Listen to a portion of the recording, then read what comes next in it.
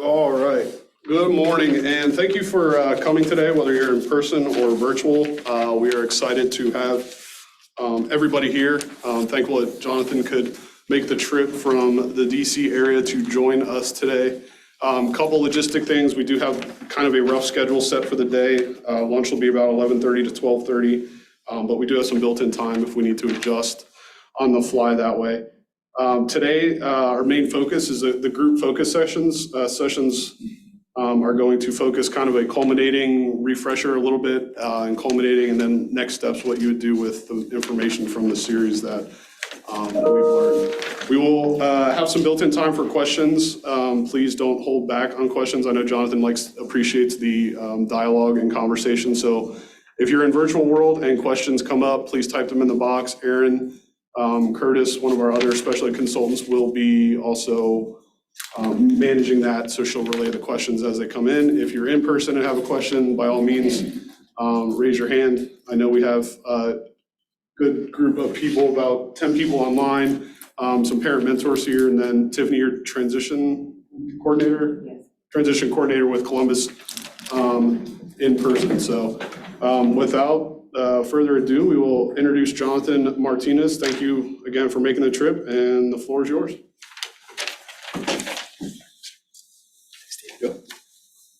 Thank you so much, Stephen. Hello, everyone. I'm Jonathan. It's my pleasure, my honor to be here to talk to you today for today. Please forgive me holding my drug of choice in my hands.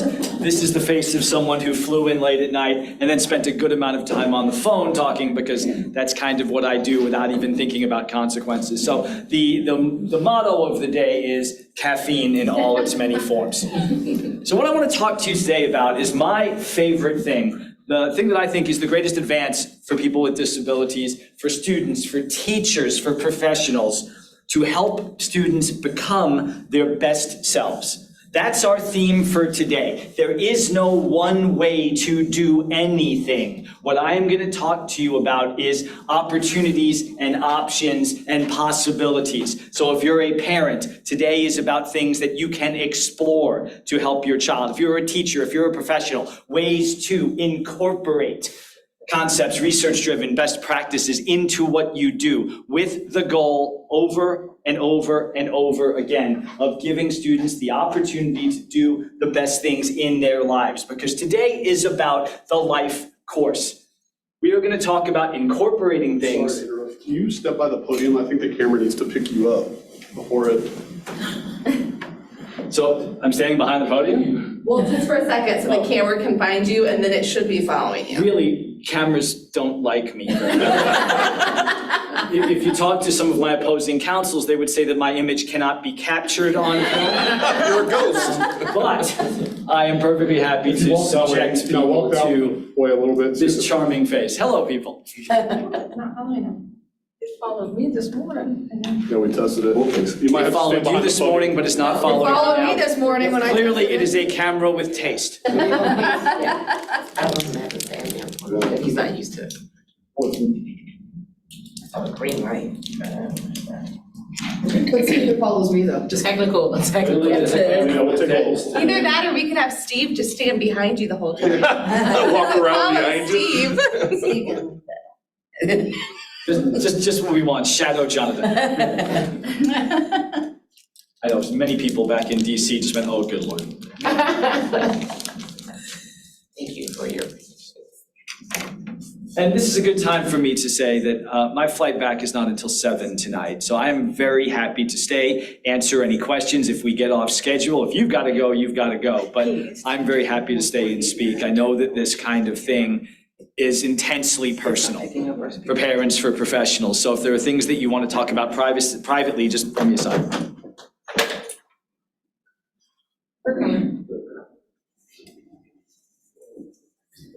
Please help IT people. The camera thinks the speaker isn't good looking. Okay, so welcome back. For those of you who don't know what just happened, everybody watching this on recording, I think it is important for me to note that we just spent 5 minutes because the camera didn't like me. Literally, it would follow everyone else except me. So just with my self-esteem needed, thank you. There are many people who would say he needed to be knocked down, so thank you, everyone. Again, our job today is to talk about ways that students can achieve from pre-K until all the way through the life course, when students are no longer students. And I think that's an important goal, is we have to realize that what we are doing with students is not just for the time they are in school. When we talk about things like transition, we are talking about planning for the rest of people's lives. So that's what I want to focus on, is ways to make the supports and services that people use every day now and will be using going forward better in a way that will enhance people's lives. So with that as a theme, let's talk about where we go from here. And the first thing I want you to do is think about something people don't often think about. That's their rights. People without disabilities, what I call temporarily able-bodied people, because we're all that one diagnosis, that one slip, that one fall, that one sickness away from having disabilities. So if you are temporarily able-bodied, you never have to think about your rights because it's just assumed you have them. But for now, humor me and think about the things that are important to you, the things that you would hate to lose. Freedom of speech, freedom of religion, freedom to assemble, the life, liberty, the pursuit of happiness, all of those things, those rights that make us uniquely American. What do they have in common? They all have choice in common. Choice is what makes our rights useful. It's what makes our lives exciting. Freedom of speech, the right to choose what to say, what not to say. Freedom of elections, the right to choose who's going to govern us. Freedom of religion, the right to choose how and where and even whether we worship. Life, liberty, the pursuit of happiness, the right to choose our lives, where we live, who we live with, and what we do. So I always say that choice is what makes our lives and our rights real. Great quote up on your screen from a philosopher named Jean-Paul Sartre. You read your Sartre, you know he's not the sunshiniest fellow, but he gets it right here. I am my choices. That's who you are. You are all here virtually. Whoever's ever watching this on recording, you are the choices that you've made all through your life. You are the sum total of the choices you made all through your lives. The good ones, the bad ones, they add up to who you are. And here's the thing that we need to know. When you hear me talk about choice, you're going to hear me use a phrase, and we're going to hear this phrase throughout the day. You're going to get sick of it, but it's a great phrase. It's called self-determination. Self-determination means you make choices. People who are self-determined run their lives. They are the people who make the choices in their lives, the causal agents, the people who do things instead of having things done to them. So when you hear self-determination, I want you to think about that's the people who make choices for themselves, because that's what people who are self-determined do. They run their lives and they make their own decisions. And here's something that we know, because I'm always going to come back to science with y'all. So the things I talk about, they are not hippy-trippy vaporware. I'm not here to say, oh, we should do this and everything will be better. No. The things we talk about today are based on science. And here's something I can tell you from 40 years of science. When people with disabilities, particularly people with intellectual and developmental disabilities, when they have more self-determination, when they make more choices, they have better lives. And I'm talking study after study after study, just a few citations up here, but it happens and it goes on and on and on. I can tell you chapter and verse that when people have more self-determination, they have better lives. They're more likely to be healthier and happier and employed and independent and safer. So that's why self-determination is so important. Indeed, I think it is the key to quality of life for people with disabilities. The opposite is also true. We have study after study going back to the 1970s that say that when people lose their self-determination or they are denied self-determination, they are told, don't make choices. You can't make choices. We will do it for you. Their lives get measurably worse.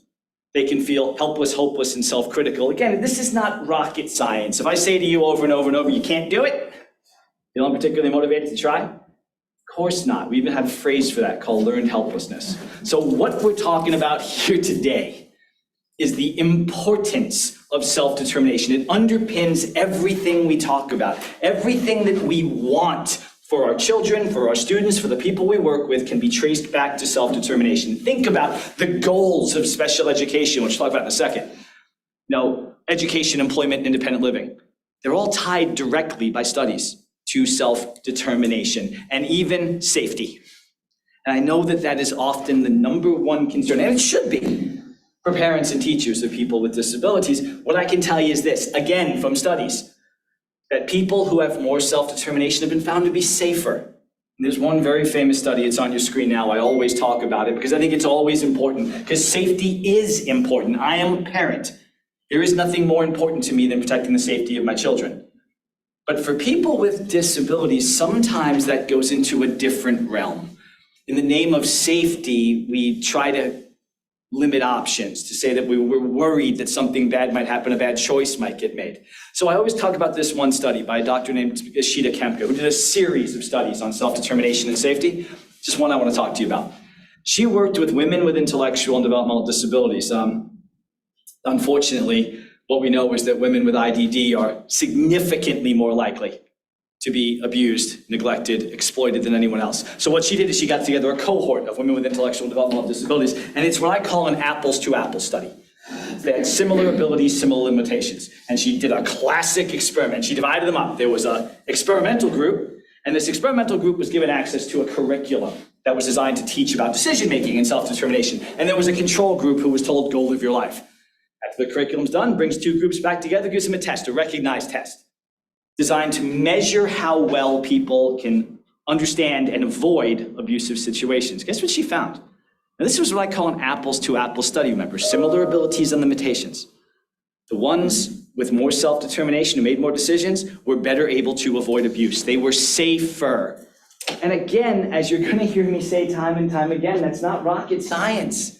If you know it's your life, your body, your money, your choices, aren't you gonna fight like hell if someone tries to take them away?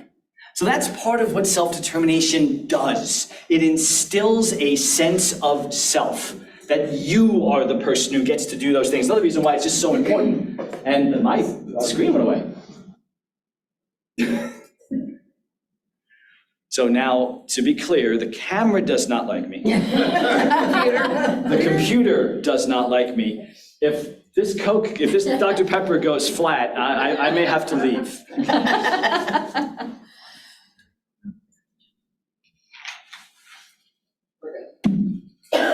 So where do we go? If we acknowledge that self-determination is the key to a better life for people with disabilities, and again, I tell you, 40 years of studies say it is. If we acknowledge that losing self-determination can hurt people, what I think we need to do is make sure that we maximize people's self-determination in everything we do. But that's not it. That's not the only thing. Because there's one more thing we have to agree on, and that is this. People with disabilities need help.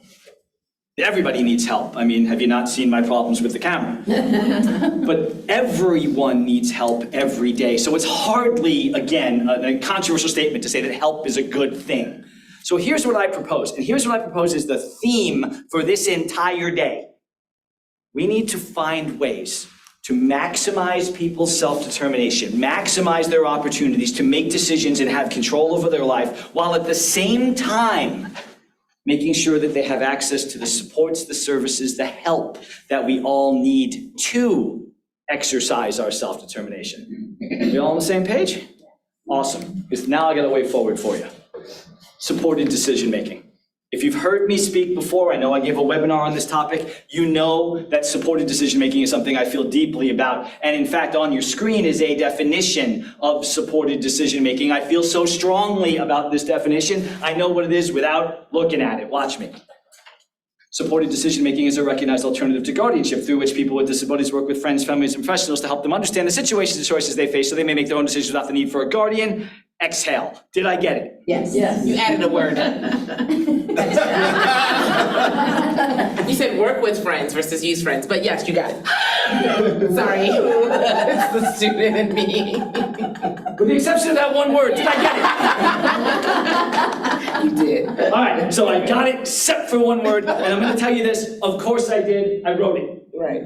There's my name right there. So this is the definition you'll see in Google Scholar, in textbooks. It is the recognized definition of supported decision-making. So that is actually our watchword for today. If you need to know what supported decision-making is, there it is. If you want to get a picture with the author, here I am. Now that we've done that, please forget that. Because the thing you see up on your screen is crap. It is pseudo-intellectual, intellectually insecure crap. Poor Dr. Blank, who was my boss. Wow. So yeah, you started pressing. I'm doing so well today. You're doing excellent. Here we have evidence that Jonathan should get more sleep. There it is. Forget it. It's crap.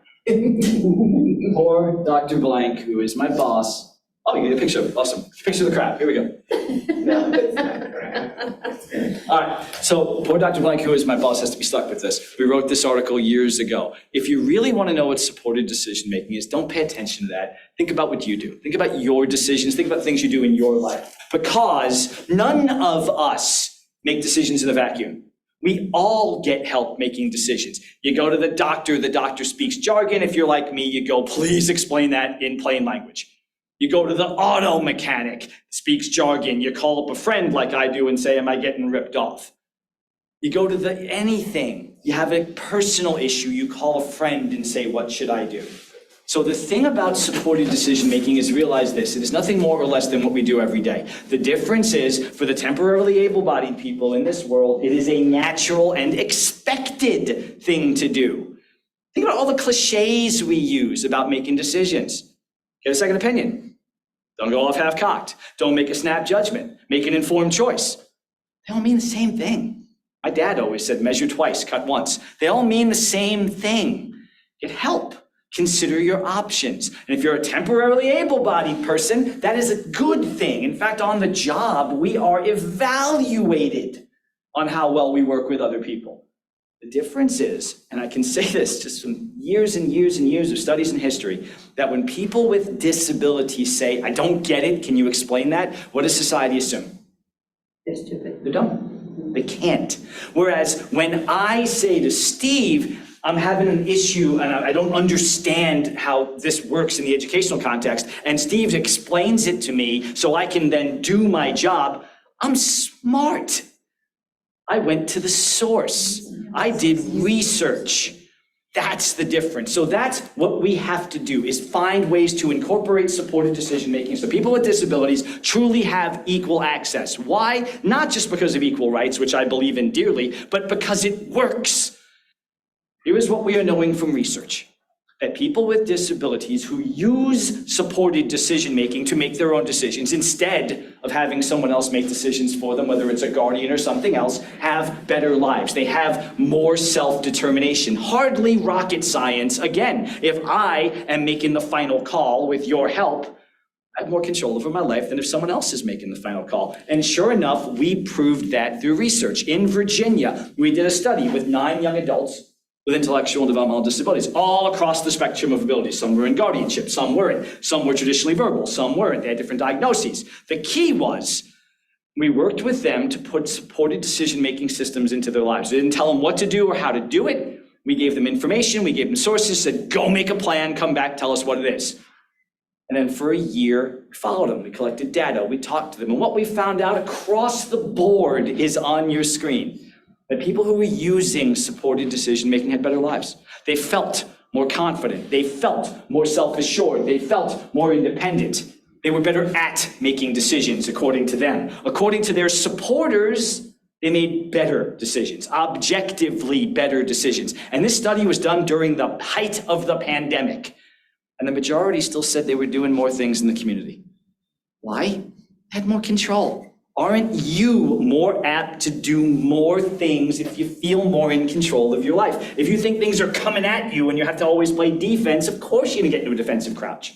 So that is the importance of self-determination and supported decision-making. And the amazing thing is that in just 10 years ago, I had the honor to represent a young woman named Jenny Hatch in what was the first trial to secure a person's right to use supported decision-making. At that time, no state formally recognized. There was no law that said supported decision-making. I would argue that every law applies supported decision-making to it, but there was no state law that said supported decision-making is this or you should consider it. In 10 years, 23 states have changed their laws.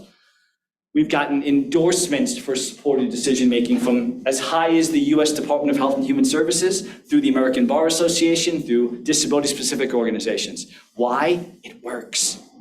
So our 2 goals for today, talking about enhancing self-determination, because that makes people's lives better, and talking about using supported decision-making as the vehicle through which we can enhance self-determination. Because my goal for today is for you to see how supported decision-making can trace a line from pre-K all the way through end of life, helping unify and connect the supports and services that people use every day and can use every day. And let's begin by talking about education. I always like to use articles of faith. You'll see me use the phrase article of faith on my slides quite a lot. It's just the kind of thing that's going to be the underpinning of everything I'm going to talk about. And your article of faith when we talk about education is this. Here is what we know. We know that students who come out of school with more self-determination are more productive adults. Self-determination equals a better life. We know from study after study, I'm just quoting one here, that students with disabilities who have their self-determination enhanced through school, who come out of school more self-determined, are more likely to live independently, they are more likely to work, they are more likely to have more success in continuing education. They are more likely to be independent, employed, and educated. That is our article of faith. And that is so important because that is everything about special education. That's everything. The whole point of special education. There's a Supreme Court case called Rowley. Lawyers like me always talk about Rowley. Lots of lawyers hate Rowley, ones representing kids, because they think Rowley isn't specific enough. It talks about people having the right to educational benefits. And I've heard plenty of school attorneys say, well, all we have to do is provide access to educational benefits. And I've heard other lawyers say, oh my goodness, all we have to get is educational benefits? Well, what's an educational benefit? We could go around this room, we could go around the virtual folk, and I could ask you, tell me what an educational benefit is. You'll all give me a different answer. And by the way, they'll all be right. Educational benefits can be mainstreaming. They can be access to the general curriculum. They can be helping students become more integrated socially and educationally. It can be free, appropriate public education or any of the special ed buzzwords. We can define educational benefits however we want. But if we really want to talk about what it is, we can go to the law. Up on your screen is the actual, one of the very first paragraphs of the Individuals with Disabilities Education Act, IDEA or IDEA. This is the law that creates, funds, and regulates special education. And what do they say the point of special education is? Look at the bold. The whole point of special education, to prepare students and provide them with the supports and services they need so that they can have further future education, employment, and independent living. I bolded those words, including further, for a reason. What we do today for our students is designed to echo tomorrow. Notice the use of words. Education, employment, and independent living. Where have we heard that just a second ago? Why isn't my screen better? Oh, I can go back. Article of Faith. So if we know that self-determination leads to further education, employment, and independent living, and if we know that IDEA requires schools to help students get what they need for further education, employment, and independent living, then what we know is this, as studies have shown, and these are studies from the US Department of Education sponsored, that self-determination is the ultimate goal of special education. It's the whole point of special education, that enhancing self-determination is and should be a best practice in special education, that schools should be working with students to improve their self-determination skills, including making decisions. Because what is a more important skill going forward than making decisions? Every student, every day, every person, every day has to make decisions about their lives. So unless we prepare students to make those decisions, how can they access, how can they achieve to their best possible level further education, employment, and independent living? And that is an important statement because here's a sad fact. Despite what we just talked about, what we know is this: the number one referral source for guardianship are schools. Well-meaning, I never say that schools are trying to hurt kids, but we know this. I was part of the study nationally. We asked guardians, we asked parents, what was your first push toward guardianship? And thinking it would be lawyers, thinking it would be family members. Number one with a bullet, school personnel. And I hear it across the country at an IEP meeting. If you're child's turning 18, you have to get guardianship or you can't come to an IEP meeting. When are you going to get guardianship? What is your guardianship plan? And that is, again, well-meaning, because I work with a lot of teachers. There's no one who got into teaching to hurt kids. The problem is when we mean well, but we don't understand the consequences, bad things can happen. So that is where I call on parents and I call on professionals to what I call shut down that on-ramp. If there's an on-ramp to losing self-determination, then there must be an on-ramp to getting it. And the on-ramp to getting it is easy. Ask for it. If we include exactly what we're told the best practices are about decision-making, about self-determination, then what we're gonna find is that guardianship, and there's nothing wrong with guardianship when it's appropriate, FYI, but when it's not appropriate, we know the studies are scary. So if we preach self-determination and decision-making, we empower it, we give opportunities for it, day one, what's going to happen is the people who need guardianship will get it, and that's a good thing. But more importantly, people who don't need it won't have it, and they'll have opportunities to do things for themselves, be self-determined, and achieve to the best of their abilities. So how do we get there? I have two main things on how to get there. Number one, ask for it. Ask for self-determination goals. We're going to talk about options for that. We're going to talk about how you write them.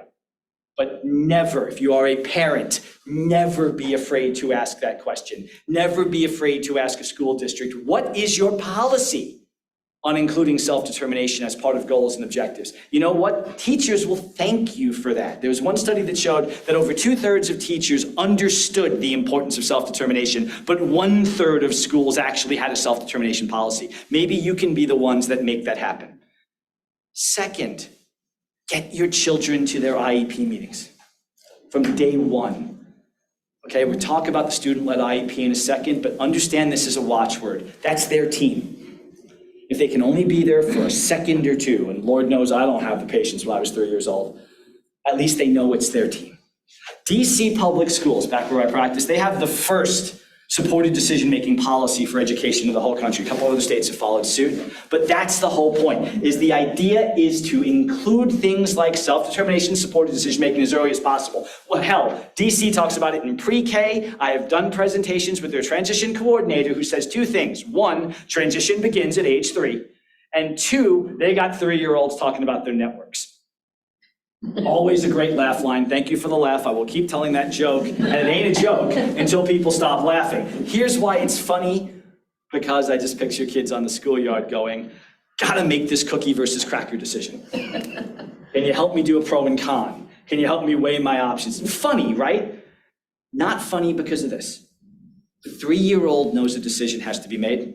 And a 3-year-old knows that he or she should make that decision, and that 3-year-old knows that he or she should get help making it. Guess what you have set up? A pattern. You have taught that child the importance of making decision and the importance of getting support. And that is at the heart of DC's policy, teaching kids as young as 3 that decision-making is an important thing, that getting help is a good thing, incorporating parents into the process, preaching that, hey, you love your children, you want to protect your children, here's a great way to do it. Empower them, come to the IEP meetings, do these things. At 9th grade, they're already beginning what they call a formal supported decision-making process, figuring out who supporters can be, where they can support, what they can do. By the time they turn 18, instead of saying get guardianship, they give students the opportunity to do a supported decision-making agreement for education. Meaning, I do want mom and dad at my meetings. I know I'm the adult now and it's my decision. I do want them there. I want these other people there too. And here's what I want them to have access to. I acknowledge it's my decision, my goals and objectives. I also acknowledge I want help doing it. And just like that, you cure that problem of you allegedly can't come to an IEP meeting if your child is 18. You can anyway, but you cure it from a legal sense. More importantly, you've set up that pattern and that practice that began at age 3. And let me tell you something. When you have parents who are involved in this process from a young age, and I've seen it, so I can tell you from firsthand knowledge. When you have parents who are involved from a young age with their children, who have watched their children make decisions, be part of the process, gotten better, struggled maybe, but watch the highs and the lows and the ups and the downs and watch how they've developed. You tell that parent at 18, you better get guardianship, you know what you get? You get a pissed off parent. You get a parent that says, I've been doing this. And you get a school that has been part of seeing it happen. So when those well-meaning friends, when the lawyers, when the bankers, when the accountants, when the doctors say, aren't you getting guardianship? You get a parent that says, hell no. I've been empowered by my school to know better. That's where parents and schools can work together to make this kind of thing work really, really well. So how do we fit it into the IEP process? Because I promise you, what you just heard was my why presentation, a much shorter version, by the way. If you've been subjected to any of me elsewhere, you've seen the much longer why presentation that includes a lot more arm waving and perhaps even some foot stomping. Be happy that you missed it. You just got the why. The rest of today, I promise you, is about how. We're going to talk about how we incorporate supported decision-making. If you haven't left yet, if you still think that supported decision-making is a good thing, great. We're going to spend the rest of the day talking about how to make it work. Let's talk about IEPs. Okay, IEPs, the entire IEP process I'm going to show you actually is a fantastic laboratory to use supported decision-making. Because think about what IDEA requires for IEPs. You're supposed to, every year, consider that student's present level of performance. One of my favorite acronyms, because I'm like, how's the plop going? And if you're immature like me, using a word like plop, that's just good times. Okay, so you're supposed to consider where the student is now, and then create goals and objectives and assessments that determine what the student's needs are moving forward. Also, goals and objectives are supposed to be based on the student's individualized abilities, limitations, and preferences, meaning we have to build the plan around the student. So my question for you is, how do we figure these things out? How do we figure out where the student is, what the student needs, and what the student wants? Step one is we ask. We work with the student to develop those skills, to talk about them. And self-determination is all about this. Self-determination should be a goal. You should have, and I'm telling you this flat out, your goals should be designed around self-determination. That doesn't mean you have to add new sections to the IEP. Lord knows I hate paperwork. I'm not asking teachers to add a new section to the IEP. Paperwork you have to do is enough. I actually feel, I'm going to show you in a little bit some of the regulations that teachers, educational professionals have to follow, and you'll feel bad for them. Teachers got into this to actually teach, not to do paperwork. But we can write goals that include self-determination, decision-making, without ever using those words. I promise you this. We can build them into the goal system. So what I want you to think about with self-determination goals is everything that we have to have a goal about, English and math and history and et cetera, et cetera, et cetera. Every time we have a measurable goal, every time we talk about things we want to achieve, I want you to think about ways to make self-determination part of it. Okay, you don't have to raise your hand because it's a small group and maybe you'll be identified when I say this, but who here, think internally, or raise your hand, I'm fine with it. Who here has ever been beset by what I call the tyranny of boring goals? The goals that go, the student shall use proper grammar 3 out of every 4 times. Number 1, that ain't possible. Thank you. I will keep using that joke until it comes. Number 2, who cares? I know the teachers care, and I think we should care about proper grammar because it's good to speak and write and read correctly. But what does that goal matter? What does it really achieve? You have a goal that fits all the IDEA requirements. It is measurable, it is specific, it can be tracked over time. Great. But if the student doesn't use proper grammar 75% of the time, what has the student learned other than the student has failed? What is the lesson that is being imparted? What are the skills that are being gained, except perhaps for memorizing that versus which? And if you've got that down, let me know. That one and the your, and there, and there get me every time, and don't get me started on Apple screwing up me with like the autocorrect. I am way less smart, or people think I'm way less smart, based solely on my texting. Okay, so I want you to think about making your goals personal. What the best practice is we call them I statements. An I statement impacts the student directly. It gives the student both opportunities and responsibilities. And if you think about it, isn't that really what self-determination is all about? The things we are talking about here are not one, wish fulfillment, or two, passive, because neither of those are self-determination. If I'm giving you stuff without you having to give me something in return, what have you learned? So instead of passive, the student shall use proper grammar 75% of the time. Consider an active I statement. I will work with my teacher, my counselor, my aide, my parent, whomever, to write stories that I'm interested in. And I will use proper grammar 3 out of every 4 times in those stories.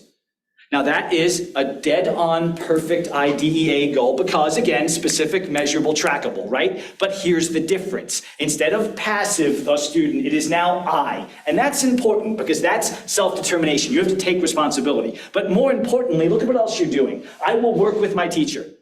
I have to work with someone to develop this. And you know what happens if I write those stories and I don't get my grammar right? I don't fail. I gotta go back to my teacher and try again. So we are incorporating support into the process. Notice we have not used the phrase supported decision-making. We have not used the phrase self-determination. We have not created a new section of the IEP. What we have done is incorporated supported decision-making and self-determination where it already should be. We are making the student involved. We are putting a responsibility on the student to move farther and achieve. Now, here's the audience participation part of this presentation. Somebody, look at this boring goal. The student shall reduce the number of times she is tardy by 50%. Once again, who cares? I kind of liked being late, meant I could sleep in. How do we make this an I statement that both builds self-determination and incorporates supported decision-making? Anyone, including people at home, please type it in. Just yell it on out. No wrong answers, because we can build on that. Someone give me an I statement on this. I will be responsible for myself to get to school on time. Good start. Excellent start. I will be responsible for myself. You got some self-determination right there. How do you build in supported decision-making? Get your hand up. I mean, I was gonna say something to the effect like, I'll ask my parents to provide me with resources such as alarm clocks to data. You know, I was trying to figure out a way to like get a resource or an adult like to support that. I don't know. No, you're doing good. Don't do Sorry. No. Rule number I'm one, thinking out loud. I don't know is a great answer except here, because you do know, because you were right. You were absolutely right. You were trying to bring in a support system. What we're gonna do is hone that. You're getting closer. We are getting closer. Who can build on that to get us to a good I statement? I will ask for supports to help me be responsible in getting to school on time. We're getting even farther. How about this one? I will work with parent, teacher, aide, counselor, whoever, to develop a plan that will make sure I get to school on time at least 60% of the time. Specific, measurable, trackable. Here's why it's so important. Self-determination, I, responsibilities, you nailed that. Bringing in a supporter, you nailed that. You, talking about asking, perfect. But let's go even farther. I will develop a plan. Because maybe it's being met at the door. Maybe it's an alarm clock. Maybe it's using a day runner. Put it on the kid and the supporters to figure it out. And here's what happens if it doesn't work. Make a new plan. See? We are always incorporating those qualities of self-determination and supported decision-making without ever mentioning the phrase. We are putting responsibility where they should be and support where it should be. So what I submit to you is we can make I statements for just about anything. You want a real boring goal? The student shall maximize, the student shall master, addition, subtraction, multiplication, and division to an appropriate grade level by the end of the school year. Again, fine, it should be done. Where is the incorporation of anything other than rote memorization? And I'm a big fan of rote memorization. I'm a trial lawyer. I'm supposed to memorize stuff. But what are you really learning when you're memorizing? How about this one? Consider this. I will work with my teacher, my aide, my counselor, whoever, to develop a monthly budget that will require me to save and spend and decide what to spend money on. Each month, I will have different amounts in my budget and make sure my budget balances by the end of the month. Guess what skills you have to do to make that happen? You gotta add, you gotta subtract, you gotta divide, you gotta multiply. And just like that, you've incorporated support, working with a teacher, develop a budget, you've incorporated a life skill. The number one thing, I hear two things that are driving people into guardianship, or that still assume that people with disabilities can't do. Handle money, handle relationships. If we are helping build relationships through support, and we are helping build independent living skills while also addressing core math concepts, isn't it win-win-win-win? So think broadly around your goals. This is the kind of thing, and by the way, when I've introduced this to teachers, they've loved it, because teachers hate boring goals too. Okay, they do. So this is a chance to build on the things that you already want and build skills the student needs. Where do we do this? The IEP meeting. And I know, I hear horror stories about the IEP meetings too. There's 8 people around the table and me, and what are we gonna do? But you know what? Teachers love IEP meetings that are interesting. And here's how you make it interesting. The best practice around IEPs is called the student-led IEP. Like I said, that's rule number 1, get your kid to the IEP meeting. But the student-led IEP is designed exactly like I said, to the maximum of the student's abilities, they lead the meeting. And that can happen different ways throughout the student's life. So the point being, what's the point of the IEP meeting is I am working with my team, we're developing goals and objectives, we sign off, right? If you look at the student-led IEP, same idea, only the student's in the middle. You know, student gets to work. As the student gets older, the student gets more responsibilities. As the student does more things, the student advances farther. The whole goal for the student-led IEP is by age 18, the student is legitimately leading the meeting, working with the support team, working with teachers and general ed and administration and parents and advocates to jointly come up with the goals and objectives, those I statements that go around, figuring out what related services they need and want, what accommodations they need, and then saying, yep, this is what I want, and signing off. Isn't that supported decision-making? Isn't the student-led IEP, the very definition, it's a laboratory for supported decision-making. It gives the student an opportunity to make decisions in a safe space, because there's a whole team there, right? So it's a chance to learn those skills and think about how we can advance a student through the ages as skills and abilities advance. No, I am not suggesting the student will be able to lead the meeting from day one. Far from it. No 4 or 5-year-old is ready to lead a meeting. But what a 4 or 5-year-old can do is introduce him or herself. They can wave, they can understand it's their team. And as the student gets older, more responsibilities can come into fore. Student could maybe introduce team members. Student can read out the agenda. Student can say what their favorite courses are, what they don't like, what they do, how they do like to be supported, how they don't like to be supported, what they think they need, what they want, what their future plans are. Really, the possibilities are endless. The student can introduce various topics. And then, by the way, doing that, learning what those topics are and what they mean. It could start with just looking at the page, but it can grow from there. Will every student of 18 be able to do this him or herself? No. Can every student learn to do more? Yes. And any amount of self-determination is a good thing. And I'm not saying that from opinion, that's research-proven fact. What we know from studies, and this is why when parents say to me, well, how do I get the school to do this? This is not the way they normally do things. Point them right here. Studies show that when students lead their IEP meetings, however, to whatever extent they do, remember, not every student is going to be able to run it, but every student can do more. The more students take charge, the more involved they are in the IEP meetings, the better they do in school and out of school. They are more self-confident. They are better able to advocate themselves. They work better with adults. They are better at developing and understanding what they need both in and out of school. So look at these words. Look at what it says on your screen. And isn't this exactly what every parent wants for their children and every teacher and professional want for the students they work with?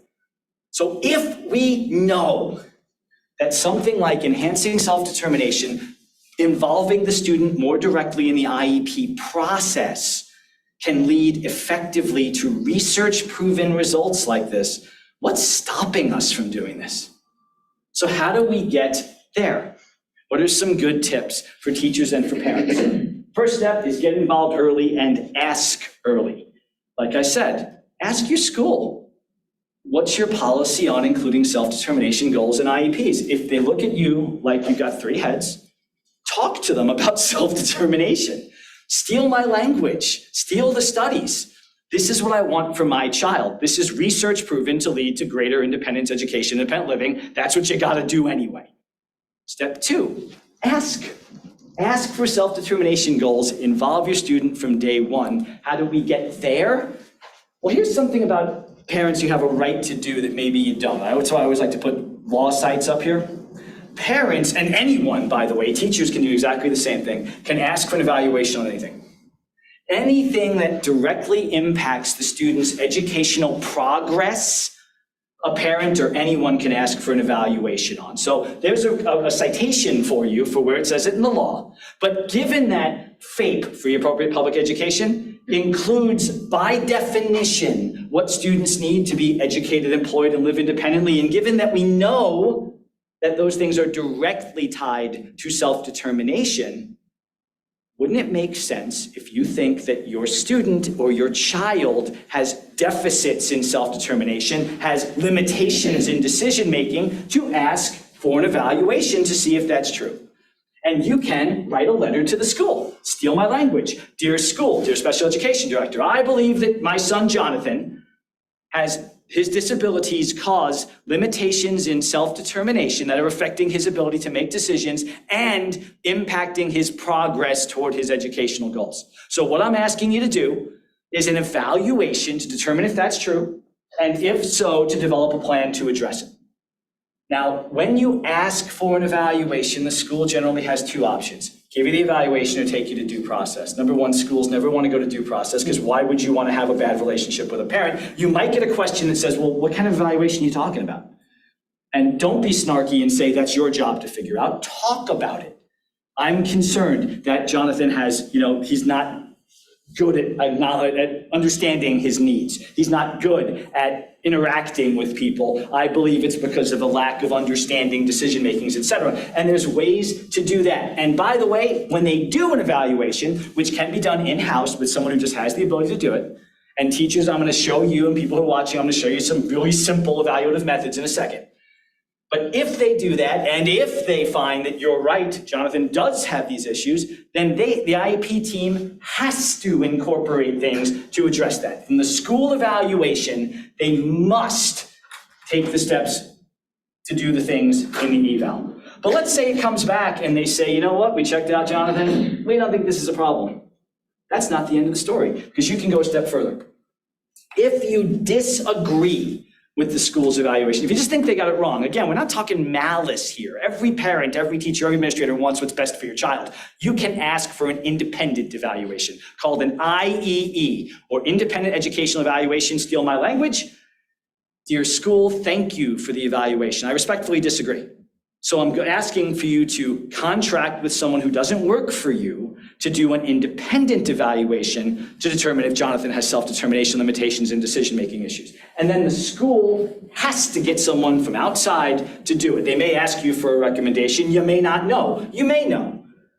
But if it's someone who is willing to work with the school, accept the school's rates, the school gets to set their rates, they have to do the eval. And whatever the evaluator comes back with, the IEP team must consider. It's not mandatory like the internal evaluation, but it is something that must be considered, gives you an area for conversation and for building.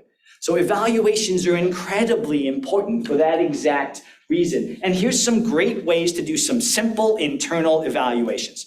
the Virginia Department of Education created a program called I'm Determined, imdetermined.org.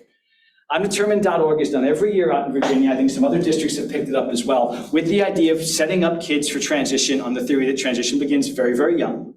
And this is one example. They have checklists, self-determination checklists for various ages, elementary, middle, high school. And what it is, and what I love about this, is it's a chance to get multiple pieces of information. What the undetermined checklist does is it looks at various areas in a person's life. What you're looking at is an excerpt from a teacher checklist. They have them for parents, they have them for students. And we go through very common areas. My student sets goals. My student speaks up. My student can make good choices. My student, all these things that go to those basic areas of self-determination and independent living.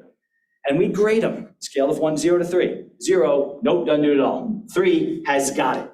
Now, think about this. If you get a teacher providing input on those areas, and you get a parent providing input on those areas, and you get a student providing input on areas, you're gonna figure out where the areas of need are, aren't you? You're gonna find the zeros. You're gonna find the areas of discrepancy and talk about them. So that gives you the option of figuring out where the scores are. If the student scores low, and I use scores in quotes, on things like self-determination, my student knows what he or she needs and will ask for help doing it, then you're gonna know if that's a low score, that's gonna help you set up goals and objectives to address those issues, those self-determined goals. And here's something we also know from research. Students who have self-determination goals written into their IEP are more self-determined. It works. If we work to build self-determination, we find results. They improve performance in and out of school. Again, is that not what every parent and every teacher wants? We know we can set up systems that have self-determination and the goal of education, employment, and independent living built into it in order for the student to have the best possible opportunity to achieve. Steve? Before you get too far down, so with what you're talking about, the independent evaluations, a big thing you said the language, and that's in IDEA and our Ohio operating standards about the district must consider the results. I guess from a legal perspective, from a district perspective, what is considering? Like sending a PRO1 home saying, thank you for submitting the results, we've considered it. Because what we're finding, what I get a lot of questions about is, we put our child through another evaluation, the district sends home a PRO1, says they considered it, nothing's changed. So what is when you say a word like consider, to me that, okay, I considered it. It's a squishy word. Right. And if I was a parent and I was advocating for consideration, I would probably ask for an IEP meeting to discuss that IEE and to talk about what we can do to make that IEE as effective as possible. And yes, consider puts the ultimate power in the school's hands. And here's why. If the school considers and still thinks they're right, it's their prerogative. The parent can challenge that if the parent chooses through due process. But yes, the school to consider the final decision of whether to incorporate is the team's. That's the difference between the internal eval where must versus consider. But with consider, it's an opportunity for conversation. You might not get 100% of what you want, but consider what we talked about in IEP meetings. Have the student there, talk about it. There is benefit in the involvement. And my guess would be it's a chance to at least incorporate self-determination where you can. Couldn't we do an I statement around here? Even if you're not going to do some kind of extended school year service around this, if you're not going to do a wraparound service on this, can we not at least work on this here? And I think what you'll find is that based upon the science about I statements and based upon the science about involvement, you'll be able to create those involvements around the edges. So Steve, you're 100% right. I don't think consider is or should be, yeah, we got this, we considered it, never mind. I also think though, with that being said, knowing that there's other people involved, not just the team, because a lot of times when you have to do the IAE, there is a director, supervisor, other people are involved, and then they come back with the IEE statement. I think it opens other people's eyes to say, okay, why are they seeing this but we're not? So I think that it does open a lot more dialogue, and that's why That's the first thing I ask for is, can we at least meet again and say, why are they seeing this and we aren't seeing this? And here, by the way, is spoiler alert on the last thing you're going to hear today. Isn't it great that you become attractions? Is that every time you do this, every time you have that conversation, you're making it easier for everyone after that. You realize once you say, we did this for Jonathan, how easy it is to say, we did this for Malcolm. We can do this. Remember what we did before. Beginnings are hard, but if we can say, consider is more than just send a PRO and home, consider is a conversation, then what you said is 100% true. Because you know what? A lot of times school doesn't see what you see at home. And that could be an environmental issue. It could be a support issue. What it is it's an opportunity to discuss. An opportunity to discuss and strategize. I've never seen an IEP team completely unwilling to consider at least small operational changes. And every small operational change echoes, right? They echo, and they echo for your kid and they echo for other kids. So you're 100% right. Have those conversations. They're not adversarial conversations. I mean, you know, the piece of advice I give to every parent in the IEP meeting is do not lose your cool. It's not worth it. The people at the meeting are not there to antagonize you. Sometimes they're feeling the strain of their budgets. Sometimes they're legitimately not seeing what you see. That's a chance for you to educate. So if you ever need, and for posterity, remember this. If you have to debate, sad, not mad. Because mad doesn't work, okay? You point fingers, fingers get pointed back, no one goes anywhere. But if you know and you want to communicate something, talk about it from your life. Something is making you sad. Your child is impacted. Everyone can relate to that. And just ask for that connection. Adversarial IEP meetings get you nowhere. I've never seen one work. And again, you're talking to a trial lawyer here. Adversariality is like my middle name. But you got to know when to use it. And if you ever have to go to due process, and I never recommend doing it if it can be avoided, that's a time for adversarial. But beyond that, it's a collaborative activity and should be. Ma'am? I was just thinking like a room filled with well-intentioned educators and adults, filled with parents who are there too, but including that student.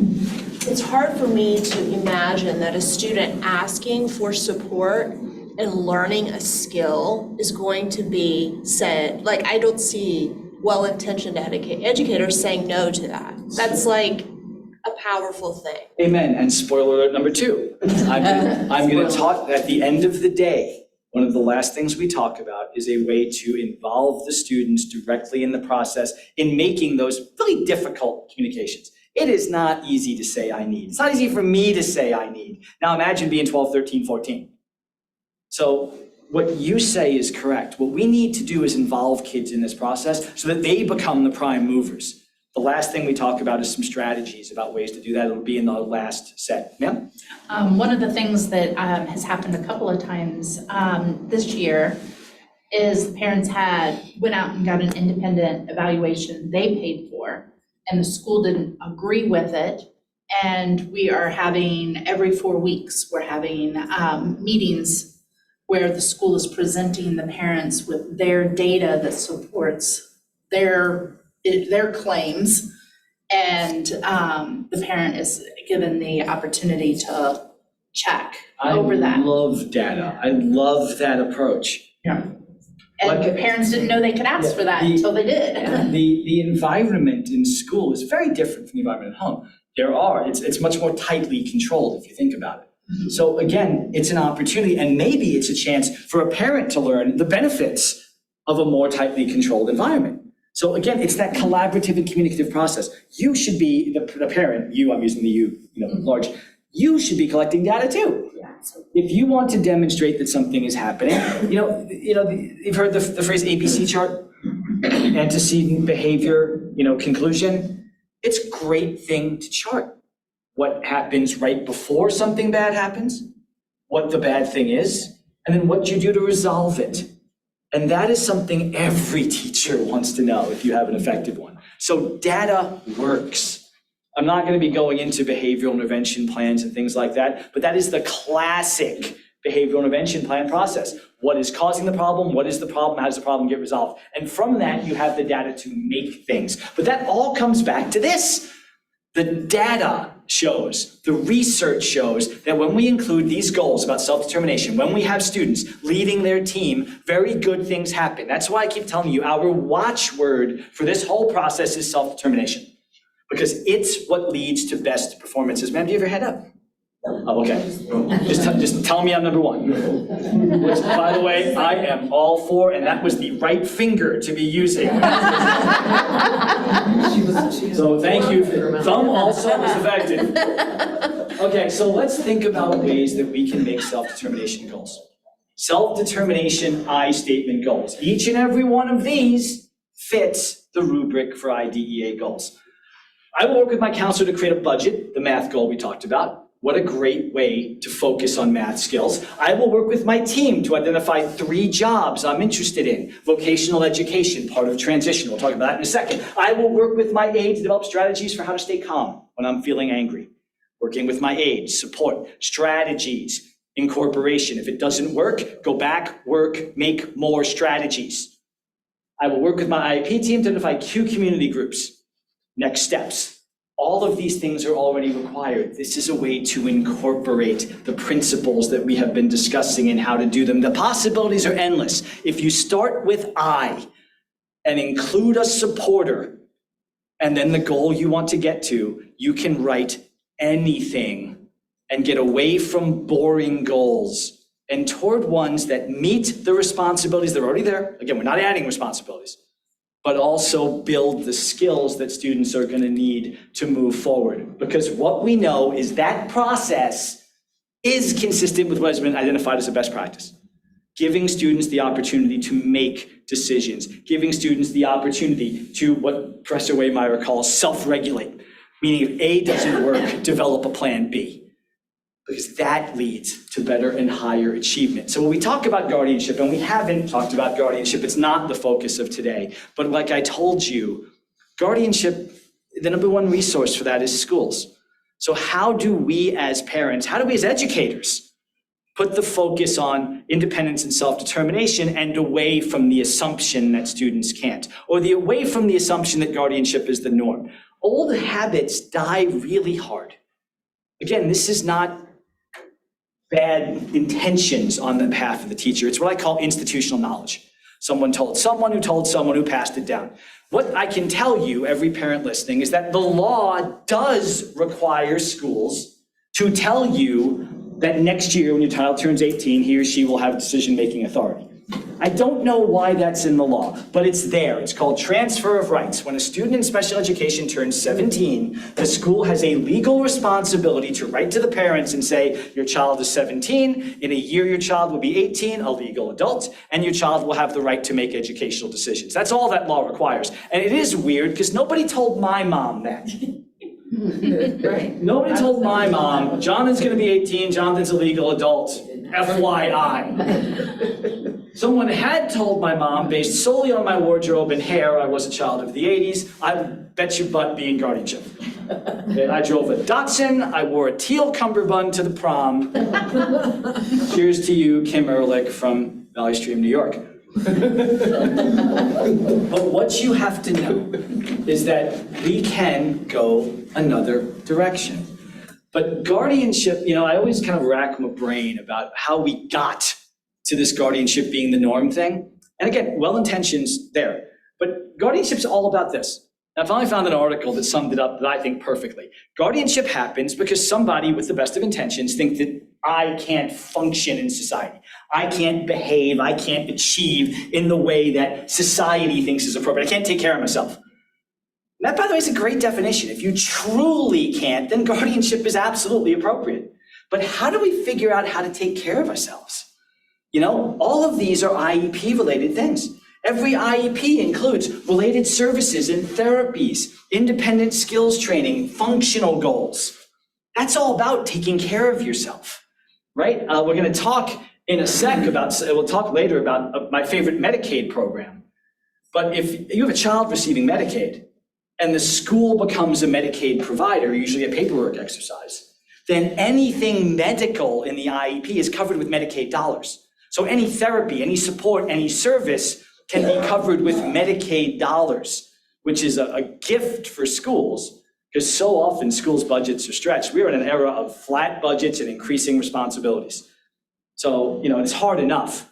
But if we give an avenue to a school to find Medicaid dollars, suddenly you're going to find things like this popping up. But really, how do we get to this? How do we get to the self-determination? How do we get to those supports and services? Well, if you're getting Medicaid, for example, then if we can establish there is a medical need, then we can have that covered with Medicaid dollars. So a self-determination deficit, if we include anything that is seemingly medical, therapy, support, wraparound, whatever we can word it, as long as it goes in the IEP, it's covered with Medicaid dollars.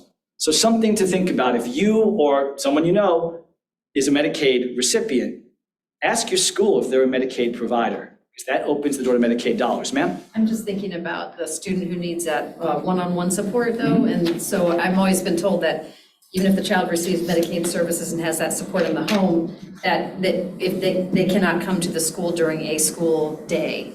That's, okay, number one, let's think really broadly on this, because I would call a one-to-one aid a medical support. Right. I think especially if it's designed to address a medical need. So the real famous Supreme Court case on that was on ventilator maintenance. Okay, but we can talk about therapies and supports being a medical need. The idea of not allowing your chosen aid in is a privacy issue. FERPA is the Educational Act. But let's say the school is a Medicaid provider, right? Right. And we include a one-to-one aid for a Medicaid recipient in an IEP. Two things happen. One, payment for the aid is covered by Medicaid dollars. But two, and more importantly, that aid becomes a contractor with the school, and now subject to the school's exact same privacy requirements. It removes the concern. Now, I know that's for a smaller subset of people only getting Medicaid, but it's a start. Okay, so consider it that way. I always say that we can make just about anything medical as long as we consider our wording. We're going to talk about EPSDT in a lot more detail later on, but to me, it is the most important health program, especially for kids who are underprivileged or receiving any kind of Medicaid services. So let's leave it at that for now. Remember going back to taking care of yourself. Well, taking care of yourself being the watchword for guardianship, I think what we've shown already is that self-determination goals and supported decision-making lead to better taking care of yourself. But consider that there is an entire part of the educational process that is focused pretty laser-like on developing the skills you need to take care of yourself, and that's transition planning. Transition planning is my favorite part of the special education process. To me, the most important part of the special education process, because special education ends. Education ends. You're there to a max of 21 to 22 years old. The whole point of transition service is to plan for the rest of your life. What happens after school? So what you're looking at on your screen right now comes again directly from the law. I think it's so important to look at what the law says. And this is what transition is supposed to do. Focus on the bold. The point of transition is to help the child go from school to what comes after. And it's supposed to focus on independent living, community participation, education, employment, all of the things we just talked about. And what is directly tied to those things? Self-determination. So self-determination now becomes the hugely important part of transition services. Waiting for a picture to be taken. Thank you. Great. So transition, first thing to know, under federal law, it's supposed to start no later than 16. In Ohio, by state law, 14, which means you got 7 years for this. 7 years of an incredible opportunity. And it goes all that time, and look what it's supposed to include. Again, here's your regulation. You can type this into Google and you'll see this yourself. If you ever have any questions, someone goes, we don't do that, punch that up. But look at all the things it's supposed to include. First of all, it's supposed to be based on the child's needs, taking into account the child's strengths, preferences, and interests. How do we find that out? We ask. At a student-led IEP meeting, which is an exercise in supported decision-making anyway, right? We're involving the student. Now look what it's supposed to include. Not just things like instruction and related services, but the development of post-school adult living objectives and the acquisition of daily living skills. 2 questions. 1, what is a more important adult living objective than independence? 2, what is a more important daily living skill than making decisions? Those are the 2 things that make us independent adults. So if we haven't been focused on supported decision-making, self-determination, etc., we sure as you know what should be doing it in transition planning. Because that is the important part. And here is one time, and I'm not talking about anyone in this room, but I work on this across the country, and one time I get angry at schools is when I hear about your child's about to turn 18, you better get guardianship. Because when parents come to me, and they have, at every presentation, the school said I have to get guardianship. My answer is always, maybe.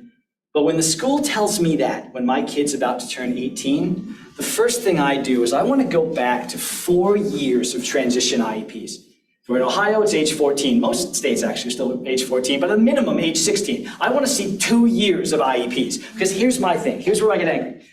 If a school says, hey, look, Jonathan's just going to need a guardian, he can't make decisions, and I don't see 2 years of educational plop saying, you know, Jonathan really doesn't make decisions well, and we're concerned that he's going to need a guardianship in 2 years. So here are our goals and objectives to try to build the adult daily living skill of making decisions. If I don't see that, if it's just get guardianship dropped on your doorstep without some attempt to build skills, oh yeah, that does make me angry.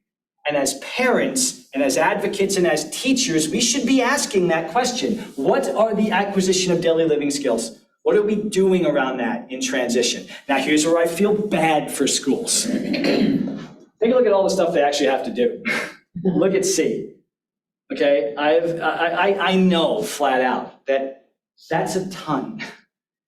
And if you have to do all of that, you can serve one kid perfectly, but it's awfully hard to serve every kid. That's where parents come in. You have got to be part of the process. You can't just wait for teachers who are overloaded anyway. I had a grandmother once, she was the guardian, came to me and said, for vocational education, they're just taking all the kids to the Kroger to bag groceries. My kid doesn't want to bag groceries. Are they violating his rights? And I said, yeah, but I feel bad for the school, because what are they supposed to do? They do have a vocational obligation, but that's hard. We're going to talk later about ways that we can find partners to do that. But what I'm telling the parents are, you have to be effective partners. You have to come to that table ready to discuss what you think the daily living skills are. The student should be at the table talking about what he or she thinks are his interests and skills to build on that. And working as a team, you can develop those joint goals to get there. Because there are plenty of transition activities that parents can suggest that are outside of the school. You know, identifying those community supports. You know, it says right here, community experiences. Well, you can talk about where their community options are. You can talk about your networks and who we want to bring in. You can bring them to the IEP meeting. Who is in the student's life? Who does the student want to be in his or her life? We can bring them in. And then identifying short and long-term goals. The whole point of transition is long-term goals. But what do we want for those education, employment, and independent living goals? What are we, as parents and advocates, bringing to the table, rather than just asking the school to solve all the problems? That's an important part of you being a key partner in this process. And there are so many people we can bring into transition who should be part of the transition. Number one is vocational rehabilitation. We're about to talk about that. But there are others, if you don't know about, you should. We will talk about it later, but your Center for Independent Living is hugely important. You can talk about disability-specific organizations. If you have a child with Down syndrome, the Down Syndrome Association is amazing. If you have a child with autism, the Autistic Self-Advocacy Network is amazing. Find your child's options, who they want to be with. Bring them in so we can discuss community experiences. Bring in state and local agencies that are dedicated to this. You have what I love about Ohio is Ohio has a Board of Developmental Disabilities in every county that can respond to individual needs. Most states, by the way, it's just state-based. In Virginia, there is one Board of DD. It is in Richmond. It covers the entire state. And there is no way, much as I love that board, that they can know what's going on in each locality.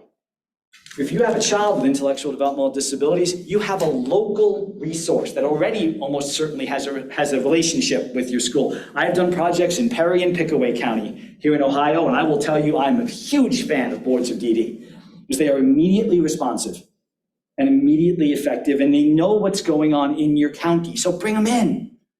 And it's an option for you to talk about for those 7 years, to make your own plan. Another thing I'm a big fan of, and this might upset teachers that have additional paperwork, but I think transition should be its own plan. Too often I see transition the last thing discussed at the meeting. And too often, not in Ohio, but in other states I've been in, I have seen transition boiled down to, do you want to go to college? And if so, send you to a guidance counselor. Do you want to work? And if so, we'll send you to voc rehab. We know that's not what transition is because we've seen the reg together. So we talk about making its own plan. And again, research backs that. If we have plans to develop collaboration, something we're going to talk about, from different entities bringing different things to the table, like this who's who, what it does is it builds better systems.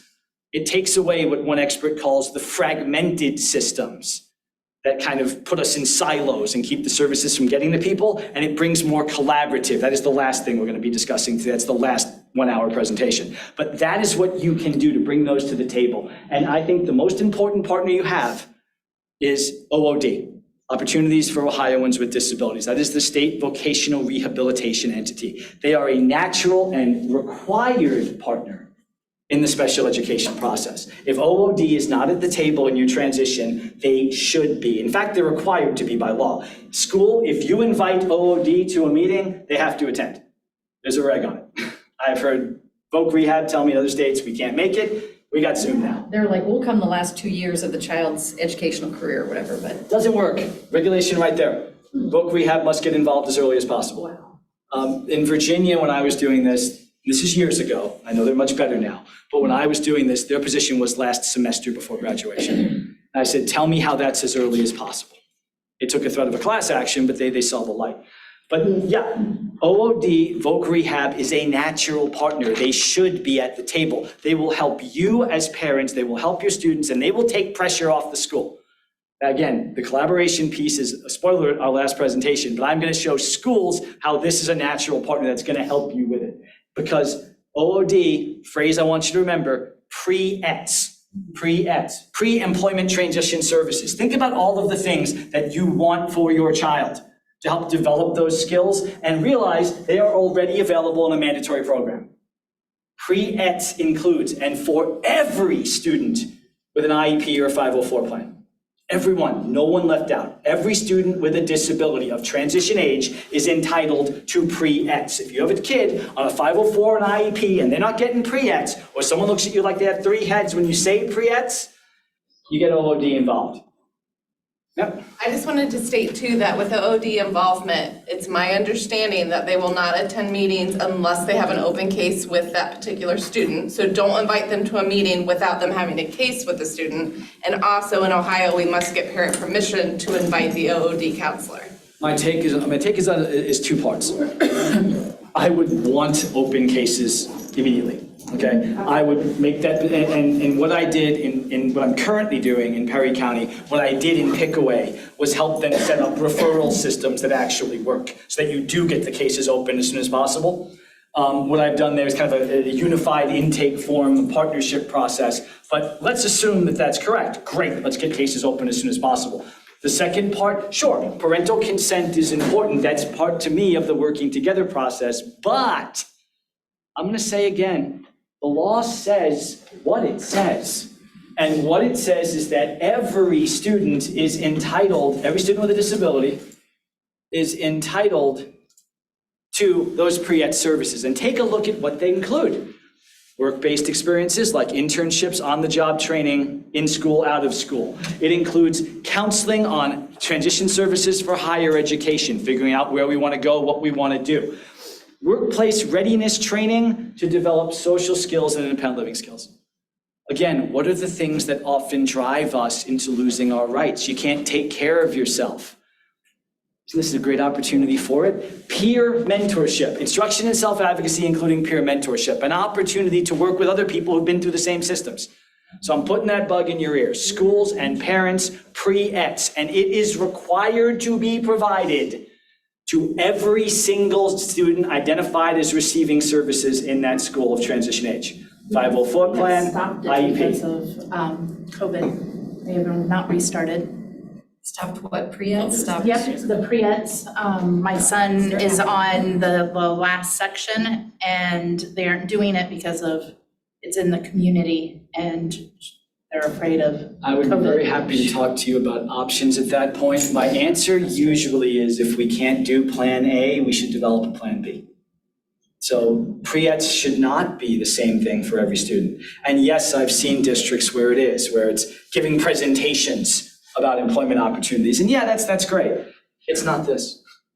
I always tell people, go back to the law and show it to them. 34 CFR 361.48, giant geek that I am, that is my favorite regulation in the whole world because it actually lays out in real detail what should be done. And you can read it yourself and you can print it out and you can hand it to them. You can say to the school, you can say to OOD, what do I want? I want this. When will I get this? Because if there is a health restriction, I'm all for health. But the question then is not, we're not going to do anything. It's what are we going to do? Right. So I ask that question. I understand that you want to look out for health. I'm all for it. What else are we going to do? There were virtual options too. I mean, at We least in Franklin did, County. we did all of the sections until the community-based part. And that's been on hold since the fall. And It's always, this is an advocacy opportunity, like not an adversarial opportunity, but an advocate simply to ask, what else can we do? yeah, And I think maybe that question wasn't asked by OOD. And asking people to think through problems is an opportunity to educate them. And if they still say no, then it's an opportunity for advocacy. Right. But ask the question, and we can talk more at a break if you'd like. Okay, so what I'm saying is transition here in Ohio, you get 7 years. 7 years to build skills, 7 years to get community opportunities, 7 years to make acquisition of daily living skill goals, 7 years to practice the things that we know science-based will help. Use that time, use it to develop those connections, use it to figure out what comes next, use it to make those short and long-term goals, use it for what it's meant to be used for, to plan the next 60 years of life. It could not be more important, and you do have the tools to do it. And one more time, research backs it. There is a very well-known process been used across the country called the SDMLI, the self-determined SDLMI, self-determined learning model of instruction. The whole point of this model has been published and studied many places, is to help students set goals, to help students to make a more coordinated process to set goals and then make plans to achieve them, just like we talked about in the I statement goal, and to also have repeated checkups, repeated check-ins. And if things aren't progressing, the student self-regulates. What's our next plan? Just like we said in the I statement goal, the thing to make sure I'm not late didn't work, make a new plan. What we have found from the self-determined learning model of instruction is students do better. We have found that when we are focusing on that self-determined part, when the student is an active and integral part in the process, what we find is students exceed, not only meet, but exceed goals and do better. Why? Self-determination. I preach it because it works. So if anyone has any questions, if you're talking about, I want self-determination stuff, how do I do that? Check out the self-determined learning model of instruction. Okay, it's a chance to say, just like I said, check out I'mDetermined.org for that evaluation. These things exist. I would not recommend you do something without giving you information on how to get it done. So that is your option. So next thing to talk about is what else is out there. Because transition is not just part of the school. We talked about vocational rehabilitation, and that's what this one's about. So our article of faith on this one is all the things that we just talked about that are great about self-determination. What if there was a program that could provide you all those benefits but was easy to get in. Special ed is hard. You gotta qualify, you got triennials, you have to meet with, what if there was one that you could get the things you need and it's easy to be a part of? And the answer is there is. We're gonna now talk about vocational rehabilitation. You're gonna hear me call it VR. VR is my favorite program for people with disabilities, spoiler alert. Because the whole point of VR is to help students get what they need to work.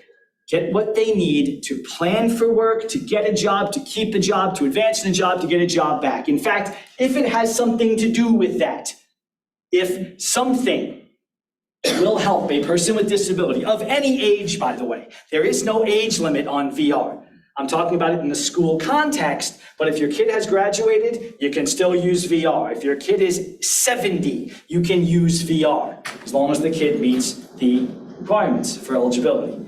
So the whole point of VR, if something, just about anything, will help a student help a person with disabilities, get ready to work, not even they're ready to work yet, gain skills to get employed, get a job, keep that job, meaning if I don't get X, I may not be able to stay employed, get a job back, I've lost my job because I didn't have this skill, or advance in a job, my potential is to do this rather than that, then VR is required to provide it. That means that VR has the potential to do more good than any other program because it allows us to build skills. Consider the whole point when we're talking about self-determination and guardianship and things like that. Well, what does work have to do with that? Well, think about it. What if the exact same things that are impacting your ability to live independently are impacting your ability to work? What if that's problems with decision-making, making poor decisions? What if your self-determination skills? What if your judgment? What if your interpersonal relationships are preventing you from working? They're probably also preventing you from living independently. But if they are preventing you from working, then VR has to provide supports and services that help you get around them. That's what I want you to remember about VR. If it impacts work, VR has to provide it. That's the beauty and the watchword of VR. It means that VR has the potential to do more good than any other program I know. We are going to talk about other programs, but done correctly, and that's the key, that's why I'm talking for advocates here, done correctly, VR can do more good in more ways for more people. So let's talk about what that means. When I said VR is easy, I meant it. VR eligibility comes down to 4 things. If you, 1, have a disability, 2, want to work, 3, that disability you have makes it harder to work. The buzzword is barrier to employment.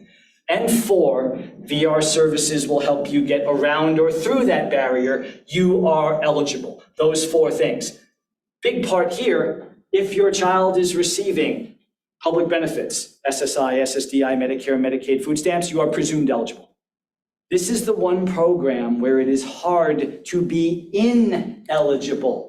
Because you go to VR and say, I want to work, I have a disability, etc. VR can't just say, you're too disabled to work. Because they first have to give you a chance to work. They have to prove you can't work. They can't assume it. So the first thing they would have to do if they think you may not be able to work is give you an opportunity to prove that you can. They'll not just put you in a job. If you're not ready to work, test your vocational skills. I've been told by the federal agency overseeing VR, really 98% of kids and adults should be eligible for VR. They have to prove you can't work, and that is a very high burden. So you can get into the VR system. Here in Ohio, VR is OOD, Opportunities for Ohioans with Disabilities. There's your contact information. There's a link to the process for eligibility. It seems to be as easy as filling an application and submitting. Schools, you can also help do that. In fact, I'd recommend at the very first transition meeting, that should be part of it. The application process and go through. Like I said, in Perry and Pickaway, we're setting up instant referral systems. Come in one door, get applications for all the doors. Something to think about when you're going through there. So a couple of things to think about that you may hear. This is not currently happening in Ohio, but it may happen. When you apply for services for OOD, they may tell you that we can't open your case right now. We are on an order of selection. Order of selection is essentially a waiting list. When VR is given a pot of money every year, When they run out of that money, they are allowed to limit the people they let in the system. They put people into categories from the most severely disabled to the least. What they're supposed to do when they run out of money is start closing the categories for people who are least disabled. Some states are on order of selection, meaning they're not opening anyone. But if they're on order of selection and you apply and you're found eligible, you are opened as money rolls into the system. So I always tell people, if you're told they're on order of selection, don't not apply. Because one, you want to get in the line. If it's a waiting list, you want to get in the line so that it will open eventually. Two, there are still things they have to do even if they're on order of selection. They still have to provide job counseling, they still have to provide referrals to places. So OOD is absolutely worth it even if they're on an order of selection. They are not now. Just in case they do, if what I hope happens, they get a surge of applications, because it's a very good thing, understand that. Okay, definitely apply, definitely get in the line. So once you're found eligible, and I repeat, it is very hard to be ineligible. In the VR process, you start what is called the IPE process. IEP, Special Education, Individualized Education Program. IPE, Individualized Plan for Employment. They actually sound alike and they operate alike. The whole point of the IPE is to identify the person's employment goal. The employment goal is the job I want to get that VR agrees is within my abilities if I get supports and services to get. Understand, VR does not have to, OOD doesn't have to rubber stamp your job goal. If I go to VR at my age and say I want to play in the NFL, they can go, no. No, look at you. Look at you. You played high school baseball and you had a scouting report that said you were too small and too slow. Okay? So they don't have, but once you do agree on that goal, just like an IEP, we're supposed to identify the job that you want and what you need to get there. And the important part about the job identification process is it's supposed to be driven by the person. Remember self-determination? It should be driven by me, talking with my counselor about what job I want to get, based upon my interests, my skills, my needs. That means they can't just F-job you. I call them F jobs. Lots of VRs in other states, they like to push people with disabilities into the F jobs. Food, filth, flowers, filing, fast food, light office, janitorial, and light retail. I don't know why flower shops are so popular, but I see lots of people with disabilities being shunted into the flower shops. So there's nothing wrong with that, by the way, if that's what you want. I tell people all the time, you want to work at Chipotle? Excellent. But if you think you have more in you, then don't settle for Chipotle. That's what I mean about the job goal should be the one that fits the person's skills and interests. And you're supposed to do that by figuring that out, working with your counselor. We'll talk about that process in a second. But once you have that, then the whole thing works like an IEP. What's in my way from getting that job and what do I need to get there? It might be a degree. It might be opportunities. It might be an internship. So think for a second. One of my favorite audience participation games, so I always start a stopwatch in my head when I ask this question. So here comes the question. Name me something, just shout it out, that stops people with disabilities from working. Being able to work independently. No one's gonna say transportation? Transportation. This is the first time someone didn't just go, transportation! Everything you all said is correct. There are lots of things that prevent people with disabilities from working. It can be opportunities to even create a resume. It can be medical and mental health issues. It can be transportation. It can be lack of education. It can be, I have family members who need me. Here's what I need you to understand. VR covers all of it. These are just some of the things that VR covers. Remember I told you my favorite regulation in the world? 34 CFR 361.48? It has a list of 20-something things that VR must provide if they are a barrier to someone working. One of them, by the way, is transportation, job coaches, education and supports and services, assessments, counseling, medical and mental health care is covered. Ma'am. So my son is 18, he has Down syndrome. And last summer, we did a 4-week work experience at Big Lots with OOD. And the job counselor or the job coach basically said he was unemployable because he cannot work independently, and closed the case. That does not sound like what you're talking about. That was my experience. In fact, there are entire areas of the VR process. And again, talk to me after the break, we'll get into some more details. But there are actually VR systems that are designed to help the most severely disabled, people who need a job coach. But I'll tell you right away, job coach is a covered service. The idea is it's supposed to be provided, even if it's only to get the person on their feet. I would so argue against closure based upon that argument until I get a job coach to help me figure out what independent work is. You know what, if the job coach doesn't work, close me then. So yes, And that was And it one was 4 experience. weeks. Yeah, It was that's- 4 weeks. I mean, I took what she said and took it to school, and we created a transition plan, and he is now working independently at school for an hour every day.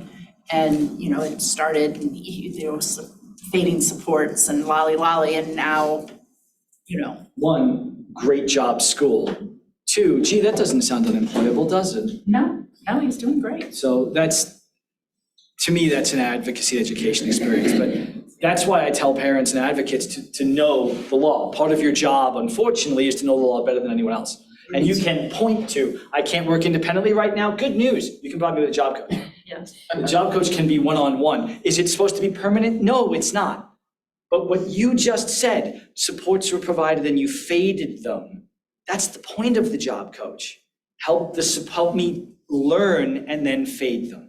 That's, again, that's sitting right there. And there's so many other things. Okay, because the last thing on that list of 20 is other supports and services needed to reach a job goal, meaning think broadly. These are some things I've gotten covered. I've gotten rent covered because it's awfully hard to get a job with no fixed address. I have gotten dental care covered for a person who is a quadriplegic and used a pen in her teeth to type. Well, her teeth wore out. She needed that to work. Was it on the list? No, but it could be covered. Therapies and clothing, because it's hard to do an interview without that. You think broadly. And when they say, we can't do that, and sometimes they do. Sometimes you get a counselor who hasn't read up. Sometimes it's someone with the best of intentions. Sometimes it's someone who hasn't read up. That's why you have to know this. You bring it right back to them and say, you don't provide job coaches, it's right here. You don't provide transportation, it's right there. And then things happen. It's a chance for education. For schools, by the way, and we're going to talk about this later, but for schools, think about how many of these things match up with the things that schools are required to do in transition services. It's a partner in the transition process. It's why I say VR should be at the table the second we get into transition. So when we talk about other services, I want to highlight this one. I call it the big one. Education and other supports needed to reach a job goal. And yes, that means a college education if a college degree is required to meet your job.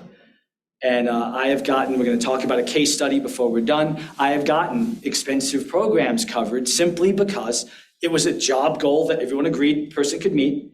And he couldn't do it without a license. You could get a license without a degree. Well, it flows. So that's what I mean by thinking broadly.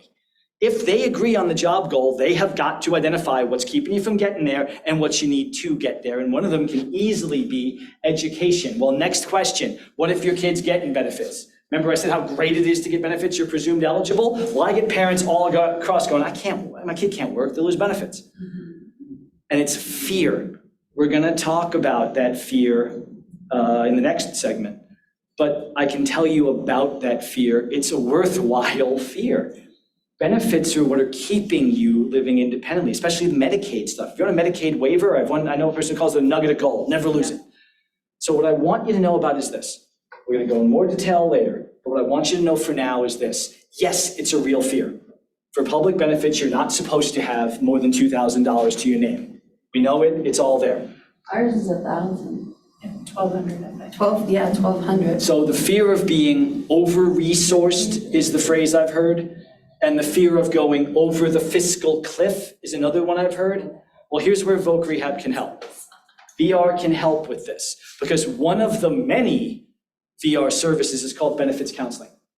You can work with VR to help you, one, track your income so you don't go over the fiscal cliff, but two, identify strategies to help you earn and save more money. They have access to what are called Community Work Incentives Coordinators, or CWICs. CWIC's entire job is to help you plan out how much I can make, and also what my set-offs are, something you may not know. If I have expenses I have to pay in order to work, that doesn't count against my resource limit. It's called an impairment-related work expenses, or IRWEs. So let's say I need a particular medication, I need something in order to work. The money it takes to pay for that doesn't count against my resource limit. I can earn a little bit more. A job counselor can tell you about that. VR can talk to you about ABLE accounts and special needs trusts that help you earn more money that doesn't count against your resources. So before anyone says, I can't work, so I'm not going to VR, understand all the benefits VR provides, and this one too. They can help you get the supports and services you need to move forward and not go over the fiscal cliff. That's important more than just I'm working. Because work is a recognized benefit of self-determination. Always coming back to the key to a better quality of life for people with disabilities, work. So we're not just talking about getting a job. We're talking about everything that goes into it, all the skills, all the supports. And in VR, that's hugely important.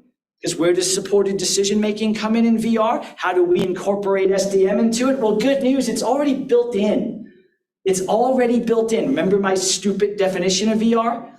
Working with friends and families and professionals to help make decisions? Well, that's what VR does. VR is required, regulation right there, to do a thing called informed choice. You can read the reg, or I can tell you what informed choice is. Which one's more fun? Great, you're my counselor. You are VR. Congratulations.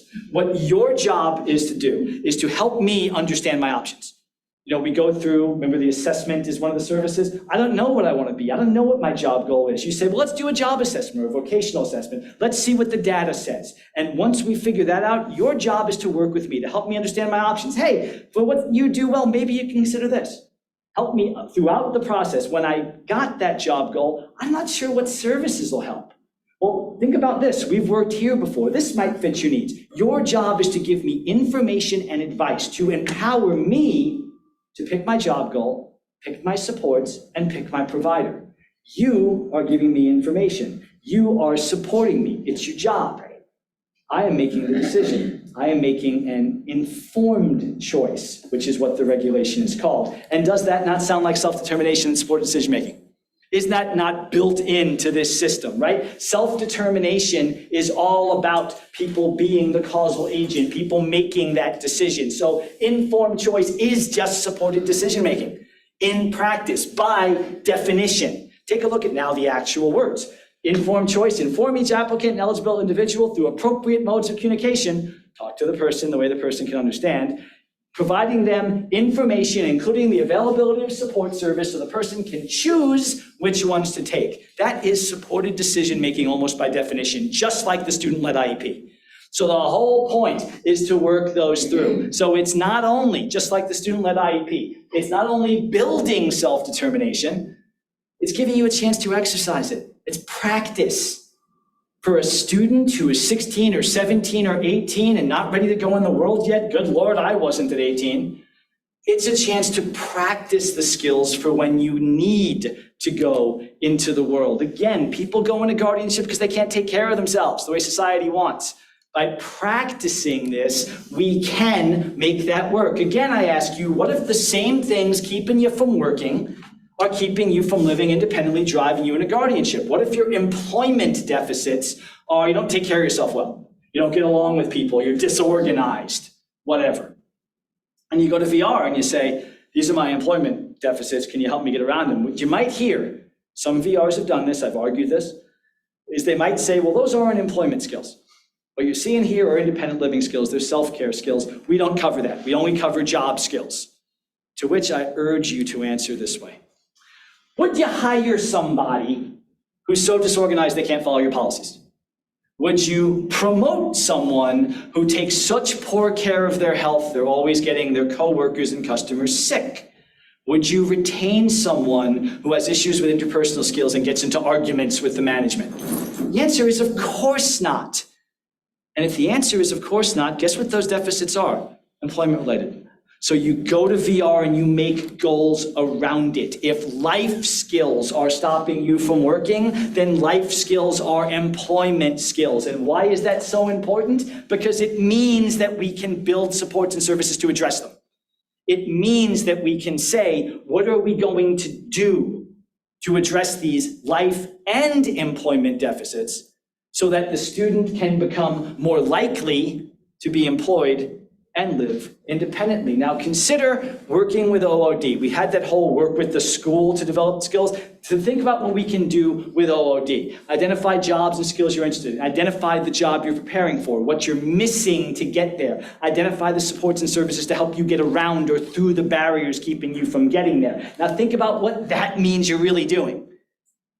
For a student especially, you are gaining the skills that you need to work. But you are also gaining the skills you need to live independently. You are practicing decision-making skills through the informed choice process. You are practicing collaborative and self-determination skills through the sheer act of having to decide what job it is that you want to go for. So it's more than just work. If you and VR don't agree, by the way, just like you have the right to due process, in education, you have a similar right. In VR, you can file an appeal just like they do. They don't have to agree with you. Again, if I say I want to play in the NFL, they can say no. But what if it's a close call and you simply have an honest disagreement? You do have options. There are several, and I should refer you to Disability Rights Ohio. DRO is the state protection and advocacy system for people with disabilities. They have an entire federal funded program around voc rehab. In fact, OOD is supposed to tell you about DRO. It should be on every document you get. You have a right to appeal, contact DRO. They're a very good organization. So if you have concerns, if you have questions, they're a great place to go to. You can file an appeal through DRO's system. You can file it online. I don't want to spend too much time on adversarial stuff, but you do have options. Always pursue them. Advocacy is important. We want to collaborate whenever possible, but sometimes there are honest disagreements. Always know what your rights are. Here's a VR story to show you how it puts it all together. So I worked with a young man in the district named Vinay. Vinay had intellectual disabilities. He was graduating high school. They did everything right. He went to his VR counselor. His VR counselor did a good job. His VR counselor agreed that Vinay had the ability eventually to work in the physical therapy field. It's what Vinay wanted to do. They went through the whole informed choice process. They had assessments, did all that, and they decided, yep, you can probably do this, but you've got limitations. He had some limitations in communication. He had some limitations in self-care and some organization. And what everyone agreed was Vinay needed more education. He wasn't ready to work yet. Remember, VR covers things to help you get ready to work. So essentially what the counselor said is find something that will help you. So Vinay and his brother went and they looked all around. There was nothing available in DC. They actually found a program in New York that was really good. It was tailored to pretty much exactly what Vinay needed. Because they worked during the day, they had internships, and at night they practiced that self-care, independent living skills. Everybody loved it. They were on board. They were going to improve it until they got the bill. Yeah. Turned out the school cost 70 grand a year. Oh, yeah. And VR balked. VR did not want to pay for it. VR then fought against paying for it by saying it's not job related. It is not what these skills that he's supposedly getting, they're independent living skills, they're not work skills. These are skills that we don't cover. They didn't want to pay the bill. So we had to go, it took us a year. We had to go to litigation, and what we showed, what the court found was that these things are fundamental skills. If Vinay isn't able to care for himself, organize himself, make transportation work, isn't able to get along with people, have that interpersonal skills to work, he's not going to succeed. So if you put him in a job, he's not going to be able to keep that job. So what Vinay's case teaches us are several things. The informed choice process, they work together, but also the breadth of what VR can and should provide. That if it is related to work, it can and should and must be provided. And then we go right back to how it works for students. Remember what I told you. VR and schools should go hand in hand in transition planning. VR should be taking some of the responsibility off of schools. VR can provide things like employment-based. This is the exact slide we showed before. VR should be involved as early as possible. They must attend IEP meetings if invited. VR has received a chunk of money from the Fed specifically to work with young adults with disabilities through a law called WIOA, the Workforce Innovation and Opportunities Act.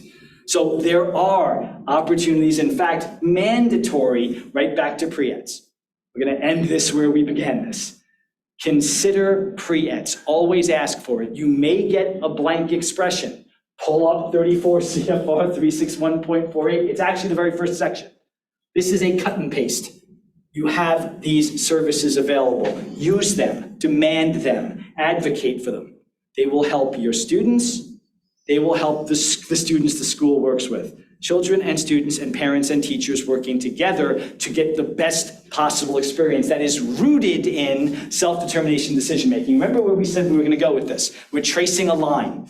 That's self-determination and supported decision-making from age 3 and figuring out cookies versus crackers, to the student-led IEP, to I-statement goals, to transition planning, to Voc Rehab, because Voc Rehab goes well beyond school. Remember, you could be 80 and getting Voc Rehab.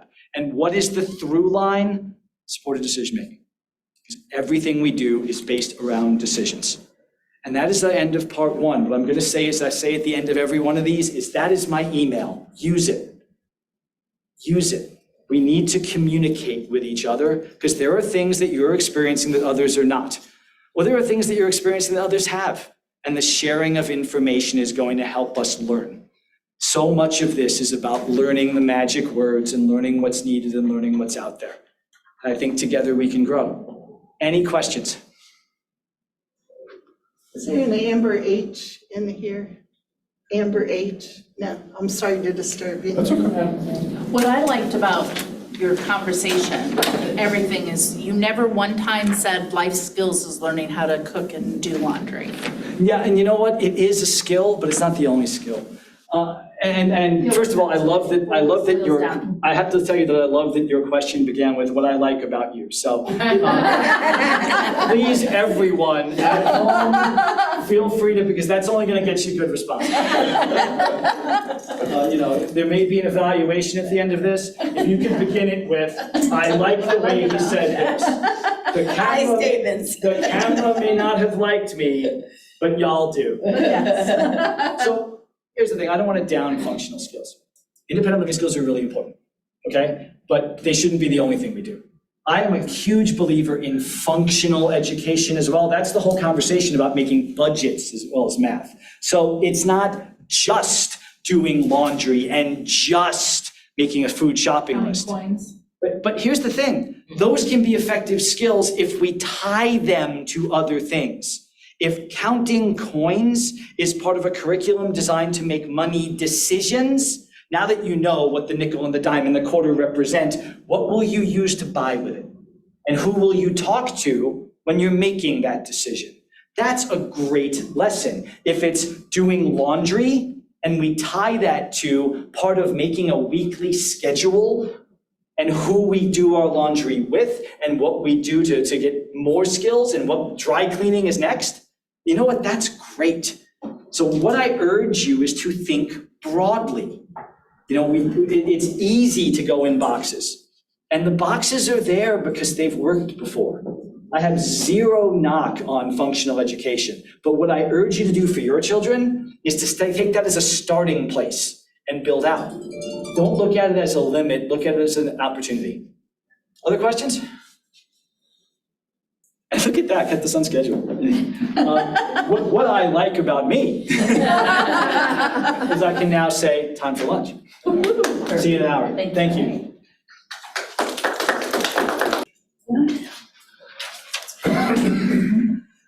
All righty, well, thank you for your participation and attentiveness in the first part of today.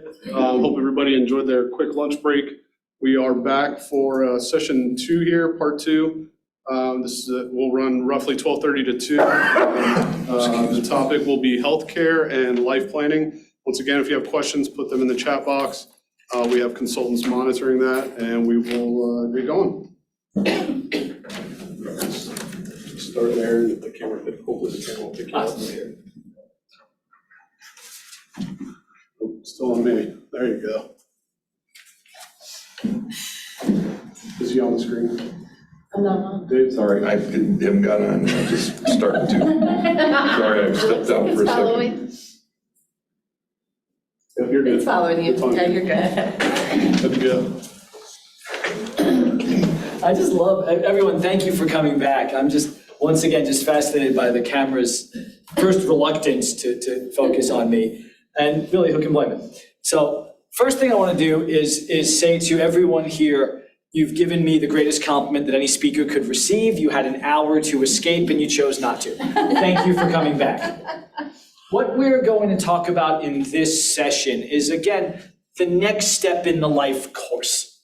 Okay, we have discussed education. If you want to chart that life course, not to steal a phrase from an excellent organization, but if you want to look at where we go in our lives, really, if we're making it a straight line, we're dealing with things like education, we're dealing with employment, and the other really key parts of our lives are taking care of our health and planning for our lives. Well, this session is all about what happens in our lives as we transition out, as we are becoming adults. What are we doing for things like healthcare?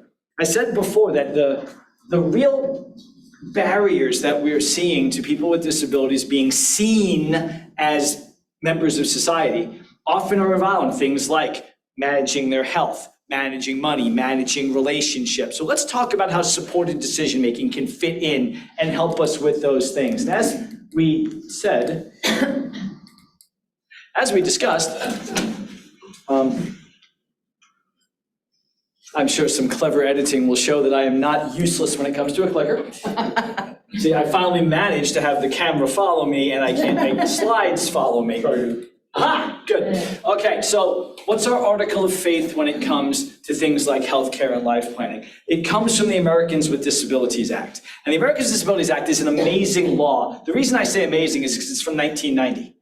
If y'all remember your history, in 1776, Thomas Jefferson, a Virginian like myself, you can hear it from my accent, said, in the Declaration of Independence, we hold these truths to be self-evident that all people are created equal, and they are endowed by the Creator with certain inalienable rights, including life, liberty, and the pursuit of happiness. That means that in 1776, 250 years ago almost, the nation was founded on the principle of equality. We didn't master it then, by the way, because all people being created equal were white male property owners. But we have moved steadily forward through the years with the idea that equality is where we go. We fought a civil war over it. Women got the right to vote in 1919. We said that discrimination based on race was wrong in 1964.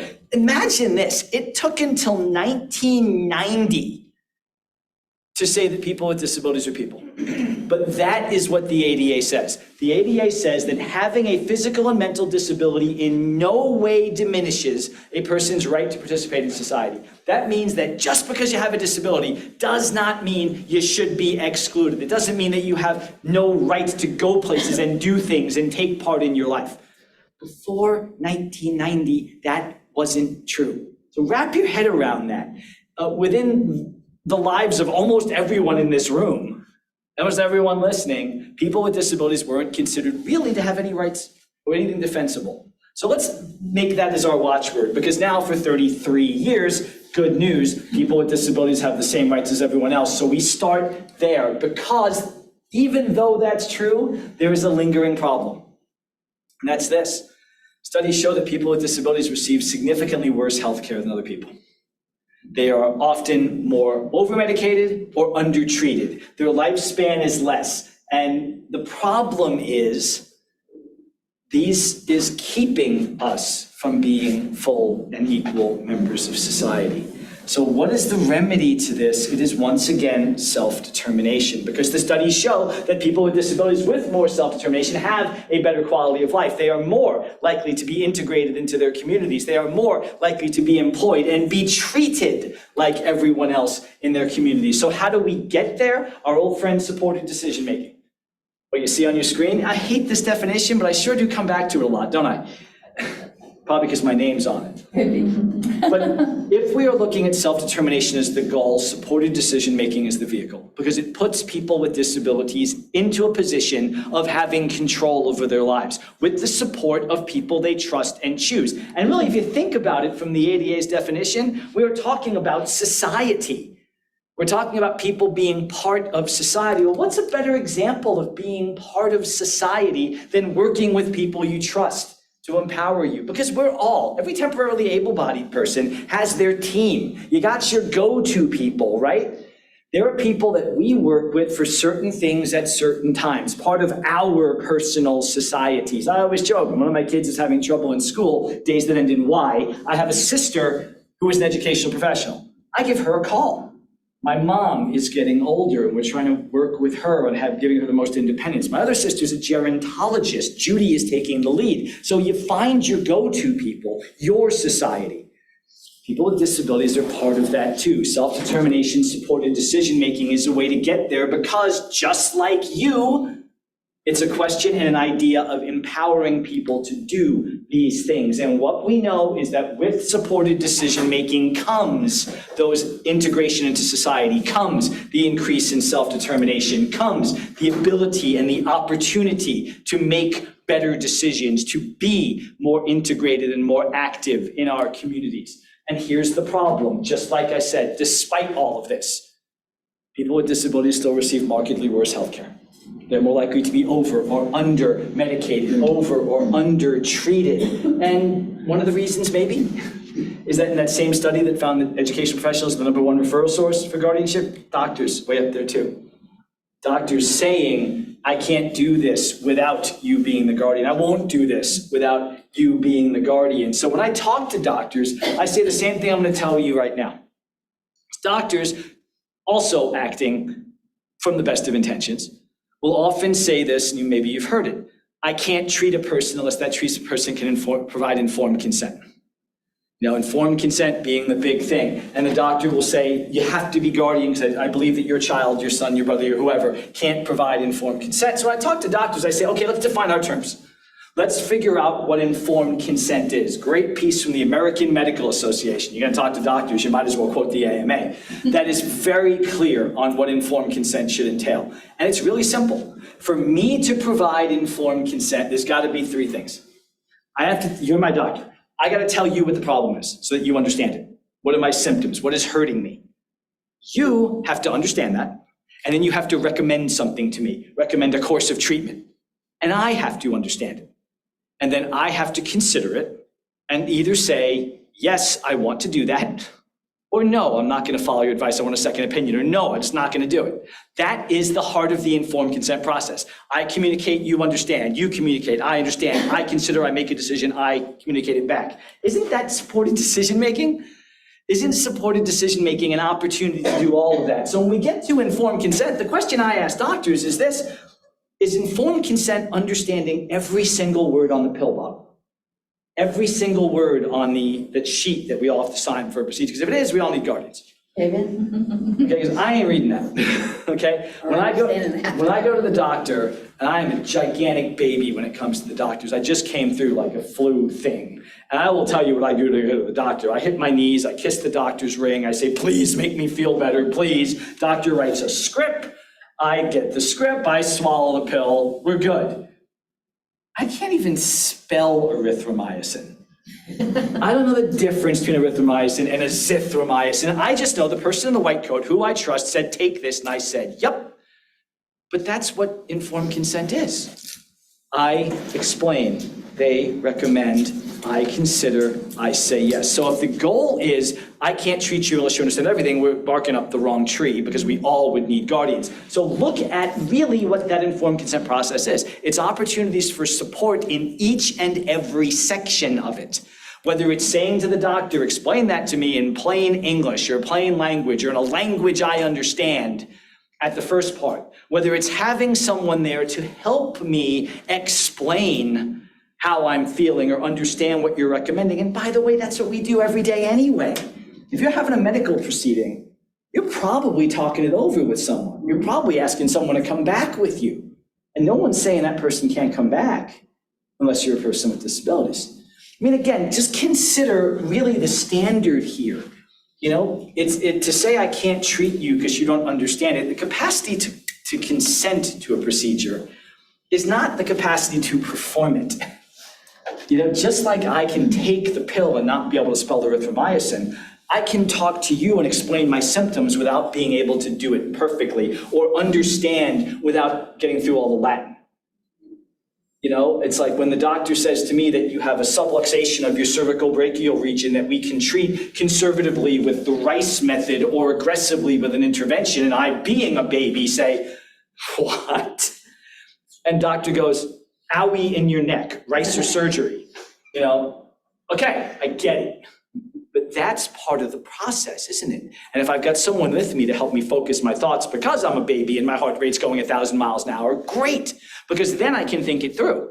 And I can talk about the pros and the cons with my supporter and then communicate it back. So SDM can take part in every step of this process. That's why I talk to doctors and I talk to you. This is a perfect way to provide better healthcare. It's more flexible, it involves the doctor more, it involves supporters more, and it involves the person more. I say to doctors, if you want to avoid a malpractice suit, then what you definitely want is a third person in the room to confirm that you went through this process appropriately.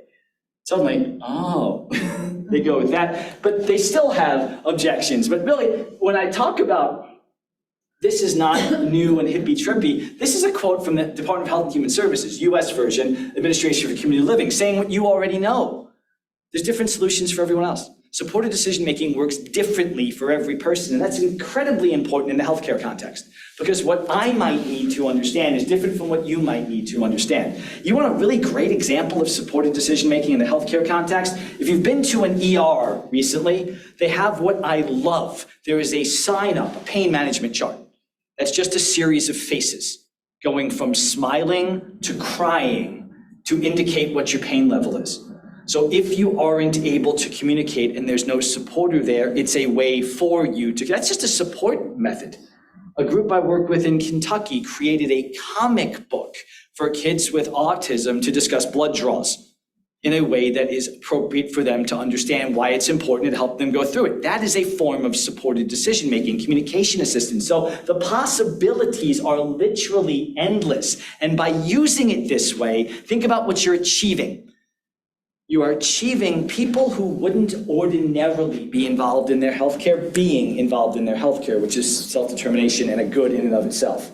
You are creating more involvement for parents and supporters and friends who are concerned and who might otherwise seek guardianship. And you are creating involvement and, frankly, security for the doctor who might otherwise recommend guardianship. So what we're doing is creating a communication channel that empowers the informed consent that doctors want and the self-determination that people with disabilities want, need, and can benefit from. So it's not hard to do. It's not hard. You're gonna hear, how do I do this? How do I write it up? And yes, I'm gonna give you examples in language, but realize this, it's not hard to do. There are forms out there. You can create a supported decision-making for healthcare form. You can go to supporteddecisionmaking.org, but really where I get, the big question I get from doctors all the time is about HIPAA. Who here has heard of HIPAA? HIPAA, the Health Insurance Portability and Accountability Act. HIPAA, doctors will say, prevents them from doing supported decision-making and requires guardianship, because doctors will tell you that they cannot have that third person in the room. It's a privacy issue, and I'm not allowed to share health information with anyone because of HIPAA, so HIPAA stops me from using supported decision-making. So think about it, okay? The law literally does say, I as a doctor can't share your information with you. Otherwise, I can get fined, I can lose my license. And you know what? They're not wrong about that. So when they say that because of HIPAA, I can't share information, they're right, but that is not the end of the story. Because you know what HIPAA does? HIPAA protects my right to privacy. It does not protect the doctor's obligation to protect my right and comply with my wishes about my right to privacy. So here's the thing about HIPAA. The right to HIPAA belongs to me. That means I can give it away. I can share it. In fact, when doctors talk to me about HIPAA, I tell them what I do every time I go to the doctor, and you do too. Every time you go to the doctor, you are given what's called a HIPAA form or a records release or a records retention policy. You gotta sign something about your records. And if you read it, what it basically says is HIPAA. It says we as your doctor's office may not, cannot, will not share your medical private information. Except with this person who you tell me I can. There's always that spot, right? Fill in. So you are able to say who the doctor can share information with and tell me what is supported decision-making other than sharing information. So you've got a form. You have a form. You know what you can do with that form? You can fill in, you can share my information with this person, and you can write on that form so this person can help me make decisions. And just like that, you have created effective, legally enforceable, supported decision-making agreement that authorizes the doctor to do supported decision-making, like that. And think about what it accomplishes. It immediately allows for the sharing of information. And everything we discussed in the informed choice process is about the sharing of information. I share my concerns, you share your recommendations, I share my decision. A person, a supporter, can help with every step of that process. And you want a really good example of how we know this works? Interpreters. Sign language interpreters, they're in the room. No doctor says I can't have a sign language interpreter in the room. No doctor says I can't have a Spanish interpreter in the room. You know why? That interpreter ensures effective communication. How can I give informed consent if we're speaking different languages? Well, what does a supporter in supported decision-making do?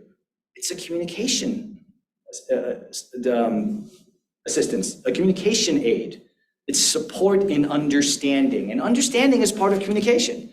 So take your HIPAA release, write that in. There's other ways you can do it too. We can be formal. We can write, steal my language, a formal HIPAA policy that just says, I authorize Jonathan to do this. I also authorize him to attend my meetings. We can go even farther. We can have HIPAA formal language. I authorize this person to be my agent for the Health Insurance Portability and Accountability Act 42 USC 1320D. You want to do that? Fine. You can come up with a form. You can create a power of attorney. I'm a huge fan of powers of attorney, so let's talk about those. Now, when we're talking about healthcare and life planning, powers of attorney are hugely important. If you don't have one, I recommend you do, because what a power of attorney says is, God forbid something happens to me. I want this person I trust, my brother, my wife, my mother, my whoever, to make decisions for me. That's what a power of attorney does. And people will tell me, what is the difference between that and a guardianship? And I will tell you right now what the difference is. In a guardianship, a judge says you get to make the decisions for Jonathan via con Dios. In a power of attorney, I am saying you get to make decisions for me, and here's how you're going to do it. So consider, steal my language, typical power of attorney language, where I say, God forbid something happens to me, I want you to make decisions for me. Bold language. However, I'm giving you this power subject to this. You agree to give primary consideration to what I want. So when you're making the decision, you can't just say, I don't care what you want, Jonathan, I'm going to listen to you. And we can get even more specific on that. We can do this for medical care. This comes directly from a case I had. So I worked with a person who was relatively high up in the US State Department. She worked like under John Kerry, until one day she either had a stroke, fell, hit her head, or hit her head and had a stroke. And what happened was catastrophic. She went into a coma. You know what happened? Her mother did the exact right thing. Her mom stepped in, became her guardian, and helped. Well, God bless Tanya, she began recovering her faculties. And as she did, like anyone else, she wanted control over her life. Well, guess what happened? They started butting heads. They were in court. They were spending tons of money. And the judge presiding over the case had presided under one of my cases and asked me to come in kind of as a mediator or whatever to talk to them. And you know what I found out? I found out they both wanted the exact same thing. Mom wanted to be able to step in if Tanya needed her, but wanted Tanya to be as independent as she could. Tanya wanted to be as independent as she could, but mom to step in when she needed it. You know what we did? We made a power of attorney, because the big concern was medical care. And what we did, and again, in very detailed language, I'm sorry for how small that is, but we actually set it up this way. We made the typical, God forbid something happens to me, I want you to make decisions for me, but with super parameters. We actually laid out a ton of typical decisions and said what time you wanted in those situations, and that the language said mom was required to follow that. If there was something in the agreement that Tanya stated, this is what I want, I never want electroconvulsive therapy, I never want psychotropic medications, we went through a whole bunch of lists, mom had to do it. If something wasn't on the list, mom had to ask Tanya about it and give primary consideration of what she wanted. If Tanya, God forbid, wasn't able to communicate that, then mom had to make the decision based upon what she knew of Tanya and do what Tanya would have done in that situation, not what mom thought was right. And just like that, look what we did. We created a safety net. Someone was there if we needed it. We created supported decision-making all the way down the ladder with, this is what I want, or you can ask me, or you do what I would want. And we created a voluntary system where, yes, someone had the right to make decisions, but opposed to guardianship, there were guardrails on it. So it created an opportunity for self-determination even when the person wasn't able to make or communicate decisions. You can do that even more simply. Here's an even more simple example of it. Remember, the idea of the POA, God forbid something happens to me, I want you to make decisions for me. What if something hasn't happened to me? That was, yeah, because I've been told that it could only be used in a catastrophic situation. Nope, and nope. In fact, you can do a power of attorney for a day on an everyday thing. If you and I own a house together and we're closing on the mortgage and I'm gonna be out of town, I can do a one-day power of attorney giving you authorization to sign my name. POAs are amazing, okay? So to consider medical care, okay? Let's say I've got a situation where I'm gonna say, just like we said, God forbid something happens to me, I want you to make decisions. But when God forbid hasn't happened, I can put in a power of attorney this. I can say, at times when you don't have authority to make decisions, I want you to come with me to the doctor and help me understand. So steal my language on this. Therefore, at times when my agent does not have full power to make healthcare decisions for me, my agent will provide support to make sure I am able to make health decisions to the maximum of my abilities, with me being the final decision maker. That covers both bases, doesn't it? If I can't, you will. If I can, you will help. Now think about what that means. And the whole HIPAA thing, I can bring that to my doctor and say, this is now, everyone knows what a power of attorney is. Everyone knows what an advance directive is. People may not know what supported decision-making is. Ohio doesn't recognize a supported decision-making agreement as a separate thing. So when states don't have that, I never recommend creating an SDM agreement. They exist, they're out there, you can find models. But everyone knows what a POA and advanced directives are. You create this, you've just created a legally enforceable supported decision-making agreement. It allows for SDM at both sides. Marry that to the other language when we had from Tanya's case, and now we are going from I'm perfectly fine but want your help to I'm not able and we're gonna work together anyway. That ensures, yes ma'am. I have a question. So the real case scenario, I'm working with a family, they're both minor children, they both have profound disabilities. The parents aren't married, so in the state of Ohio, mom is the only one with legal custody of the children. Dad and mom live together. If kiddo goes to the hospital and mom isn't able to go with them, if mom and dad choose not to get married and haven't gotten custody, joint custody for those kiddos, could mom do a POA for the kids for dad without having custody in medical situations if they're minors, or do you know? I'm just trying to help this whole family because they're asking me. First thing I'm going to say is that is a very specific Ohio question that may or may not be governed by specific Ohio law. So I have to, pardon my lawyerly weasel wording, but the first thing I would think about was talking to an Ohio lawyer who knows this, but I'm gonna give you what I think, okay? The kids are minors. Therefore, mom is the quote unquote guardian anyway. She has custodial and decision-making authority over them.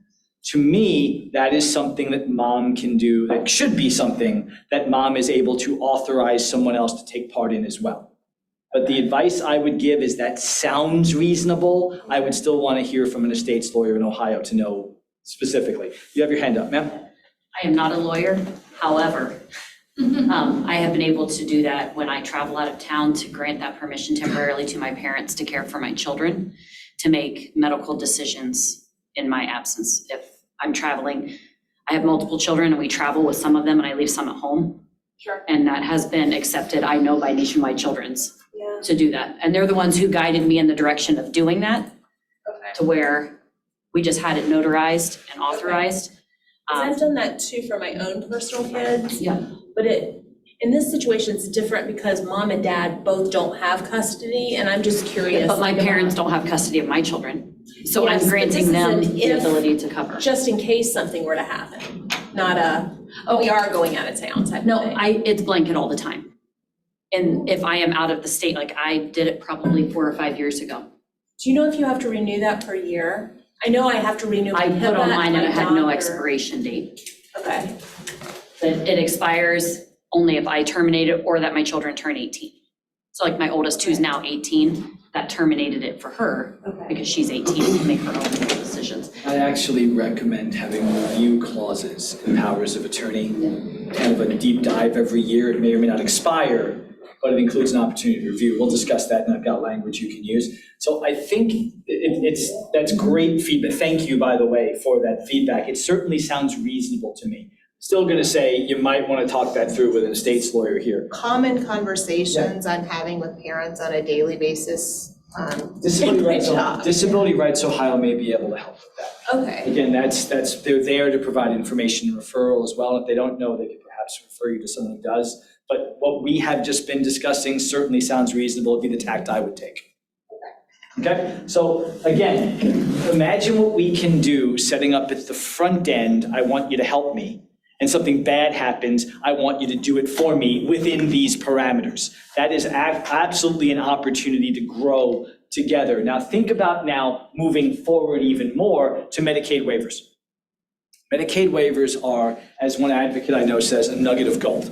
Because Medicaid waivers provide supports and services above and beyond what Medicaid traditionally does that are designed specifically to do what the ADA says. Help people be full and equal members of society. In fact, even to get a Medicaid waiver, you have to be at risk of or would be in an institution without it. So just consider how important that is. People don't really think about it in those terms until they're told that. This is the thing standing in between a person and institutionalization. So how do we know what should be in a Medicaid waiver, what we should be in our plans? Well, the feds tell us. What you're looking at up here comes specifically from Medicaid.gov, because Medicaid waivers are governed by a process called person-centered planning. When you are deciding what supports and services a person should get under a Medicaid waiver, we use person-centered planning to figure that out. We'll take a look at what that entails. First and foremost, a person-centered plan must include health and long-term services and supports that help meet the person's individualized preferences and goals. How do we find those out? Here we ask. In fact, there is a rather long part I did not cut and paste that actually talks about a larger support team and the way that the counselor is supposed to work with the person and people they choose. But now look at all the supports and services that are supposed to be there. A Medicaid waiver covers all of these things: participation, employment, income and savings, healthcare and wellness, education, and others.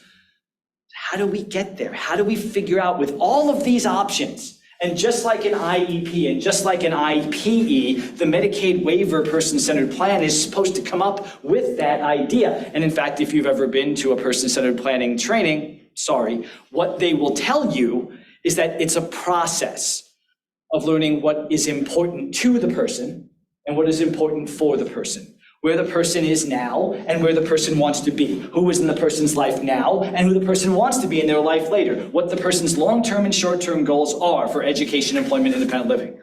First of all, doesn't that kind of sound familiar? Second of all, what does that tell you? That's just supported decision-making. So just like we have to come up with a manner that reflects individual preferences and interests, and just like we have to figure out what is out there, think about this in terms of the informed choice process for vocational rehabilitation. That's what the counselor is supposed to do. Learn what the person wants and then recommend how to get there. You know, we've got this support and services. If you look at a person-centered plan, anyone who's on a waiver knows it's a very long document that's got very specific things. We're doing this for this, and a good person-centered plan should have a self-determination rights section. but this is an opportunity to exercise supported decision-making and include maybe a goal for it. I want to make more decisions. I want to learn to be more in charge of my life. Consider that as goals if your kid's on a waiver. Consider that as options if you are a case manager working on this. What are we doing to empower community integration, knowing that self-determination and supported decision-making are directly related to community integration? So that is something that we have healthcare for that also goes beyond. What I'm hoping you're starting to see is that the supports and services are more than just what they say they are. The student-led IEP, informed choice in VR, person-centered planning are all great to identify very specific sets of services, but they're also opportunities to gain and practice skills. And like I said with the IEP, what is a more important adult daily living skill than making decisions? Same thing here. What is more important for your health care than understanding your health, than communicating about your health, than directing to the maximum of your ability your health? So I strongly recommend that be part of this process. Now, where are some places that can help us with this? If you're unfamiliar with Centers for Independent Living, you should become familiar with them. Centers for Independent Living, or CILs, as I'm going to call them, CILs, what a CIL does, it's in almost every community. There's a link up on your screen. You can find the one closest to you. The whole idea of a Center for Independent Living is a community-based resource designed specifically to help older adults and people with disabilities maximize their independence, however and whatever is needed, because amazing levels of services are available at a CIL. They can provide everything from housing assistance and counseling to psychological assistance to creating a plan to achieve self-sufficiency, or PASS, to employment assistance, to independent living and community services assistance. And here's the really cool thing about a CIL, why I love recommending people to CILs. By law, a majority of CIL employees must be people with disabilities. So if you are going to a CIL, if you are working with a CIL, you have an opportunity to take part in peer mentorship.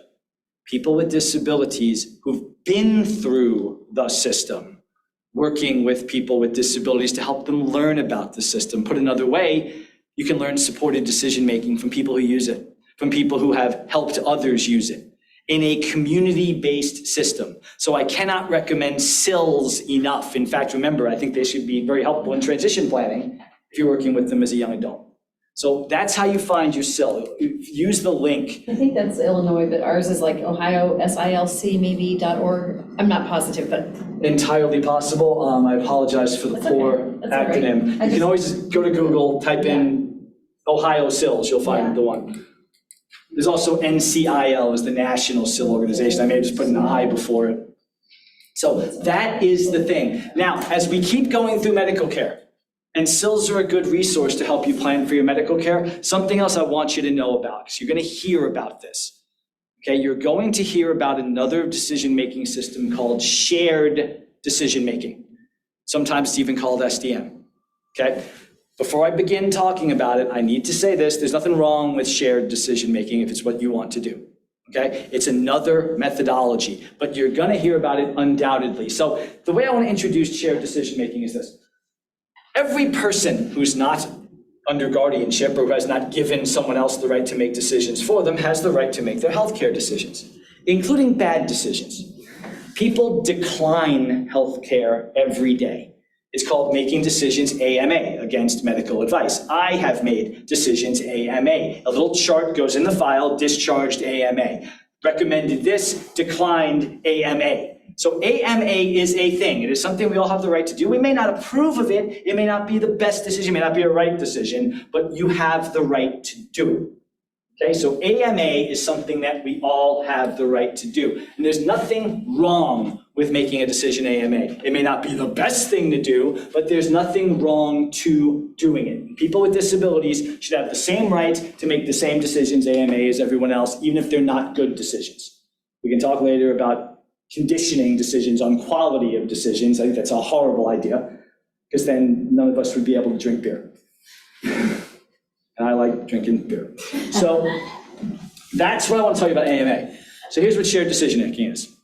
Shared decision-making is a process, it is very popular in the psychological field, where I, as the doctor, My job is to explain to you as the patient what your options are, just like supported decision-making, hence the SDM acronym. We are going to talk. You're going to tell me what's going on. I'm going to make recommendations to give you the option to make a decision, with one exception. Your decision will not be final unless we all agree.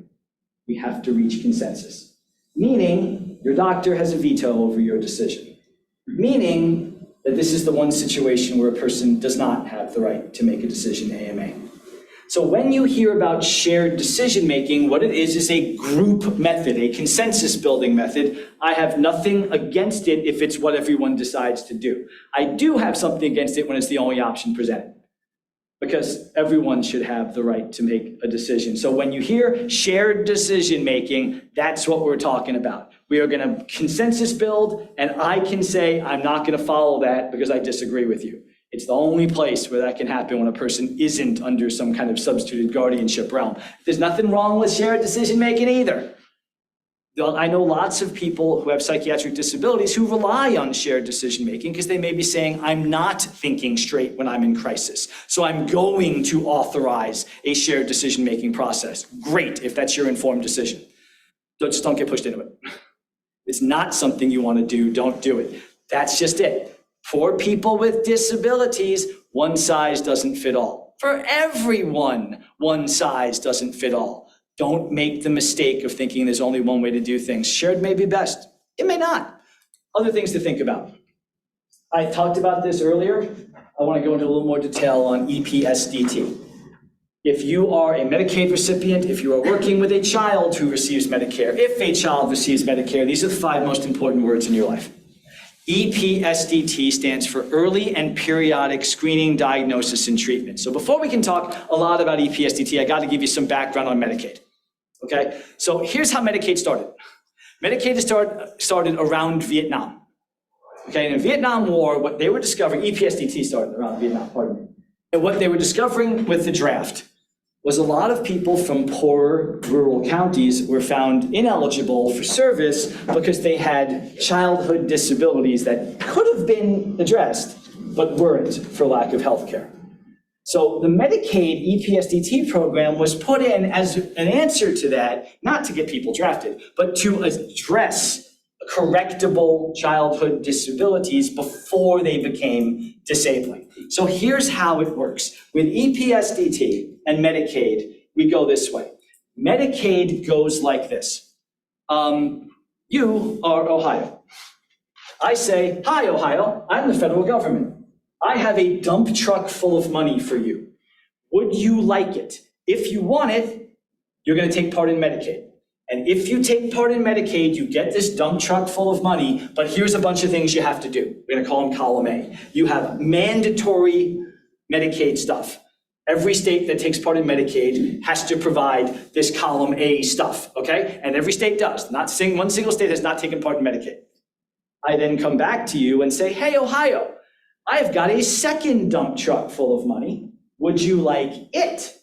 If you take this second dump truck, you have to do these other things. We're going to call them column B. In fact, you can pick and choose your column B things for various amounts of money. You don't have to take any of them to take part in Medicaid. You can take part in Medicaid providing only the column A stuff and taking the money for that column B stuff you wanted. If you want none, you don't take that money. You don't have to provide it. Got it?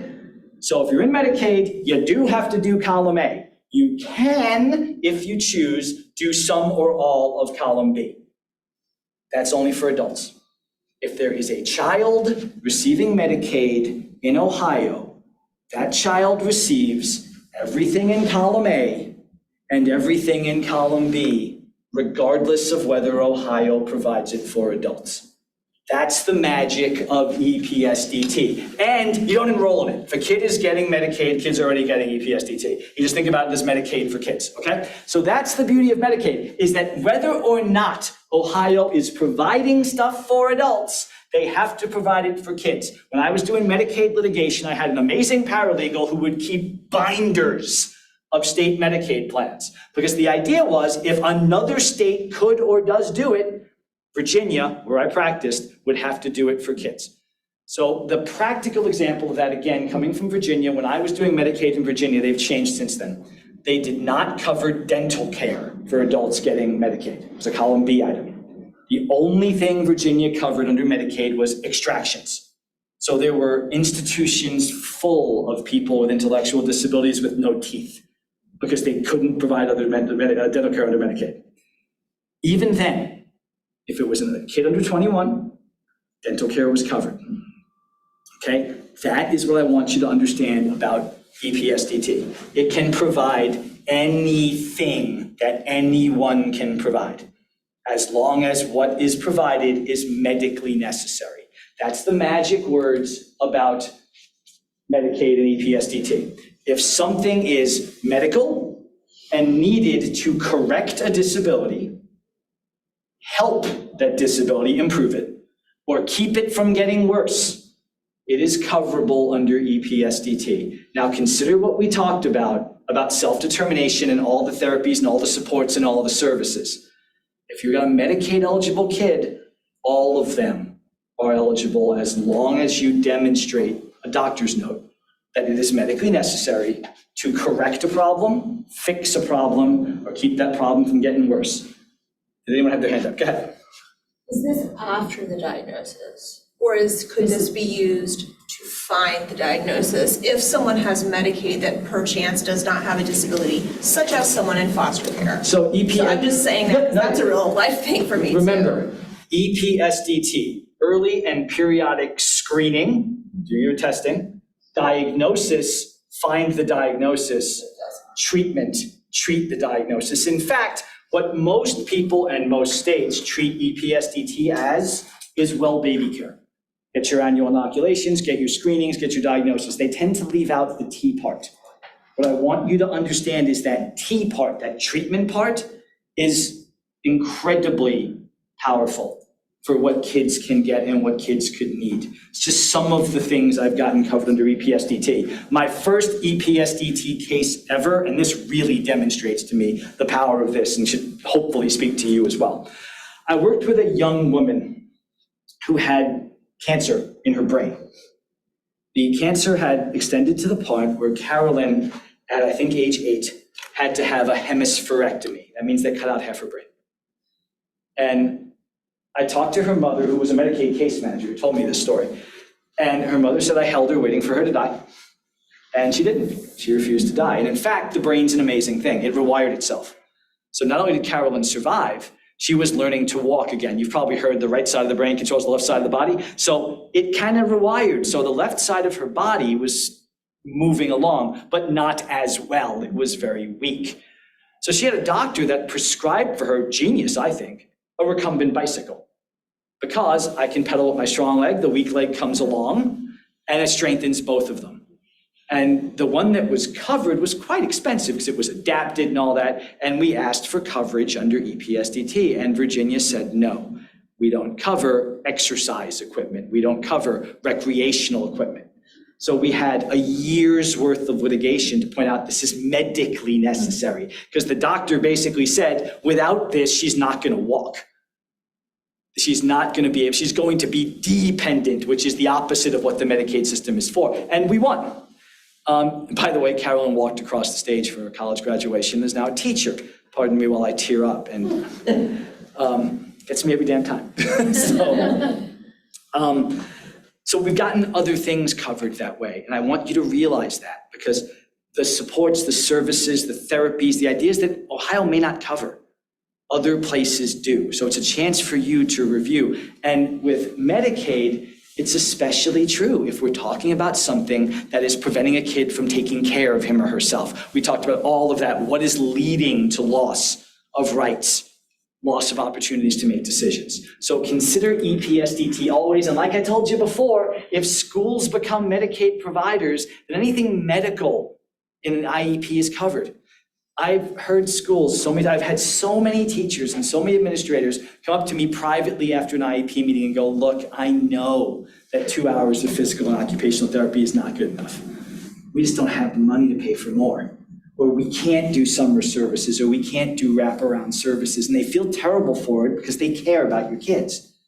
But if the school's a Medicaid provider and you get a doctor to say appropriately that 10 hours of PT a week is needed to correct, ameliorate, help, or maintain the disability, and the school's a Medicaid provider, it's paid for with Medicaid dollars. And all of a sudden, schools are much better able to provide. So remember that for Medicaid, and this is no matter what Medicaid you're on, a waiver, your EPSDT covered. State plan option, your EPSDT. You said it's to the age of 21? To the age of 21, except kids in foster care, go to 26. Is that separate? We have something called the Bureau for Children with Medical Handicaps that they do that diagnostic and treatment. Is that same program, I'm wondering, or is that? An excellent question to ask them. Okay. Or ask your Board of DD. Okay. Board of DD tends to be Medicaid funded. They would know much better. And again, I'm a huge fan of your boards of DD here. They can help you go through the alphabet soup. I mean, every state has their alphabet soups. But it's a chance to have that conversation and figure out where to go, because someone has to receive the letter of medical necessity. That's the other really interesting thing about EPSDT. In Medicaid, if you're on a waiver, you know, the 87,000 hoops you got to jump through, and you got to prove that what you're seeking is the most cost-effective option. Not under EPSDT. They give deference to the doctor's opinion on that. And the only difference with EPSDT is that it's the payer of last resort. Meaning if you got regular insurance, you got to exhaust that first. Exception, schools. It is the payer of first resort at schools. That's why I tell you stuff gets paid with Medicaid dollars first. And the school becoming a Medicaid provider is a paperwork exercise. I would ask your school. Odds are, and I think almost all of them are now because they caught on, but when I was first talking about this in Virginia, none of them were, and they all rushed to the door after that. Because they see a way to do what they really want to do, which is provide for your kids. So that's EPSDT. Let's talk about other steps, okay? We've talked about EPSDT in healthcare. We've talked about supported decision-making in healthcare. We've talked about person-centered planning and informed choice and supported decision-making. But that's not the only things we do in life. There's also a whole other sphere that people with disabilities are excluded from. Remember our article of faith, just having a disability doesn't mean that you can't be a full and equal member of society. Well, where we are seeing people still excluded is in the financial realm. And I think supported decision-making is tailor-made for the financial realm. Because it's not just, this is the message I can't preach enough. It's not a guardianship or not question. It's not a healthcare or not question. It's not a financial planning or not question. It's an and question. What else can we do to maximize someone's opportunities and rights? How do we maximize someone's opportunities and methodologies of decision-making? How do we maximize both decision-making opportunities and self-determination? Supported decision-making to me is the gateway to doing that. And financial and money management is something we all have to do and is tailor-made for supported decision-making because you're already using it. I mean, especially in the financial world, you are using supported decision. If you use TurboTax, you are using supported decision-making. If you have a financial advisor, if you have an accountant, if you make a budget with your family, you are using supported decision-making. The same thing applies for people with disabilities. And this is another opportunity for things like powers of attorney. Remember, the whole idea of a power of attorney, I'm giving you authority. And the number 2 reason I hear for guardianship after safety is finances. People are always saying, I need to have control over the money. And you know what? You're never going to hear me say that's a bad idea. In fact, my godson is under guardianship. He can't wrap his head around money.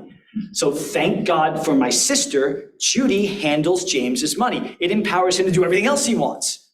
So we find the areas where there is needs, and they practice supported decision-making. They talk about what to buy and how they can spend it. It does not matter that James can't, manage a budget. He can talk about what he wants. And then Judy can talk with him about what that will require.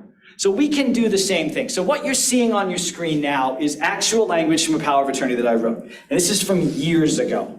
I was doing a presentation on supported decision-making, and I had a mom and a kid come up to me, and the mom said, Jonathan, I get it. I'm all for this. I got a problem. My son here can't handle money. He's on the spectrum. He makes bad money decisions. I got to have guardianship because he might get swindled. Kid, bless him, said, she's right. And mom's like, I would love for him to be independent, but he just can't figure it out. So I'm going to get guardianship. And what we did instead was we spent a lot of time figuring out how they could maximize his independence and provide protection. Remember, it was a legitimate fear. Even the kid thought he'd make bad decisions. And here's what we came up with. We did a power of attorney. And they had some money, so insert your own details here if you want to think about this. They said, essentially, kid, you're on a budget. You can have X, I think it was $100, like twice a month. With that $100, go nuts. Go make decisions, make good decisions, make bad decisions, learn what it is to spend well and spend wisely versus spending foolishly. It's really the only way we can do things, right? I mean, I hate the all or nothing approach on you can only make decisions if you make good ones. I mean, who here has played my favorite pandemic game? Have a bunch of drinks and see what shows up from Amazon? That's like my favorite. It's like, you're right, you're laughing because you know you can know what kind of day you had based upon what shows up on your door that next day. Thank you, Prime. I know I am stress eating if another useless piece of exercise equipment shows up. I know if I want to be stress eating if another useless piece of kitchen equipment shows up.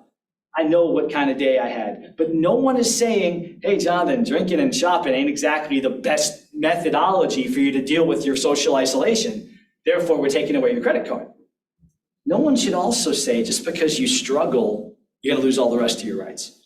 So we worked up a power of attorney, and the power of attorney said, go nuts, make good decisions, make bad decisions, learn with that money.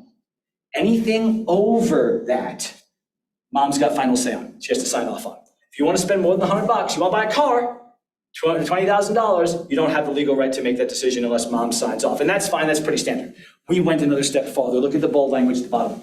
We said before mom says yay or nay, they have to have a conversation.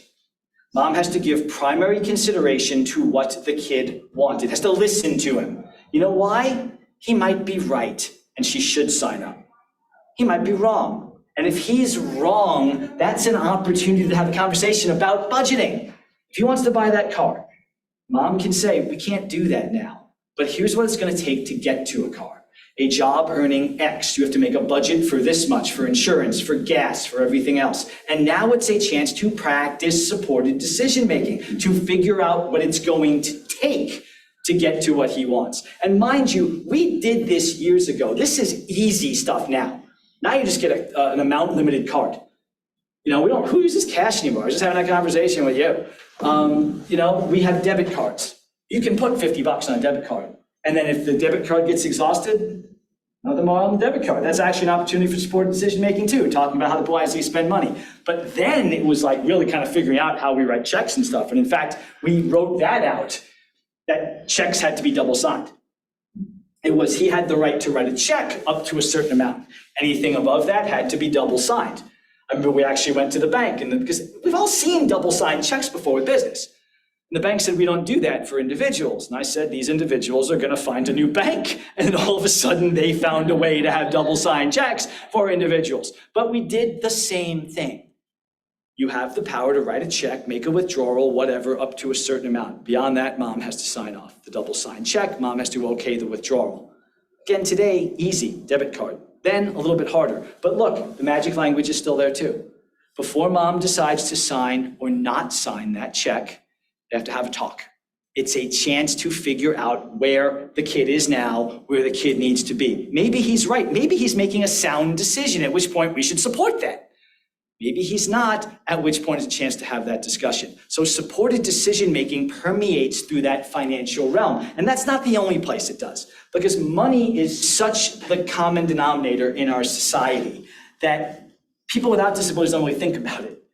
But when we talk about quality of life, one of the biggest things for people with disabilities now, and has been since 1999, is the right to live in the community.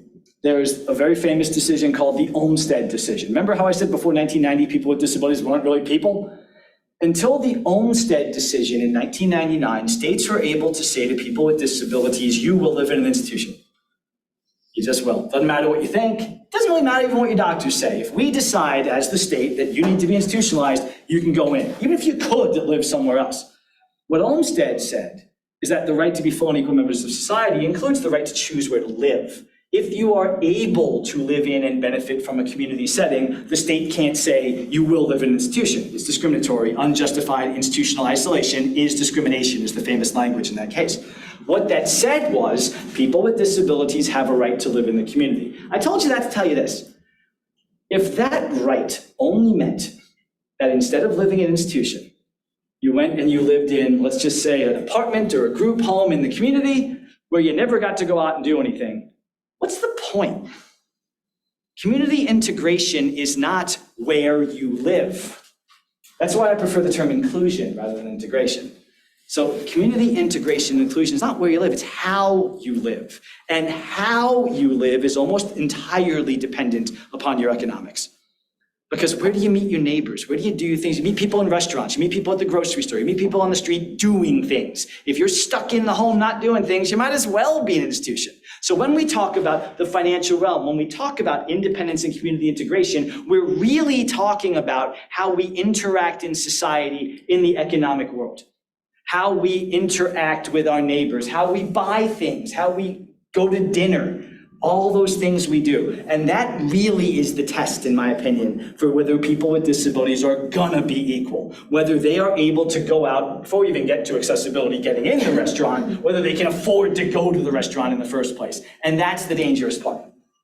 Because just like we said, a Medicaid waiver is a nugget of gold. Just like we said, SSI and SSDI are financial lifelines. We also discussed before the fiscal cliff.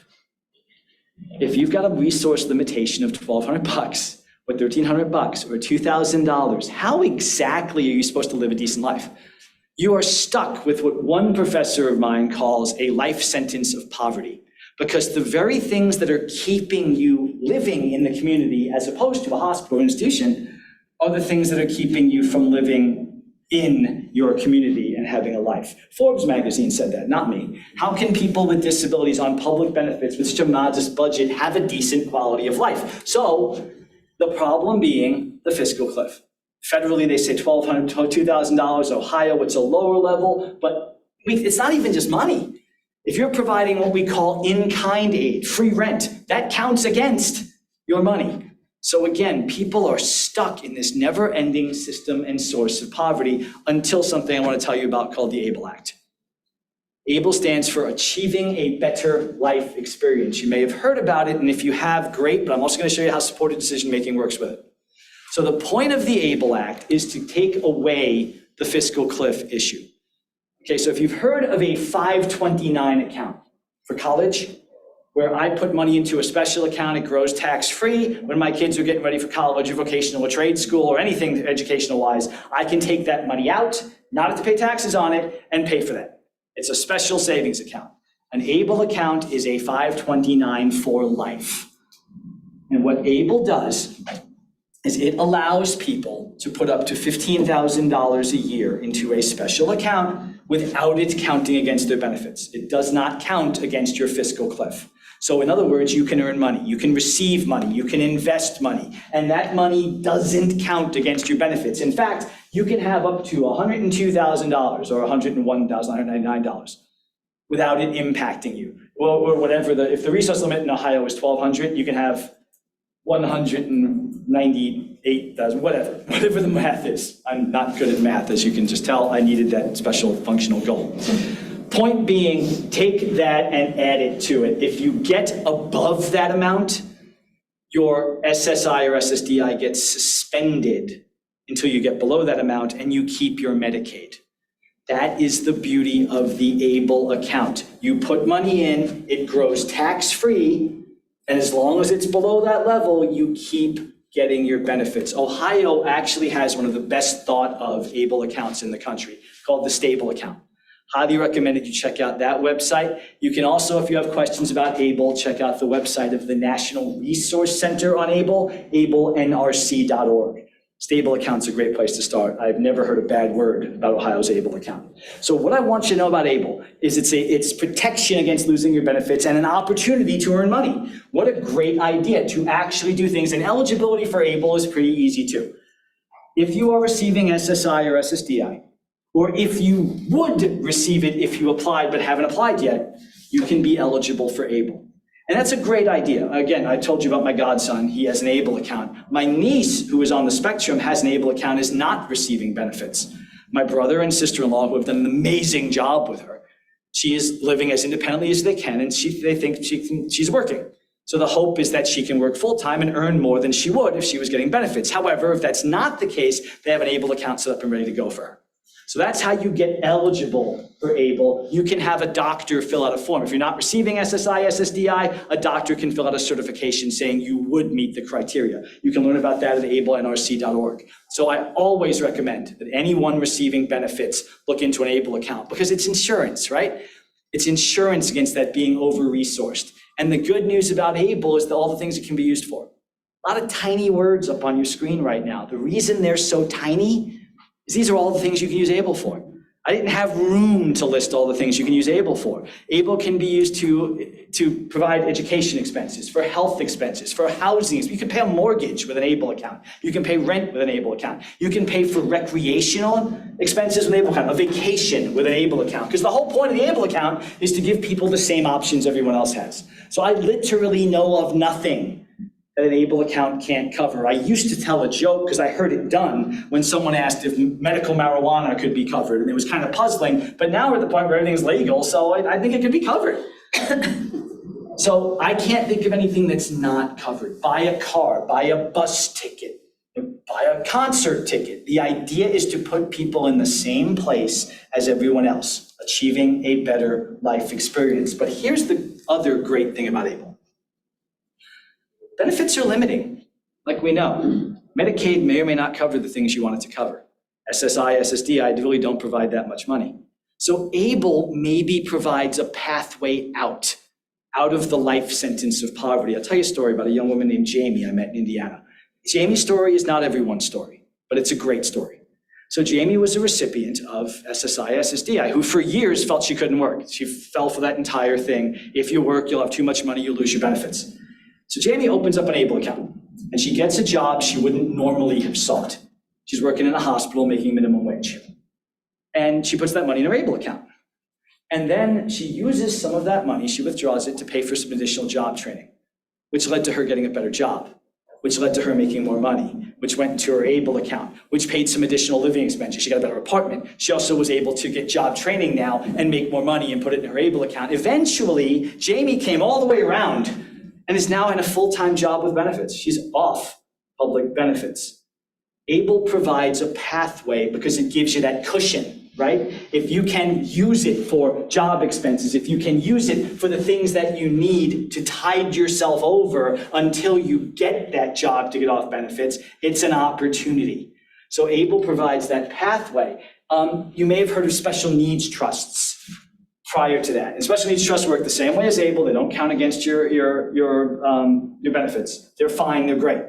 And I'm not going to say anything against special needs trust. There's one major difference between a special needs trust and an ABLE account. Well, two. One, special needs trust can be expensive, you're paying a trustee. But the big difference is this. When you have a special needs trust, the trustee decides how the money gets spent. If you want to spend money, you got to ask permission for it. And usually a trustee never says no, but a trustee could.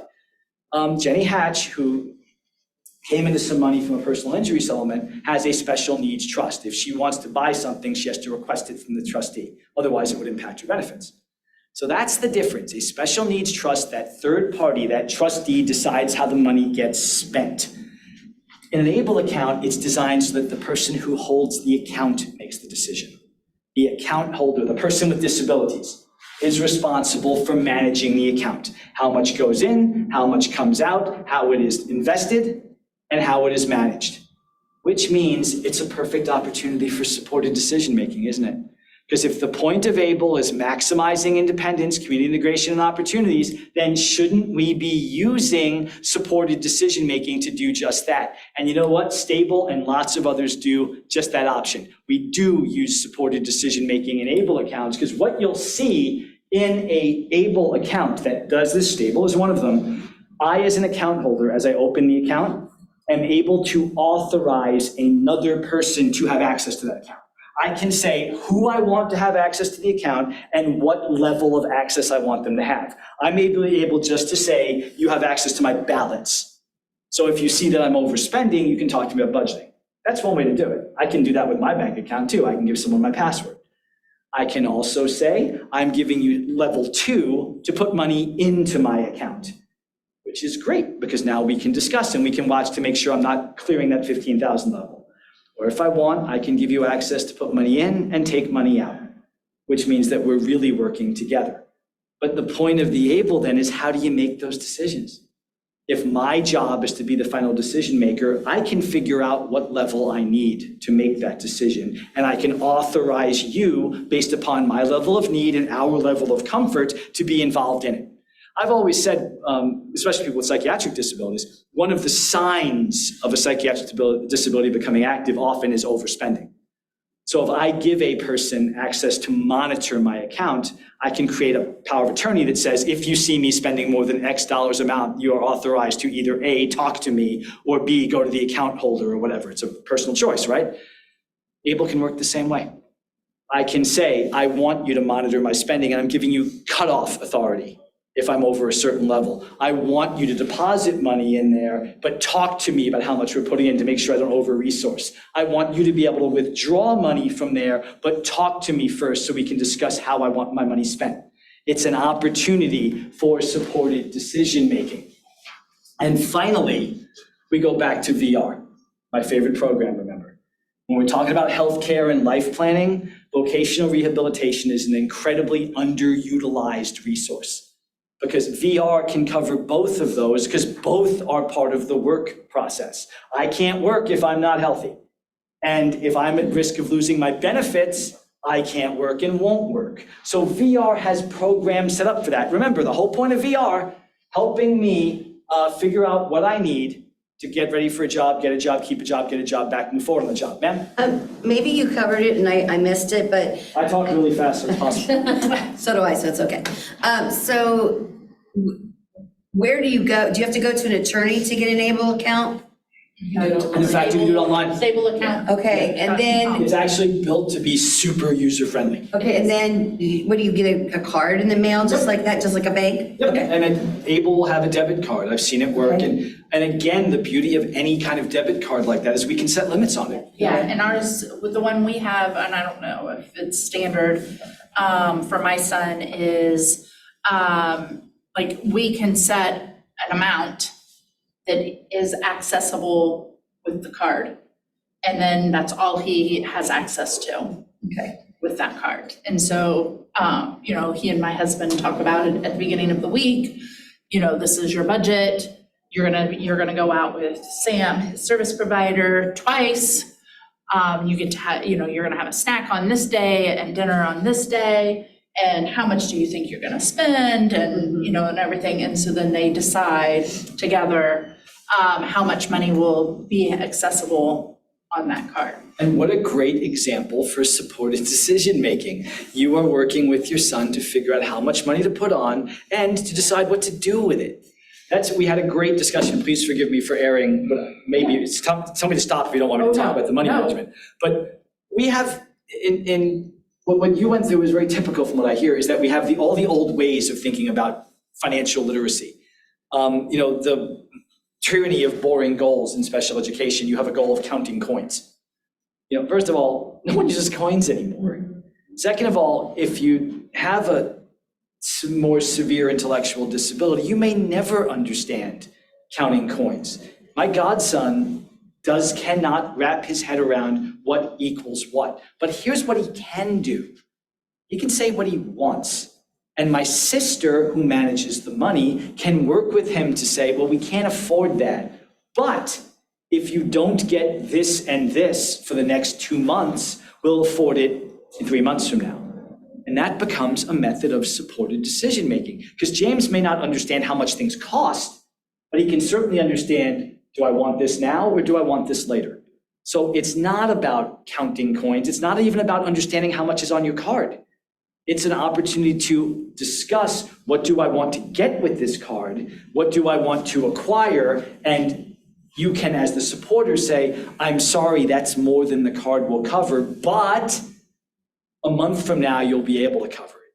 So it's not about the counting, it's about the managing and the decision-making. Yeah. There is a 3-day, it does take 3 business days for the money to be available. Okay, and also, can you, do you have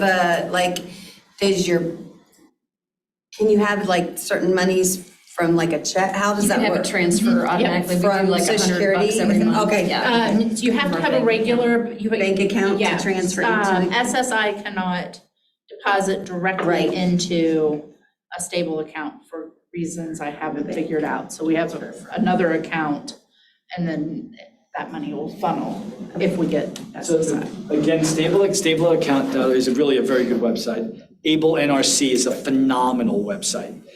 The other thing, and while I do say the Ohio Able account is pretty state of the art, what I can tell you is that you're not required to use Ohio's Able account. Able NRC can help people compare Ables across states. And there may be a better state program for you, so you can mix and match and look for what's best.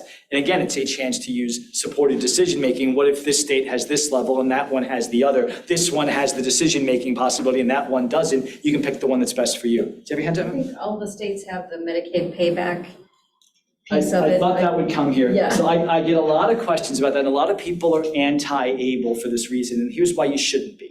So ABLE accounts are considered a Medicaid payback program. That means this: if you're receiving Medicaid, the government is paying for your healthcare, your sometimes extraordinarily expensive healthcare. So if you have an ABLE account and you have put money in that account and there is a balance in that account and you die, that money first goes back to the federal government to try to reimburse at least some of the money the government paid for your Medicaid healthcare. And everyone always goes, I don't want that to happen. That's the government taking my money. And here's my answer on this. I'm anti the government taking my money too. But think about the cost of healthcare that the government has paid for you. So to me, number one, I'm dead. I don't need the money. Number two, I have gotten hundreds of thousands of dollars, possibly millions of dollars in healthcare. And if the only comeback on that is in payback for the millions of dollars of healthcare I got when I am dead and no longer need it, it goes away from me, I'll make that deal. It sounds offensive, but it's really not. Because the whole point is you've got this ABLE account to ensure you keep getting Medicaid. If it wasn't for the ABLE account, you would stop getting Medicaid. So you're making a deal. You're saying, pay for all my stuff, and I always say spending your last dollar on your last day is good timing and a hell of a budget. But if I don't budget my time and life that well, and let's say there's $102,000 in there, it goes back to the government, odds are I am way ahead on that deal. So don't let that stop you. It makes you go, wait a second, until you realize the value that you've gotten out of it. ABLE literally gives you the opportunity to have a life. Don't pass that I'm up. glad you said that, because I'm one of those too that has always thought, but Yeah. my son's 34, he's gotten Medicaid for 30 years. I mean, think about the money they've spent on him and hospitalization and all of that stuff. You're right, it completely makes sense. The point of ABLE is to give people a life experience. If you're gonna pass up having a life experience because after you're dead, your money goes back, think about your priorities. Yeah. So now we get back to VR. And remember that the point of VR is empowering people to work. And we get to the idea of if you need something to work, VR can provide it. And just like I said before, that includes decision-making, it also includes healthcare. It also includes financial planning. If a lack of access to healthcare or financial planning is impacting your ability to work, then VR can provide the supports you need to work. Remember that we discussed informed choice, so SDM is built in. So your counselor is telling you about what supports are out there. I'm supposed to be having that conversation. You're my counselor. I'm having that conversation with you, and I'm talking about, man, I am scared to work because I'll lose my benefits. Or, man, I can't work my medication. How do I do about getting to the doctor? I can't even afford that now. Well, what VR can do is provide supports and services to help that person. Some specifically covered stuff under 34 CFR 361.48. Assistive technology that might be able to help me manage my time and balance my budget. Medical and mental health care. If you have no other means of paying for medical care and that's stopping you from working, VR has to pay for it. Now you gotta hit your other stuff first, just like with EPSDT, but if you don't have insurance, if you don't have other options, or if you've exhausted it, VR can provide medical and mental health care. VR can provide financial services. It can provide services to family members. If I need daycare for my aging parent or my young child, if I need medical care for my aging parent or young child, and that's stopping me from working, VR can provide it. So it is almost nothing VR can't do. And that brings us back to the financial planning. If you're worried about going over that fiscal cliff, remember, ask VR for benefits counseling or benefits planning. Those CWICs, the Community Work Incentive Coordinators, are there to help you plan to make sure you don't go over the cliff, to help you track your expenses, to track your impairment-related work expenses or IRWEs so that you can report them to the Social Security. Believe me, the last thing you want to go into is what's called overpayment. If you make too much money, the government never catches that right away. I've had plenty of people get a letter from the feds, we've overpaid you $106,000, you have 30 days to pay. It's not a fun moment. So with benefits counseling, with CWICs, they can help you track to make sure you're not going into overpayment, to make sure you keep getting your stuff and you keep paying what you need to pay. And that is a VR service. Last thing when it comes to healthcare.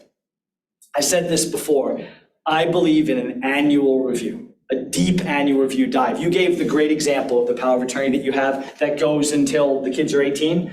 That's great, I'm a huge fan. But when I'm doing a power of attorney, remember the one with the kid with the spending? We included what I call a life clause or growth clause. Because the hope with that young man was that he was not going to be kept to a small budget his whole life. The idea was for him to grow. So we put this growth clause in that basically says we're going to do a deep dive every year. Yes, in every support you get, you have to do an annual IEP review, an annual IPE review. I'm talking about when we do plans, a really seriously deep dive, looking into really what's needed and whether it's serving the person properly. With that young man, the idea was he may be starting to figure out the financial stuff, and we can up his budget to $200 twice a month. He may be getting worse, and we got to ratchet it down. And isn't that a great example if you're working with an aging parent or an aging family member? We know from studies that becoming disconnected to the planning parts in your life actually can accelerate the decline. So allowing someone to have control over some money is actually of a benefit. So if we want to say to an aging parent, as we're doing with my mom, we put her money in trust, but mom has money that she can spend, we review every year how that is to make sure she's not getting scammed and she's using it the way that makes her happy. Even if it's bad spending, it makes her happy.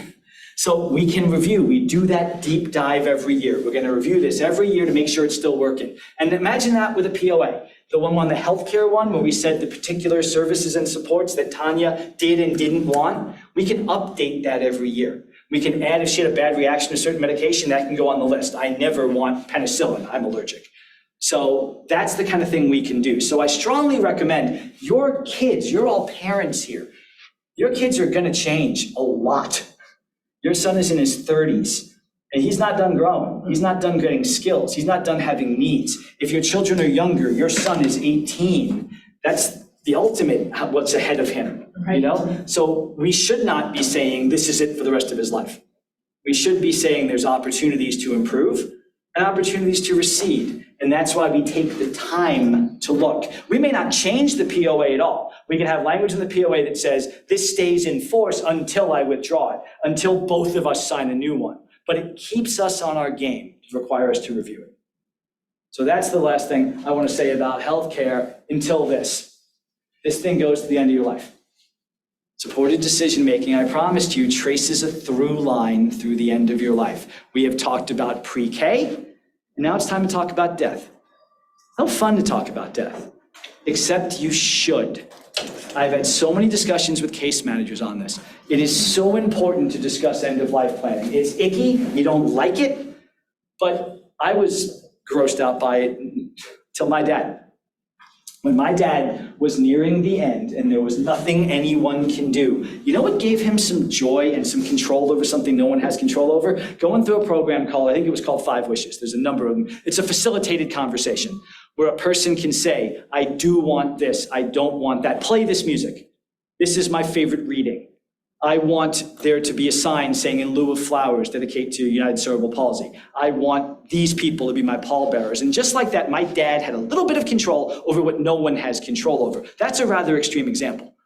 But with people who are still in the prime of their lives, it's a chance to talk to them about the future and about what they might want. Like I said, it doesn't sound fun, but it's giving someone control. It is saying, and it also makes us look to the future about what kind of life I want to live and how I want to exit it. I do not mean to sound maudlin, but there are studies that show it's of a great benefit. In fact, it's required as part of Medicaid waiver planning. If your case manager hadn't done it, they should. You're supposed to discuss end-of-life planning, and it's more than just I do or don't want emergency, extraordinary measures taken. It's about, do I want a hospice? It's about, do I want to be kept comfortable? It's about who I want around me. And it's a chance to say, this is my life. I get to control as much as I can. So I really recommend we trace that line. It's a supported decision-making opportunity. If you think about the thing that helped my dad, it was SDM. It's bringing up a topic. My dad was a big music guy. So what did you want to play? He was a trumpet player. Is there a particular song that would make you happy to either be playing when you're in your room or afterward? And it got him talking about his favorite songs. So it's a chance to do that, and I strongly recommend you do. On that happy note, what I want you to remember is what it adds up to, okay? The next session we're going to do is all kind of a review and a couple more techniques. But what I wanted to finish this one up is this. Remember what this is about. It's about self-determination. It's about being the causal agent. It's about empowering people to have that control, because we know that is a good, not just a societal good, an individual good, a good for that person and a good for everyone that person comes into contact with. So what we're doing is not nice. What I just talked about my dad is not there just to be nice. It is there to have a positive impact on life. Supported decision-making in the educational, the employment, in the healthcare, in the money realm is not just the right thing to do. It is moral, it is nice, but it actually is also effective. That is our goal. You're all parents. Your goal is for your child to have the best possible life. What I hope I have shown you through the life course, pre-K to end of life, is that self-determination and supported decision-making makes every step along the way better. And that's what I want to leave you with. And what we'll talk about next is kind of both a summary and a wrap-up and one more way to move the ball forward. Any more questions? Awesome. Steve, want to take a break or? Yeah, we'll take a quick, we'll stay on schedule actually. So we'll start back up at 2:15. So we'll put the recording on pause and audio and video for the virtual people. Another Dr. Pepper? Well, we will start again at Go to 2:15. the vending machine, I'll see if they have it. Oh, they do. Oh, good. They better, or else I'll be.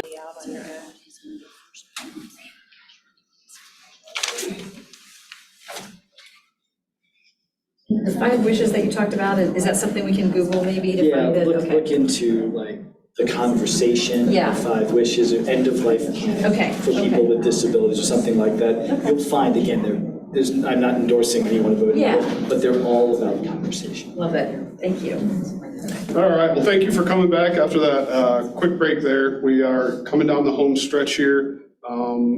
The focus of this will be supported decision-making from theory to practice, creating coordinated service systems, and we are scheduled till about 3:45. Once again, keep the comments, questions coming in, and we'll relay those to Jonathan, and we hope that you continue to see benefit after the first 2 as we kind of wrap things up here. So, all yours. See what my friend thinks of me.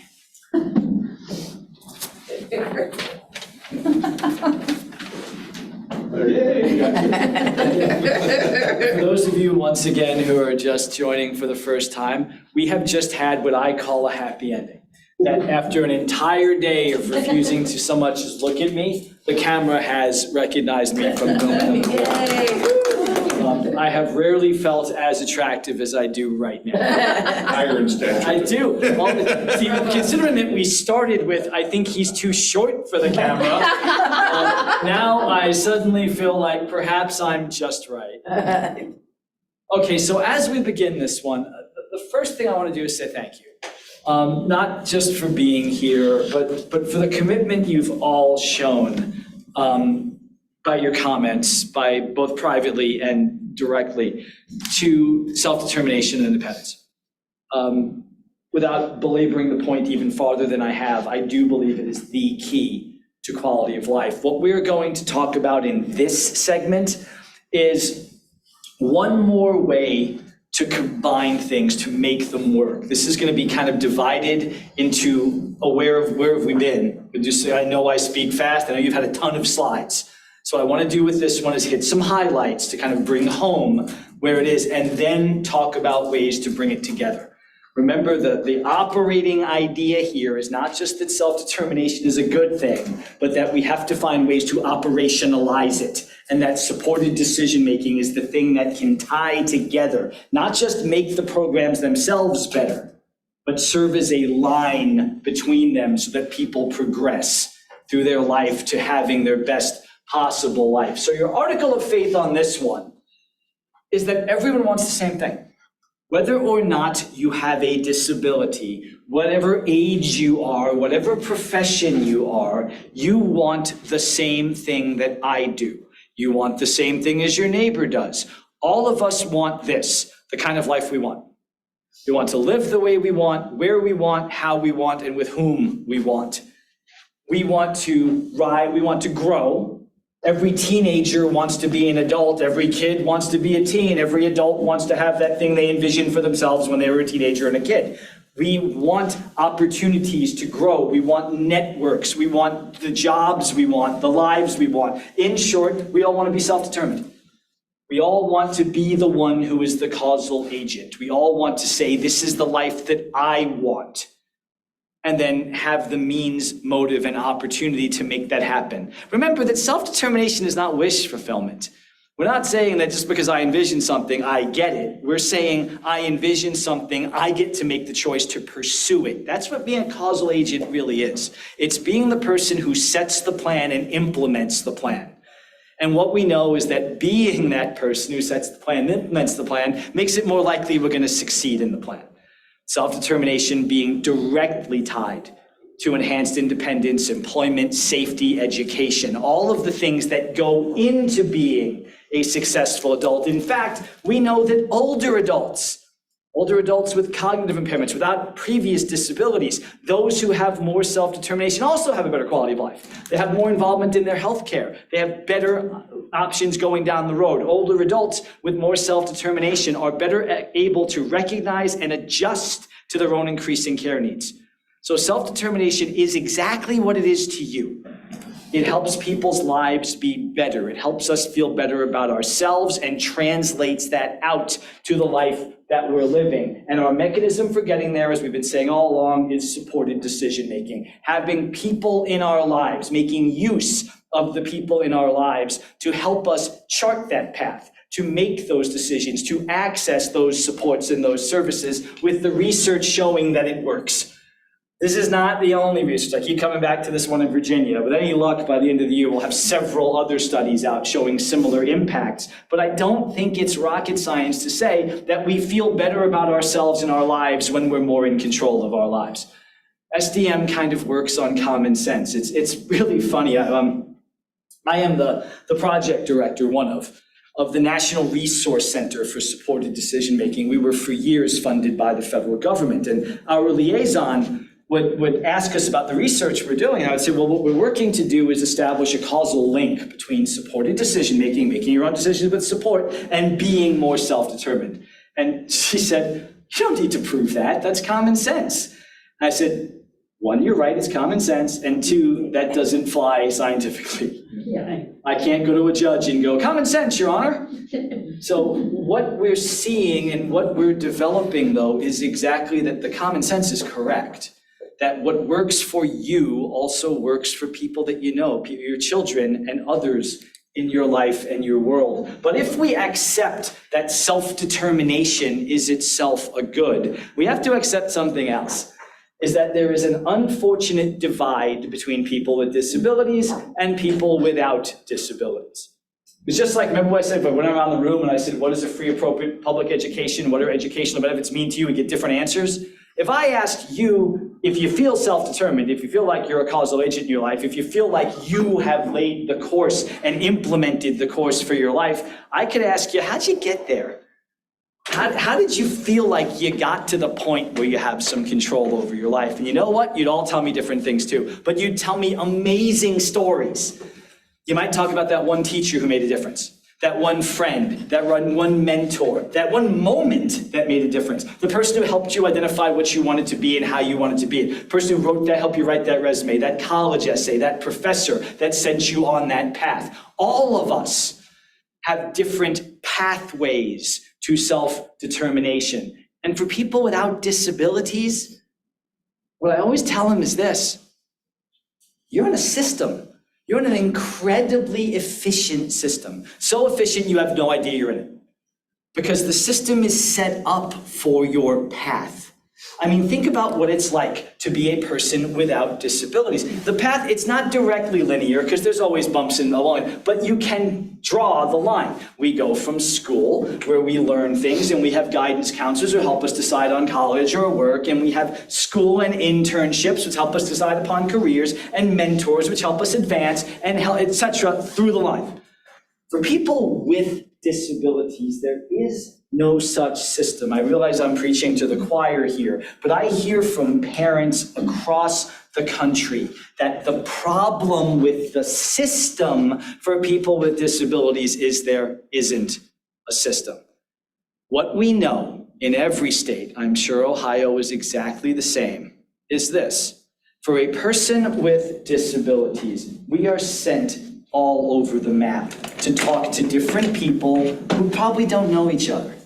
So if I want to talk about educational stuff, I am sent to talk to that person. If I want to talk about employment, I am sent to talk to that person. Healthcare person is there, money person is over there, and I'm running all over the place. But the problem is you don't know you, and you don't care much for you. And maybe you have a business interest that is opposite to you. What happens in the disability system is that, as parents tell me, as you've undoubtedly experienced, you spend so much time trying to figure out what services are available and who can provide them, that there's not enough time to actually get them, not enough time to identify them and make sure they're working and get them in place, because you're running around in so many different directions. So you might have turf battles between supports and services. You might have questions that you're asking that get answered the wrong way, sending you on different paths that are counterproductive. So what we've learned, and a couple of different articles we brought this to sharp relief, is one of them talks about the fragmented system for students with disabilities. And that is exactly what I mean, talking to the different entities who don't talk to each other. And as you can no doubt imagine, that's incredibly inefficient. What I learned to call it is a silo system. Now, spoiler alert, when I learned it was called a silo system, I was working with a partner who came from Vermont, and she used the phrase silo system. I, while living in Virginia, am actually from Long Island, New York. Yes, I know my accent, it's so hard to tell.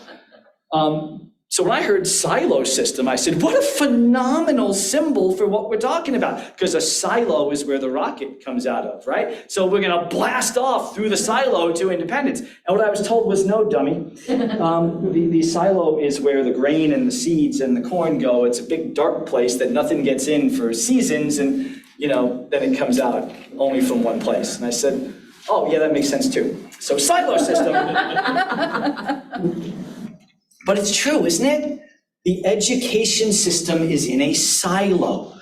And I say this with sympathy, because there is so much that schools have to do. Again, I just showed you the transition reg before. All those things that it's hard to reach out. So you're in that silo, you're kind of self-contained. And VR tends to be in a silo. Heck, we heard that they don't even come out for pre-eds unless it's 2 years before without an authorization. We know that Medicaid waivers operate in a silo. And the problem with that is not just that it's inefficient, it's really counterproductive. Story. So I was doing a presentation in Missouri, and a grandmother came up to me. She emailed me afterward. And basically what she said when I called and touched base was, Jonathan, once again, I get it. I'm all for it. I'm sure supported decision-making works for some, but not for my grandson. I think she was looking for permission to seek guardianship. And she said, look, he's flunking out of school, he can't hold a job, he can't live independently. I'm gonna have to seek guardianship.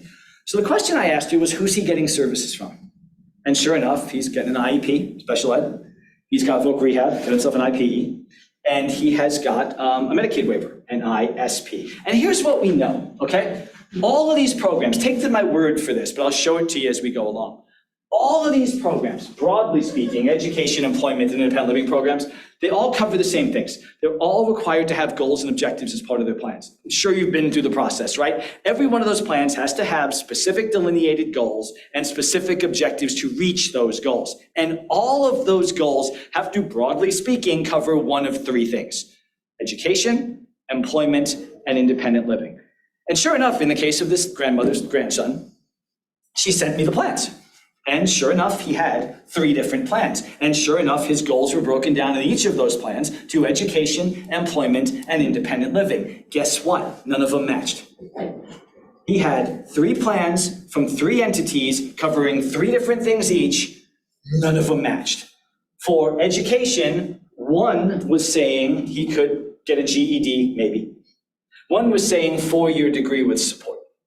For employment, one, hand to God, maxed him at sheltered workshop. One talked about media technician, he was into media, with a job coach. For independent living, everything from supported apartment to segregated home. And I said to the grandmother, of course your grandson is failing, because how can he succeed? These 3 entities that we are counting on to provide the supports and services he needs to live his best possible, most independent life are quite literally pulling him in 9 different directions. The plans and the supports are counterproductive. They're acting against each other. Not only is that horrible for the kid, think about the terrible waste of taxpayer dollars. That's your money going to push things diametrically opposite directions.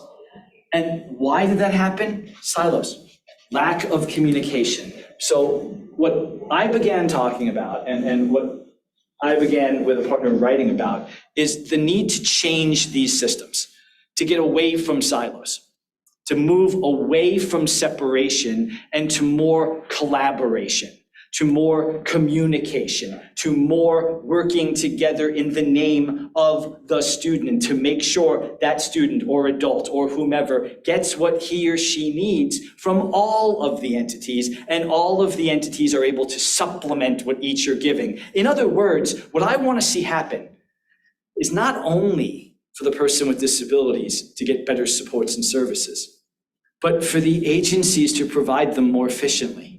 Because if the agencies are providing them more effectively and more efficiently, it means they're doing less work and spending less money, which means they can serve more people. So that is the genesis of what we call coordinated support systems. That is the goal, is to get us out of the silos, to break down the silos and make entities that should be working together. Spoiler alert, I'm going to show you this too. Everything I'm about to tell you about is already required by law. That's the video. We invented the wheel. Remember when I was talking to professionals and said, I don't want you to do more paperwork, or I'm do less. So the things we're going to talk about already covered by law. Here's what it looks like. I was doing a presentation in Ohio when this came about. I was presenting to the board, the state organization that covered the boards of developmental disabilities. So I'm talking all about the need to coordinate systems. And this guy by the name of Pete Moore comes up to me and he goes, "I'm visual. Is this what you mean?" And I said something intelligent like, "Holy crap." I said, "Color that in and I'm going to steal it." And he did, he sent it to me. So to Pete Moore in Ohio, thank you for creating this visual representation, because this is exactly what we're talking about coordinating support systems. Think of it this way. The person with disability is in the center exactly where she should be. After all, person-centered planning. Look who is around her. It's her support systems. Her family, a school, a job provider, a DD provider, all of the people who are charged to provide her with support. Now, they're all getting information from her, and she is giving information to them. So far, so good. That's exactly what's supposed to happen, right? That is what we call the student-led IEP. That's the informed choice process. That's person-centered planning. But look, we got another wrinkle. They're talking to each other. They are working with each other. With her permission or her parents' permission, they are sharing information. Because here's the thing. When we have 3 separate programs, just for an example, school, VR, Medicaid waiver. When we have 3 programs, that means 3 meetings. And it means 3 sets of goal developments. And it means more time spent talking about the same things. You're trotting the earth over and over and over. And I always hear the hardest part about planning is actually coming up with a time for the meeting when everybody's available. So what I think we should do is not have 3 meetings. We should, since we're talking about the same goals and the same objectives and the same plans, shouldn't we be having not 3 meetings and 9 goals, but 1 meeting to develop 3 plans with consistent goals? Because the things that the employment provider, the things that OOD can provide, can cover the same areas as the thing the schools can provide, but with a wrinkle that is specifically to them. So what we want is greater efficiency. So if they're talking to each other, if they're communicating with each other, if they're sharing information and resources and documents with each other, again, with permission, guess what we have? We have a unified system. We have greater communication. We have a shared vision. Rather than having goals that contradict each other, we have overarching goals. My goal might be to have my own apartment and to work as a media technician. Then we've got 3 entities that know where my end point is. And that means we can do different things. Because if my goal is to be a media technician, then my school can focus on the educational criteria I would need to meet that. OOD can focus on functional job skills that are required to be a media technician. A Medicaid waiver can focus on things like accessing the supports, the healthcare, the transportation to get to and from my job. Each of them addressing the same goal, but in a way unique to them, so that none of them has to do everything. We're out of the silos. We operate from a shared vision more effectively with communication and cooperation. And opportunities for this are all around us. This is where we go back over the ground we discussed before. But if you think about it, opportunities to coordinate are all around us because the student-led IEP and informed choice and person-centered planning and so many others are all addressing independence, education, and employment. So if they are, shouldn't they build on each other? So let's review and show how it does. Starting at age 3 in special education.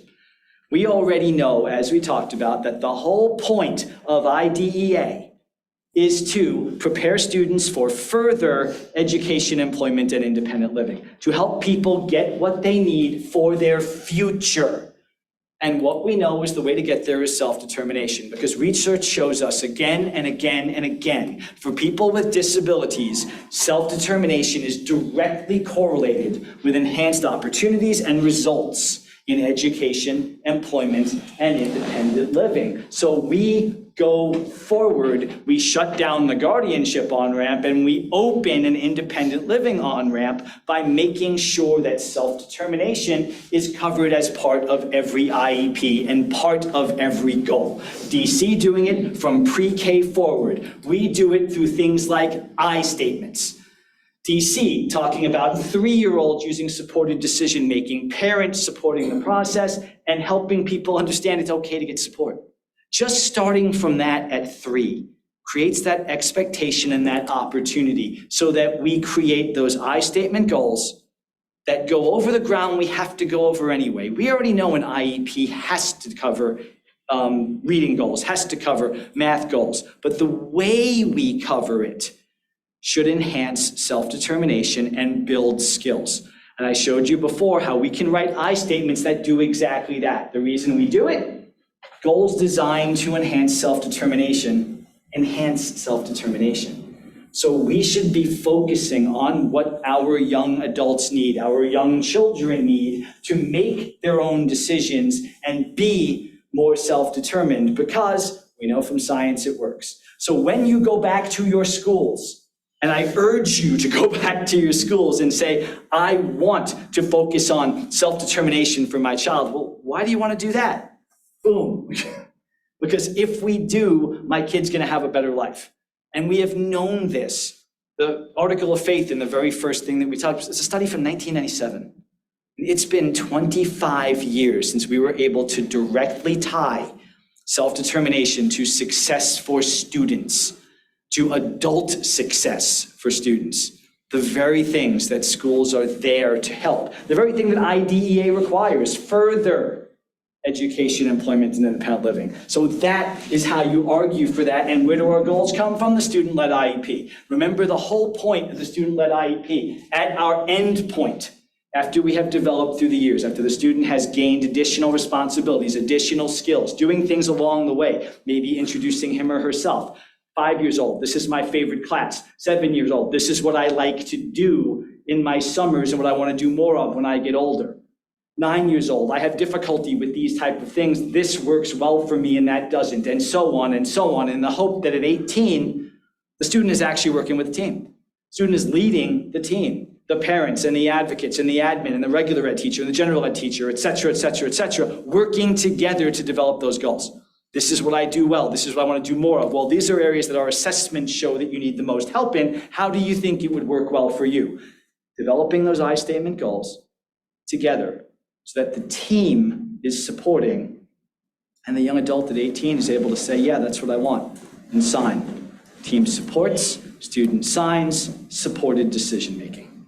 So starting from that young age, we permeate it not only in our goals and objectives, but we practice it. I've heard student-led IEP being called supported decision-making in a safe environment because it's a chance to learn how to do it. We learn how to make decisions. We don't come out as fully formed decision makers, right? So we have to exercise that ability to get good at it. Student-led IEP is a great chance to do that. You, student, have an obligation, a responsibility to take this role. And I urge you to use phrases like that. Because as long as it's a one-way street, then there isn't skin in the game. And I've worked with, here in Ohio, a lot of classes, they call them the challengers classes, the ones that most at risk of dropping out, and the ones who think to themselves, why do I want to stay in, what's the point? When I talk to them, I tell them, you're gonna let someone take away something that's yours? You've got something that no one else has. It's not a deficit. It's an opportunity. And you're gonna let someone take that away without you fighting for it? Phrase things that way, it becomes not something that is put on them, but something that they are in charge of. When that happens, good things happen. Really good things happen. We'll talk more about that type of process later. But what I want to leave you with is that supported decision-making is what makes that system work. Because as we get into transition, first thing I want to mention about transition is a magic word from the reg that I didn't show you before. Transition is required to be a coordinated set of activities. Remember how I said everything I'm talking about is already required by law? The schools in transition are already supposed to be working with other entities to make this happen. Already supposed to be coordinating the education, employment, independent living, adult education, community participation services that, remember, are based upon the students' identified strengths and preferences, and that develop adult living objectives and daily living skills.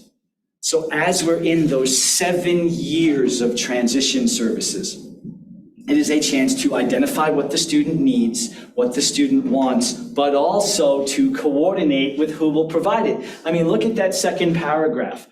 This is why I feel sorry for schools, all the things they have to do. But this is also an opportunity for others to work with the school. Remember, coordinated means an obligation. So they are required, schools, to provide vocational education. They are required to provide adult services and community participation. Are schools particularly well situated to do that?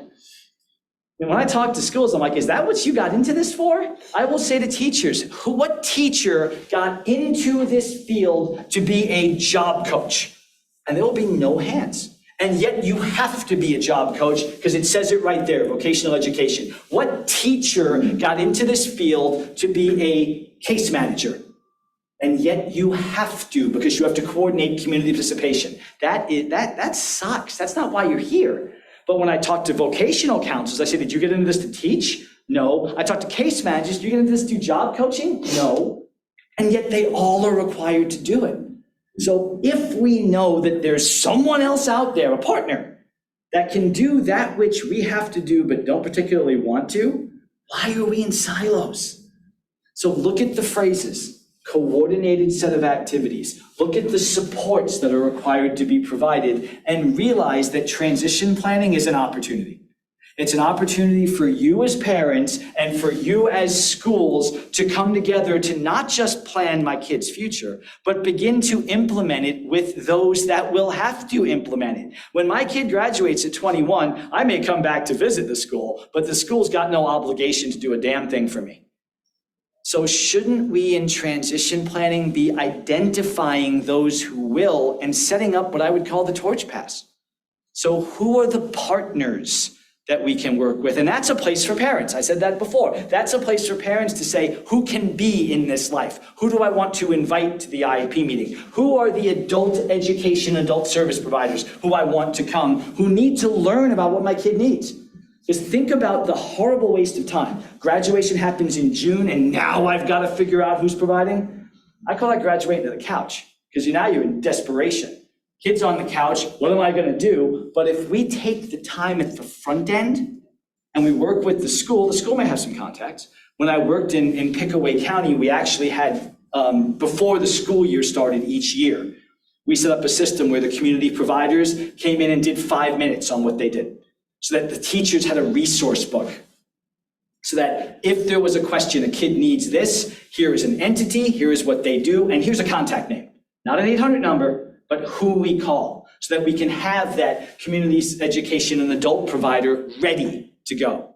So we don't wait for graduation. We do this in transition, the who's next and what's next and how we set that up, because you got those 7 years to do it. In transition, you have 7 years specifically to coordinate those services, to ask the question of who is picking up the torch. Well, who does pick up the torch? Well, I told you the first one's VR.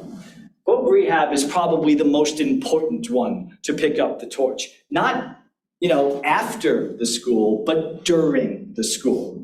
Can't stress that enough. You don't go to VR after graduation. VR is current, not just for pre-eds that we talked about, but also to figure out, because VR is going to be post-school, I hope, taking on the brunt of the work and responsibility. But to do that well, you've got to be involved in the front end. And remember what VR is there for. It's all about work. If you need something to get ready to work, you don't have to be ready to work yet. You might be in a position where you don't have employable skills. Doesn't mean you can't develop them. I didn't have employable skills at 16. I got fired from Roy Rogers, for God's sake. Not a joke. Actually, that's not true. I quit Roy Rogers, but I was going to be fired. And here's why. Apparently, I was mopping the floor wrong. I got scolded repeatedly for mopping the floor wrong. Now, I want to be clear. I was not mopping myself into a corner. I have mopped before. I am Italian. We are a matriarchal society. If mom, holding a rolling pin, said, mop the floor, I mopped the floor. So I knew you dipped, you wrung, you mopped. So I was doing nothing wrong, only I had a manager telling me I was. So eventually I just said, screw this, I quit. So I could not hold a minimum wage job at 16. I lacked employable skills. Lots of people do. So the point of VR is for kids with disabilities to help them develop those skills before they're adults and truly need them. So focus when you're talking about transition planning on exactly that. You bring VR in before you need them to the pre-eds to develop those skills, because the whole point is to help you develop what you need in order to move forward, to prepare for. And that includes when your lack of employable skills include things to care for yourself. Self-care and organization, the developing, as we call it, of adult daily living skills, right? So doesn't that look familiar? If the things that are keeping you from working are adult daily living skills, isn't that something that we should be working together with the school on? Because it means we have two entities with similar responsibilities. Shouldn't they be working together? If there is a lack of adult daily living skills that also contributes to a lack of employability skills, couldn't the school and VR kind of divvy up responsibilities? We're going to work on stuff in the school setting. You can work on it outside the school setting. You can work on, self-care and organization in the job setting. to make sure that the person is staying on pace, doing the things they're supposed to do. We'll work on it in the school setting, meaning goal setting and sticking to a plan. Different approaches, same goal, building toward the same thing. Why are we in silos? So also with VR, we make sure that the supports stay consistent throughout if they're working together. If we're talking about someone having difficulty following directions or staying on task, again, school, we can do that in the school context through goals and objectives. I shall develop a task plan with the support of my counselor to do each day to make sure I get my assignments done. VR goal, I shall work with my job coach to make sure I understand my job responsibilities and develop the skills to meet them. There are different contexts, same idea. And think about it. If those life skills make it hard, then VR can pick up the ball. When this kid's a student, VR and the school can work together. And the idea being you're eligible, like I said, if you've got a disability, makes it harder to work, want to work, and they can help you. All the more reason to start early. All the more reason, because that pre-ETS program says if you're getting disability services, 504 or IEP, before you even apply over here, they should be serving you. So VR can pick up the ball even before you're going to them for eligibility. So that allows you the advantage of time.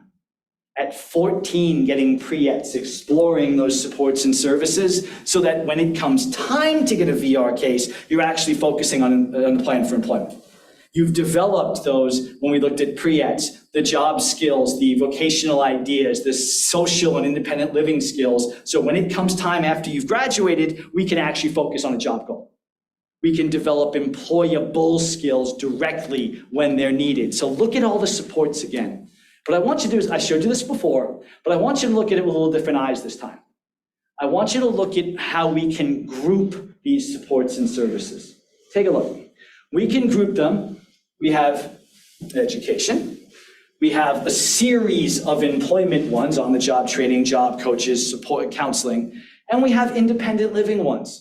Services to family members, transportation, medical and mental health care, assistive technology. So we have those three areas, education, employment, independent living. Doesn't that look just like the stuff we have to do in transition planning? So remember I said we got two entities doing the same thing? We got two entities doing the same thing in multiple spheres. So if we have a student in transition who has to do vocational education, integrated employment, including supported employment, continuing adult education, independent living stuff, and we've got VR that also provides independent living and education and employment stuff, why are they in silos? Two entities that provide the same services. Why are they redundant? Why aren't they collaborating? And you know what? It's more than just providing the same services. They speak the same language. Remember informed choice. My counselor tells me about my options. I work with my counselor. I tell my counselor my hopes, what I'd like to accomplish. You help me crystallize that into a job plan that I can say, yep, that's what I want, and that's what I'm signing off on. Doesn't that sound just like the student-led IEP? So entities do the same thing, and they do them in the same way.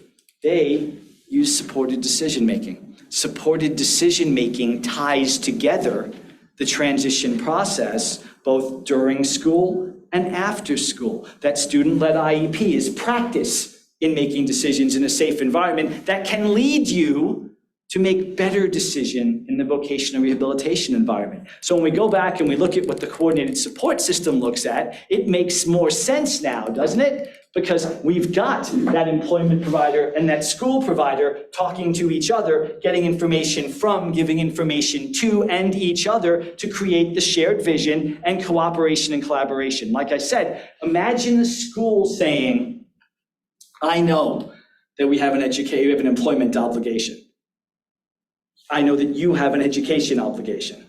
How about we do the education, you do the employment? Every one of the plans you have, you've seen these, an IEP and an IPE, just to name two, each have a section called related services, where you're basically able to say who else is working with your kid.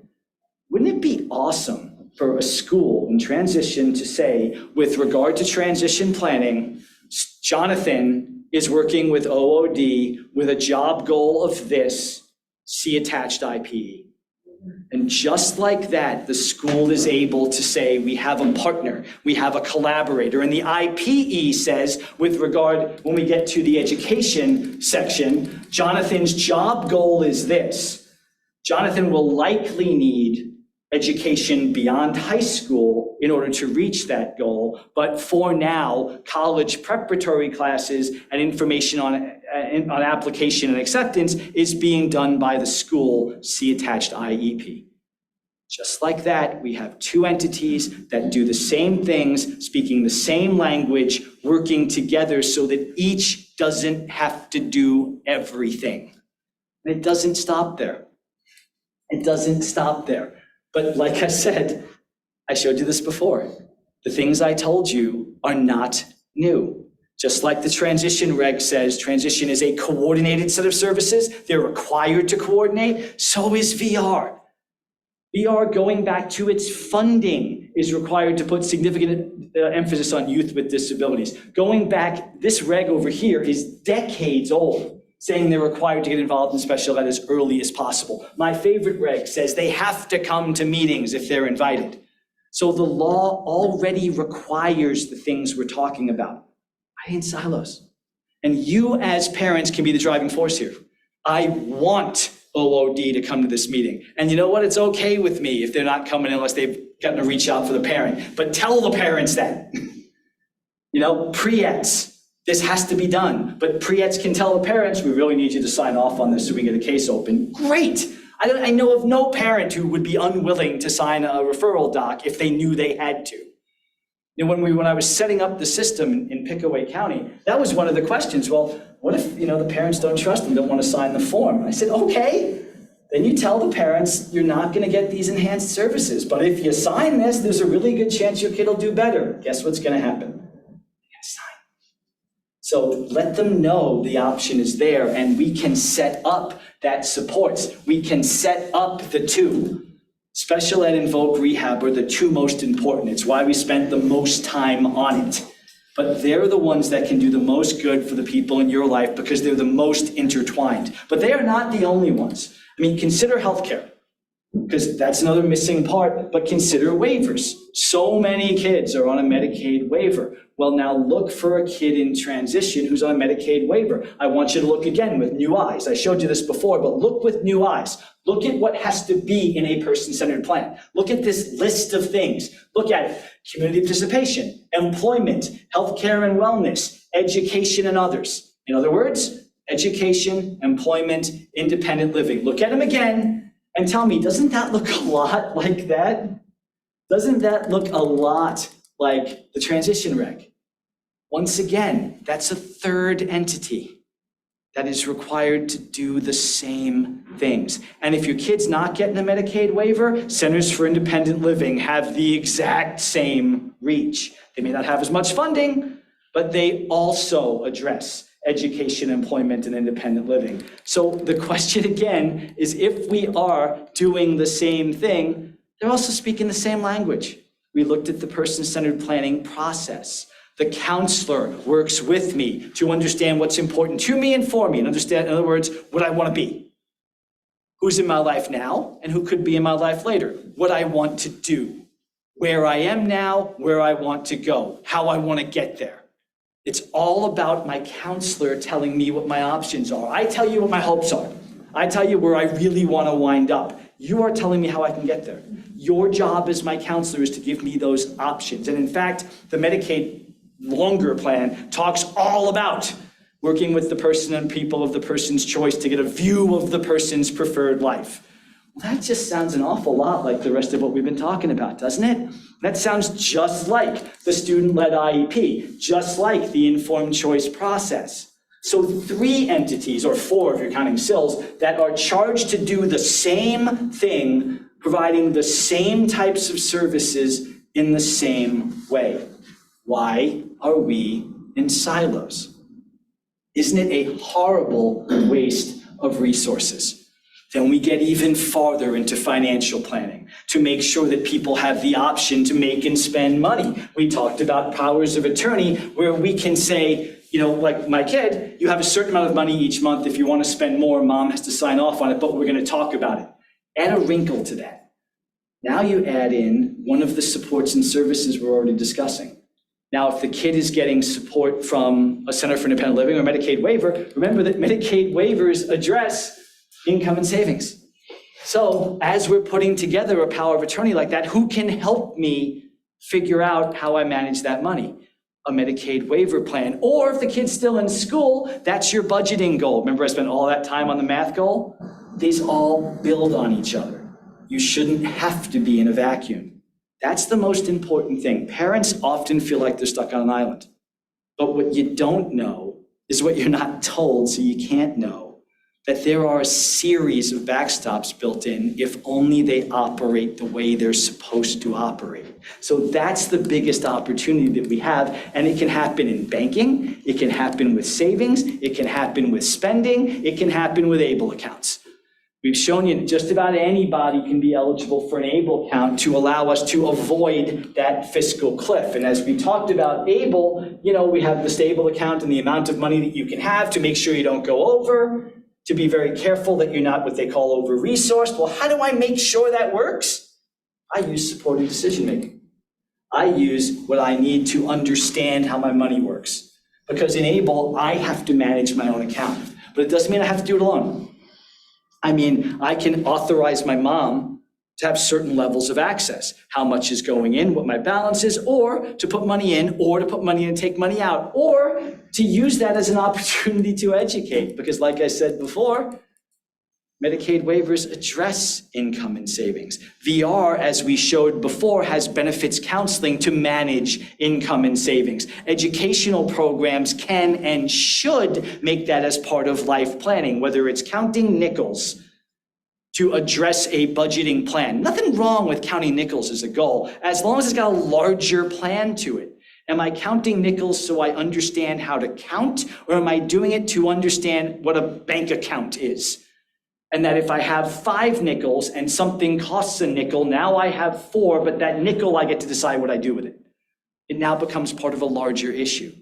So ABLE becomes part of the educational process and the VR process and the money and banking process. It fits together, and what is it that ties it together? It is the need to make decisions.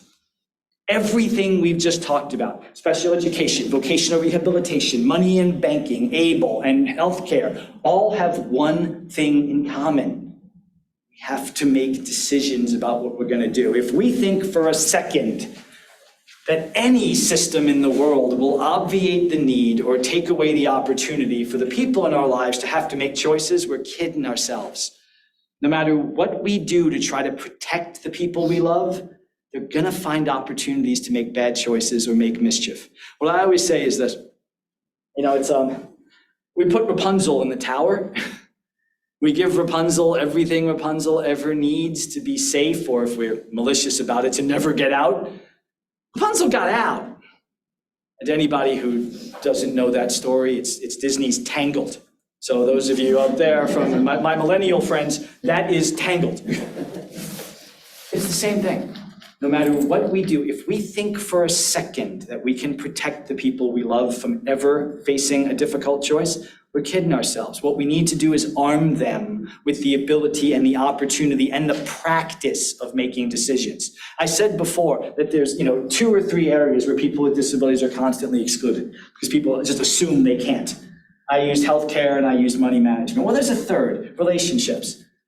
And this one hits kind of close to home to me because the number one reason, for guardianship I hear is safety, but a lot of them is so they won't have sex. And my answer is always, it's not a chastity belt.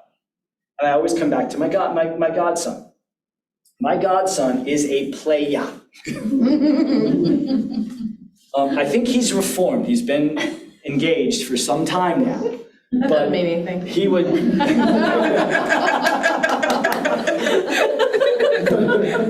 That's on tape. I can't even talk after that. Sorry, that was my outside voice. voice. To remove it. Speaking for my gender. Some of us try to do better. It goes both ways, I'm sure. James, for years, one of the things he wanted more than anything else in the world was to be engaged and to be married because he equated it with normalcy. And, I use the worst possible expression to describe my godson, but it makes sense. I always say that James, who I love dearly, is not playing with a full deck, which sounds like a horrible statement until I explain it to you. There's 52 cards in a deck.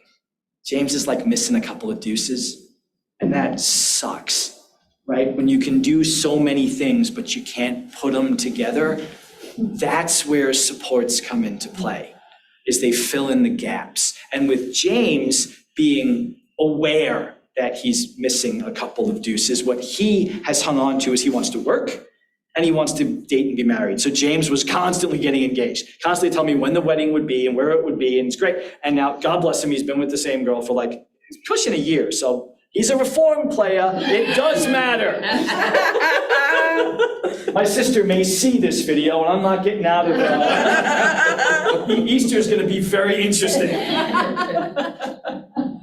Point being, though, that it is a form of separateness to say that someone shouldn't or couldn't experience that. And that's where supported decision-making comes into play, too. Because with my godson, my sister found him an IDDD-based sex education course, so that he could understand that part of the thing that he wants so badly is to do it responsibly.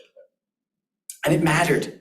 It helped him understand. So when we talk about the ideas of what we want, when we can use with supported decision-making all through life, that counts too.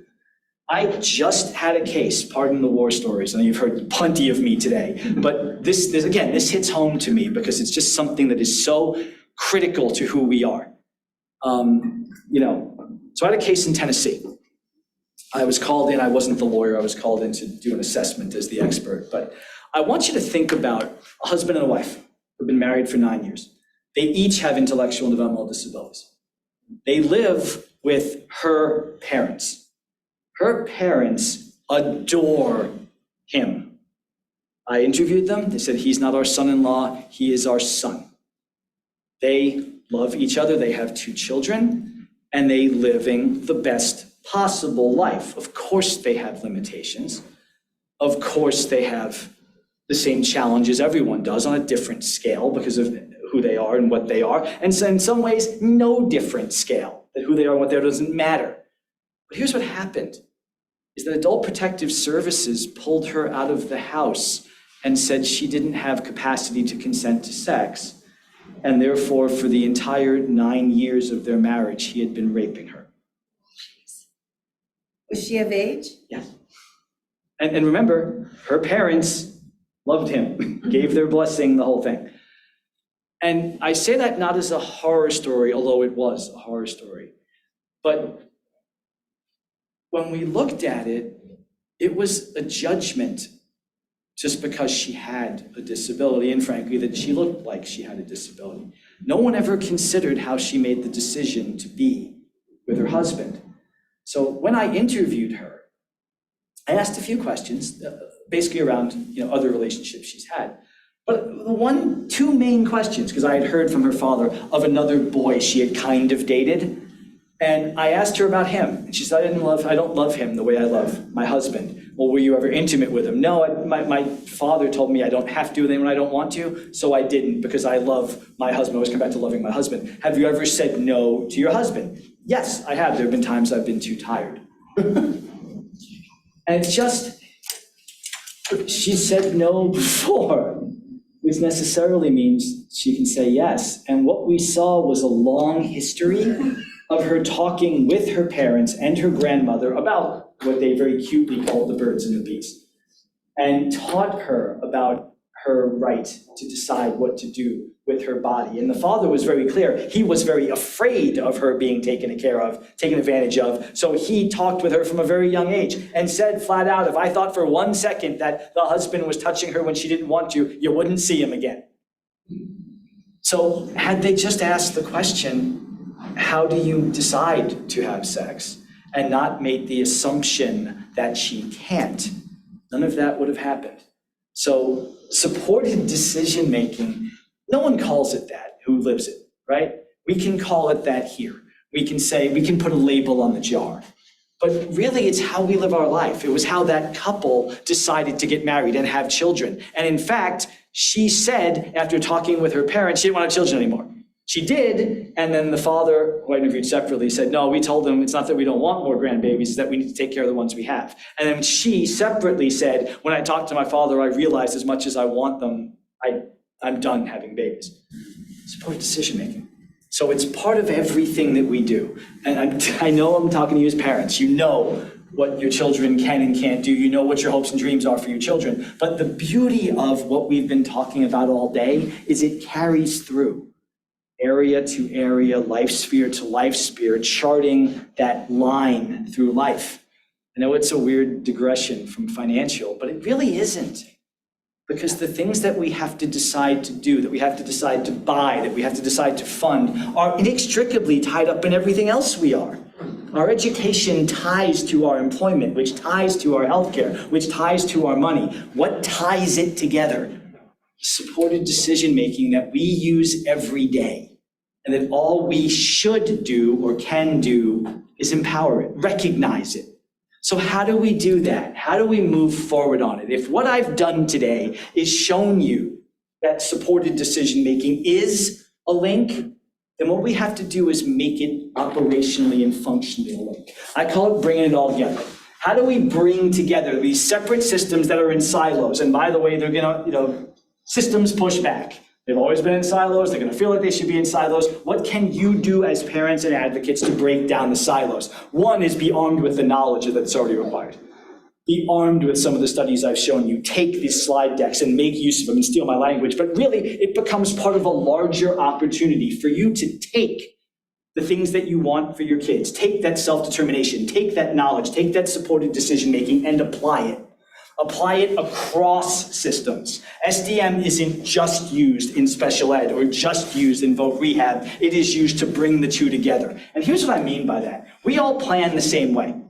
All these things are about plans.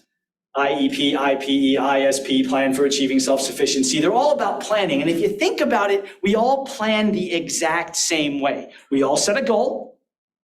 We all say to ourselves, what's stopping me from getting there? We all figure out a way around the barrier, and we all make it happen. There is no difference for people with disabilities. We plan, we brainstorm, we goal. There are areas in your kid's life that we can break down broadly into education, employment, independent living, and we can figure out what are the things that they want? What do we want for them? How do we support them to figure out what it is that we want? In Voc Rehab, that's informed choice, the student-led IEP, person-centered planning, or just talking to them. Figure out their goals. Then ask the next question. What is stopping him or her from getting there? Is it that they need additional support in decision-making? Is it they need additional education? Do they need job support? Do they need a counselor? Do they need life support? And then figure out who can provide those things. I have shown you about 4 or 5 different examples of organizations that can provide things, often the same things. So who's out there and how do they do it best? How do we make the things that are needed fit the rubric of that agency? Again, if my job goal is media technician, different things can be done by the different entities to help me support me to get there. The ones that do things well should provide to me the things that they do well. And once you figure that out, what I want, what's stopping me, what's going to get me around it, and who can provide that, write it down. You can write that down at home in a sketched out plan. You can write it in an IEP. You can write it in an ISP. You can attach it to every plan so that each one of those entities is dealing from the same sheet of music. That's you. You say to them, these are the short and long-term goals that I want incorporated into your plan. And these are the other entities I want you to work with. Just as an example, 34 CFR 361.48, you can say to your school, these are my kids' long-term goals. Now please invite VR pursuant to their responsibilities to my IEP meeting so we can talk about what they'll do. And just like that, you create collaboration. There are other ways that we create it. And again, something that I've discussed in many places, especially throughout Ohio, that I call dream-inspired planning. I use the word dream intentionally because dream is not a popular word when it comes to disability services. But I want to ask you a question. When was the last time you were at a party and talked about your goals and objectives for the future in those words? If you're at a cocktail hour, you're like, hey, how you doing? I'm Jonathan. What are your goals and objectives? I'm gonna be alone even faster than I am usually alone at a party. That's not even a swipe left. That's a turn my back and go. I've got to go somewhere. We don't talk about our goals and objectives because it's a stupid thing to talk about. We base our lives. We base our relationships on our dreams, what we envision for ourselves. Our dreams don't, define who we are, but they define how we are. When we talk to our friends, they have similar interests as us. We may never reach our dreams, but they define the way we think about our lives. So our friends share our dreams. That's why they're our friends, right? They share our visions. That's how we share and we communicate. So dreams shape us. And dreams don't have to be achievable. All they have to be is understood. If you asked me at 18 what my dreams were, they were two things: left fielder for the Yankees, rhythm guitarist for the Stones. These are the two dumbest dreams I could have possibly had. One, the scouting report said, too small, too slow for size. Two, Keith Richards will never die. That joke is going to get old as my audiences get younger. Yeah. For those of you who don't know who Keith Richards are, he's now pushing 80 years old. He's the guitarist for the Rolling Stones. He will never die. Keith Richards has had every drop of blood in his body replaced, I think, on 3 occasions. He has shimmied up a coconut tree, fallen off, fallen on his head in his 70s, and been on stage that night. There is 0% chance I'm ever succeeding Keith. But what do those dreams tell you about me? What do they tell you about my values and about what motivates me? Physical activity is important to me. I am hyper-competitive. I want to achieve at the highest possible level. I like to entertain and be the center of attention. Holy crap, I picked the perfect career. I'm a trial lawyer and a lecturer. I get to fight to win constantly. I get to be the center of attention. You've been stuck looking at my face for 6 hours.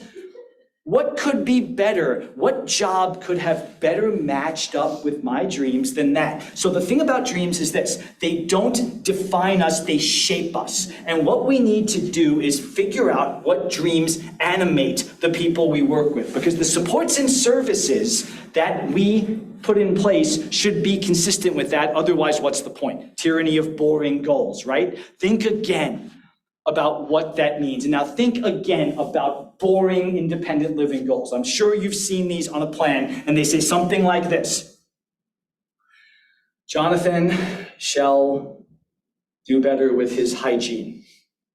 Jonathan shall master doing his own laundry. By the way, I need those goals badly, but I don't care, because they don't mean anything to me. And for a person with disabilities who's looking for something, they don't mean anything to them either, unless they matter to the person. So that's what dream-inspired planning is about. It's about finding out what matters to the person and shaping supports and services around them. I've done this particularly in several Ohio counties, usually Mansfield County. Done it year after year in Mansfield. Dream-inspired planning starts the 3 Ds. 1, we dream. We encourage kids to dream, to identify what their dream life is. It's a great exercise. You ever see on Pinterest a vision board? A dream board is just that. I got a piece of paper, big old piece of cardboard, magazines, glue, pencils, pens, scissors, and say, you got an hour, go nuts. Whatever it is that symbolizes your dream life, put it on that paper, whether it's cutting out, whether it's drawing, whether it's writing, whatever it is, put it there. Don't think, just do. Everyone looks at me like I got 3 heads for about 5 minutes, then they start and it goes amazing. And you see incredible things on it. This is not an arts and crafts exercise. This is specifically done to help students identify what matters to them. So that and it's not hung on a wall. It goes to your IEP meeting. It goes to your ISP meeting. So the student can lead and say, when it's awfully hard to talk about your goals and objectives when you're 12 and 13 and 14, you can put that cardboard down and say, this is what I want, how are you gonna help me get there? And like I said, it ain't wish fulfillment, because the next step is digging. Because very, very often the things that you identify on that plan are not things you're going to achieve. In Mansfield, I swear to God, 70% of the guys wanted to be LeBron, 70% of the women wanted to be Beyonce. I can't make that happen. You can't make that happen, but I'll tell you what, I can find you a chance to sing. I can find you clubs that are involved in singing. I can find you a chance to play hoops. And it's not just about the playing of hoops. That's community integration. That's finding your peer group. That's finding your support group. It's also identifying the things that are important to you. My favorite dream board story, again, happened in Mansfield. I'm working with this class. I noticed that one kid made his entire board about weed. I mean, top to bottom, it was about weed. And it was for shock value, and I will take that bait in a second. So I said, dude, what's up with the weed board? And his teacher's like, oh, no. And he just looks at me and goes, I'm gonna be a legal weed dealer. And I went, legal weed dealer? How come? And he goes, well, I'm not getting arrested for this. I said, all right, so you're gonna wait for weed to be legal, and what are you gonna do? He goes, well, I've got my own brand, I've got the stuff I can make, I'm gonna grow it, I'm gonna sell it. And I said, you got a big problem, dude. He goes, what? I said, you're screwed. Because the second weed becomes legal, Marlboro is going to bury you. How do you know your stuff grows in this soil? How do you know how you're gonna do the advertising? How are you gonna pay your taxes? How are you gonna hire your employees? You need a vocational rehabilitation case. You need to do what's called a self-employment enterprise through VR. And you know what? He left that day with a VR case. I certainly hope he put his desired skills to perhaps better use. But point being is we shaped the services to what he saw. You dig. Okay? Another young woman I worked, ma'am. I was just gonna say, I'm going through the Charting the Life course, ambassador training right now.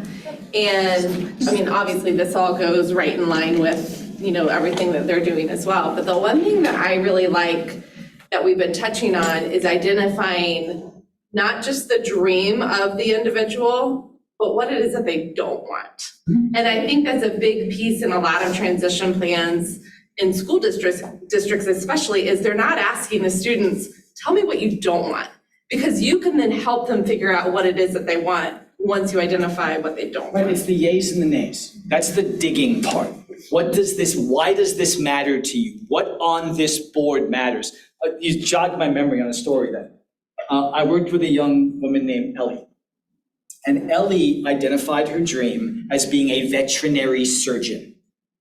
Ellie had intellectual disabilities, was not going to be a veterinary surgeon. What she had was a good counselor. We were working together who did the digging. What are the values behind it? What are the reasons? What is it about veterinary surgeon that appeals to you? And Ellie told the story about her dog having cancer. Her dog had cancer and had to go to the vet. And the vet was awesome. They came out, they talked to her, they pet the dog, they were with the dog. The dog came out with a bandana, and the shaved arm thing. But what she said is, I want to do for people and pets what that veterinary surgeon did for my dog. And you know what? She is now a vet tech. Her job is consistent with her dream. She walks the dog, she talks to the people, she's in charge of that. But here's where it's important. It's not just a nice story. Remember the boring goals? Now they matter. Now you have to watch your hygiene, because if you don't have clean hands, you can infect the dog, which is the opposite of your dream. If you don't have clean clothing, dirt from it can get in an open wound and hurt the dog. So now those boring goals are tied directly to the person's dream, and they're much more likely to be followed through. So that's the third step. We develop the goals, objectives, supports, and services that are consistent with the values. Remember, it's not wish fulfillment. I'm not gonna make a job goal around playing basketball for the Cavs. But I can make a job goal that involves a lot of those things. Physical fitness, competition, thoughts, where does that fit? How do we make that work? So we can make dream boards. And I have made dream boards across several states. Person on the left's name is Morgan. She was Butler County here in Ohio. And what I like about Morgan's is it's about words. Morgan did her board, she wrote all these things down. And we did an exercise. I said, Morgan, I love your board. Let's talk about your board. You want to cook an amazing meal. You love art. You love to travel. These things you do by yourself. Oh no, I like dinner parties. I like to create things. I like to be around people who have similar goals and similar visions as me. About art, that means she's creative. You know what Morgan's doing now? Last I heard, she's working as a docent in a museum. She's around people who like art. She's working at a job that's consistent with her dream and the words on the board that matter to her. Stephen on the right is from Florida. What I dig about Stephen's is Stephen's visual. Stephen put on the paper the things that appeal to him and then wrote underneath them how they relate to him. Because here's something else Stephen did. You don't see it, but on the back of his board, he wrote a cheat sheet. He brings that to meetings and jobs, because sometimes it's awfully stressful at a meeting, right? So Stephen wrote notes on it so that he can go to a meeting and say, this is what I want. These are the things I'm very interested in, healthcare and working with people and all those things. And he had a healthcare goal. He wanted to talk to people about ways to be more healthy. And he could go to an IEP meeting or an ISP or an IP meeting and say, this is what I want. How can you help me get there? And guess what? We can find ways to get there. The things I'm talking about, I promised you from the beginning, are not vaporware. They've been done. Project Renew has been done across the country. It is not as rigorous as I would say about the coordinating systems, but Project Renew has been done across the country traditionally with students most at risk of dropping out. It's all about coordinating supports around the idea of self-determination, like the self-determined learning model of instruction, identifying goals, checking in to see how you're doing with those goals, and adjusting if you need adjusting. Well, what they found out with Project Renew, when they were working to move kids forward, was that in the very first year of the program, the ones most at risk of dropping out, over 90% found work, 70% kept their jobs. 3 years later, most kids had graduated, most were on a college track, and most had found employment. Why? They were more self-determined. They were in charge of making sure the process went together. They had support to make it happen. They had teachers and counselors and stuff working together, but they were the ones who were most self-determined. And we see it happening right here in Ohio. I set up coordinated support systems in Pickaway and Perry County. We call them the same thing, successful transitions.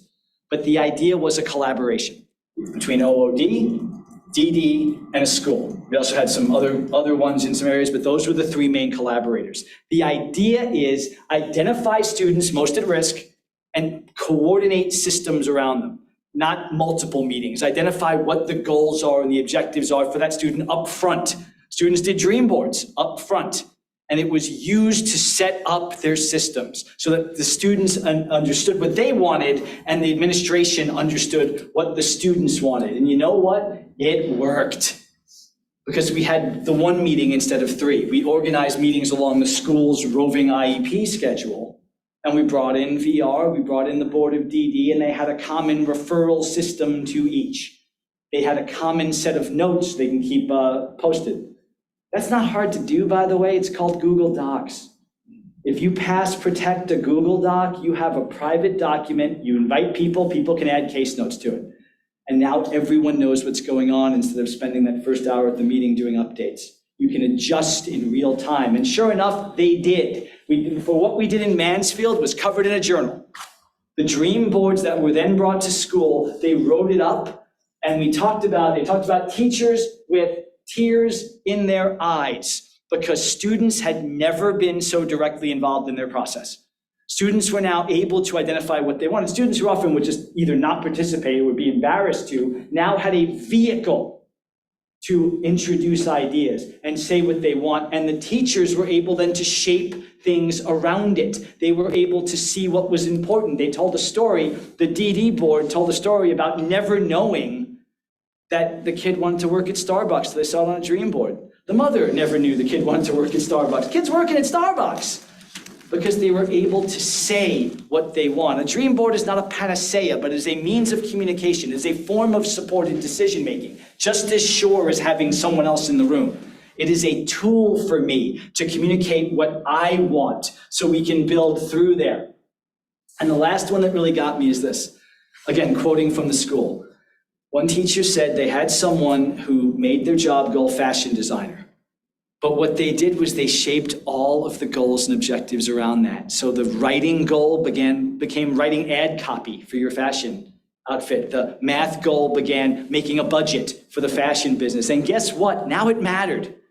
Now it mattered. Before it was who cares? And now it's directly related to their goal. It's serving the responsibility the school already has to meet in a way that matters to the student. That's what the individualized stuff did. And we did the same thing in Rutland, Vermont. We did a year's worth of project. It was more intensive than the Ohio ones, so we collected some data. Same idea, 3 entities working together, single meetings, dream boards, coordinating services. Well, after a year, we did data. 86% of the people who did it said that made people better prepared for school and what happens after. 100% said it was better services. 100% said it identified needs better. And what? 73% said it was easier. So if we know that it works better and it's easier, I ask the same question again, why are we in silos? You, parents, have the ability to advocate for this. To say it's already required, why aren't we doing it together? School employees have the opportunity to advocate for this, to say we're already overworked. Why aren't we bringing VR in to handle this? All we gotta do is invite them, it's right there in the reg. And if VR doesn't wanna come, that becomes an agency head to agency head decision, in my opinion. Okay, you have the ability to bring in the supports so that you can make things different. Let me leave you with a couple of thoughts. Okay, the things I have talked about today are gonna be new. Everything is new the first time you do it. But they all come around the same commitment. And it all comes around the idea that it starts and it ends with a commitment to respecting and protecting and empowering choices. I started there for a reason. What is your favorite right? It involves choice. So what we do is we start with 2 things. We believe in choice, we empower choice, we protect choice, and choice leads to self-determination. We make those 2 commitments, everything can flow forward. Then it becomes a question of how we do it, right? Supported decision-making, in my opinion, is the vehicle to get there, but our commitment is choice and self-determination. And the things that we have talked about are new. There's gonna be pushback. People have done the same things the same way forever. You gave the example of the coin counting, which certainly to me sounds pretty passé at a time when we don't use money, but it's been done. It's what we've always done. So when you push for something different, pushback will happen. And you'll get what I call the finger wag. I get the finger wag everywhere I go. You will get the finger wag too. Be prepared. Fingers will wag, and they will wag like this. They will say to you, you're trying to change the way we've always done things, and fingers will wag, and you have to be prepared for that. Don't you know we do things a certain way, and you are trying to change the way we do things? When you get that, I strongly recommend that you respond in a unified way. And I tell everyone I talk to respond the exact same way until that question stops getting asked. Don't you know you're trying to change? Yeah, I do know.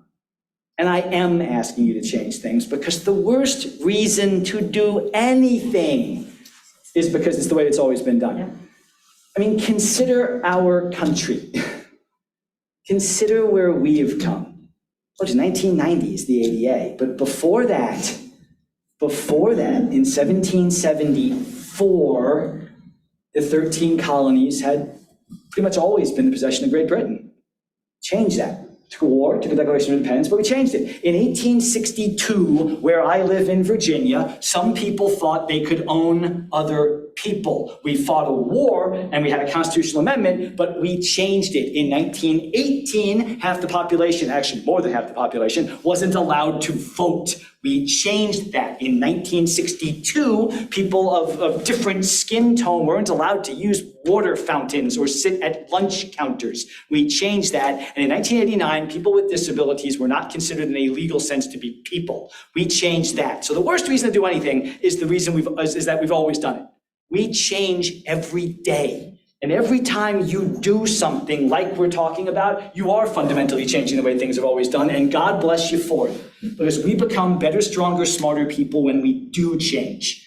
That's the good news. The bad news is it pushes back. Change is hard. System will push back. Because if you empower people to make choices, guess what's going to happen? They're going to make some bad ones. If we empower people to be independent, they're going to make a mistake. Of course, nobody takes away my right to make choices because I, buy weird stuff on Amazon after having a bunch of drinks. But we have been assuming that people with disabilities can't for so long that one mistake becomes a self-fulfilling prophecy. And that's when fingers wag again. Exactly. If you had to go rock the boat, and now, and that is a time when we have to buckle down and realize this.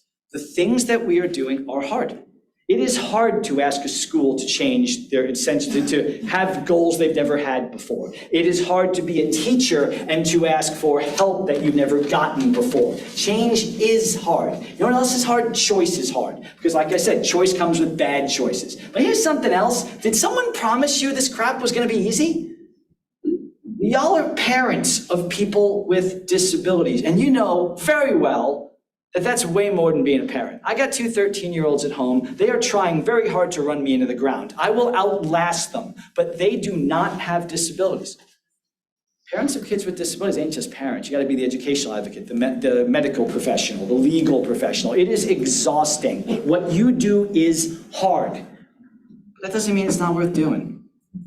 So that's my comment to you. Fingers will wag, and they will wag again and again and again. And you have to be strong, smart, and determined enough to push back. Quote on your screen from my favorite author, and he nails it. We were not promised this was going to be easy. The things that I'm asking you to do are not easy, but we were never promised ease. The purpose of life is not ease. The purpose of life is to choose and to act upon our choices. When we do that, when we respect choice, protect choice, empower choice, what we're doing is giving people an opportunity they never had before. And we're not judged on the one mistake. We're not judged on buying the wrong thing or dating the wrong person or having a bad day. What we're judged on is how hard we work, how much effort we put in different ways and in different directions, and how we get up when we get knocked down. I do not have to tell parents of people with disabilities that you will be knocked down. You will be knocked down again and again and again. But daring, effort, and resolve, boldness, hard work, determination, you're going to get up.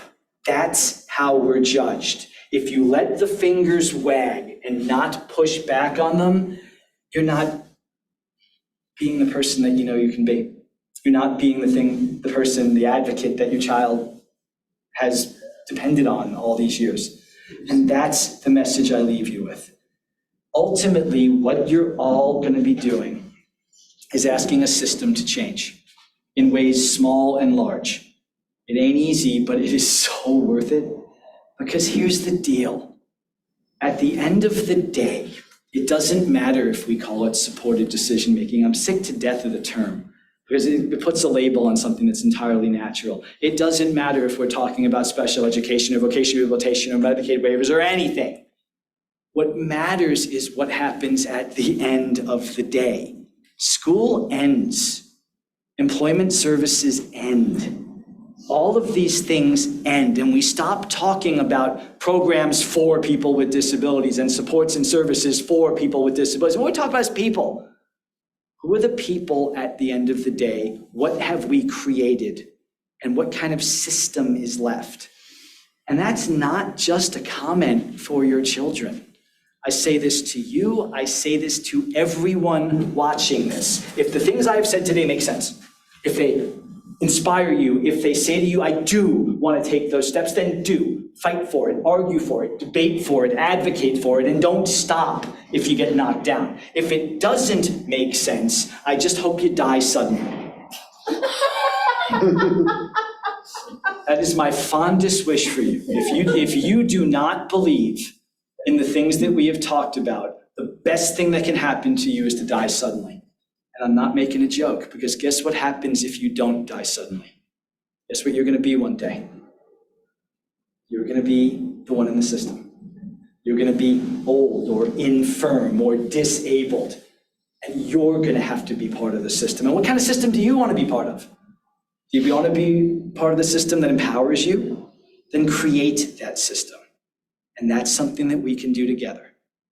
One person at a time, making one decision at a time, changing one system at a time, and I would be absolutely honored to do it with you. That's my email. Please do use it. I am happy to answer any questions.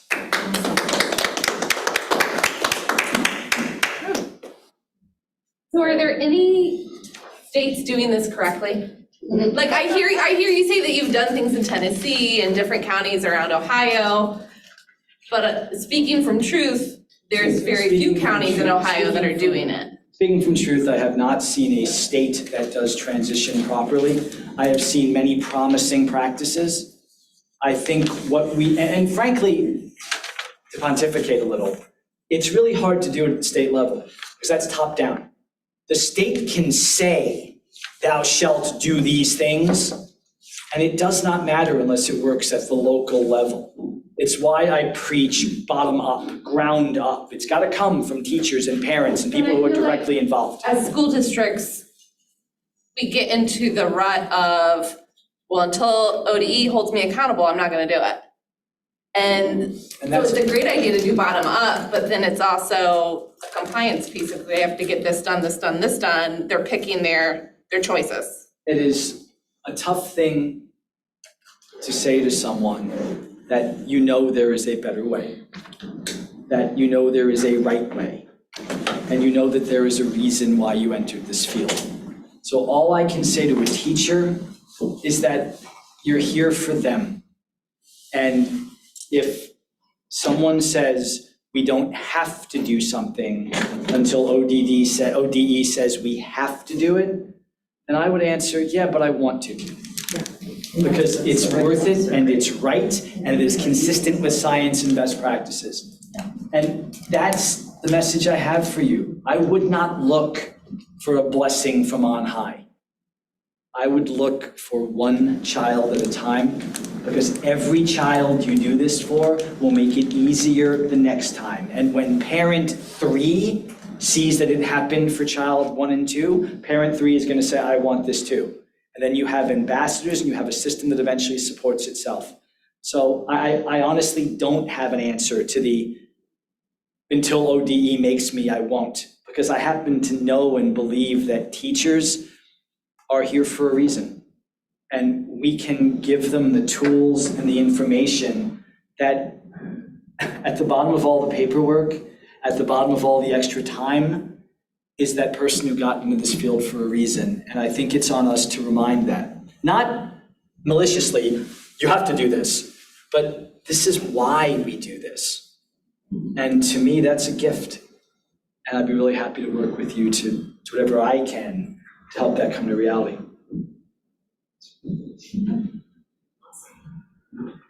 Any other questions? All right, well, thank you for those who came in person. Thank you to Virtual World. I know people were kind of in and out today. Appreciate your attendance. We did record this. It'll be available on our YouTube channel if you want to go back and watch it, probably 7 to 10 days from now.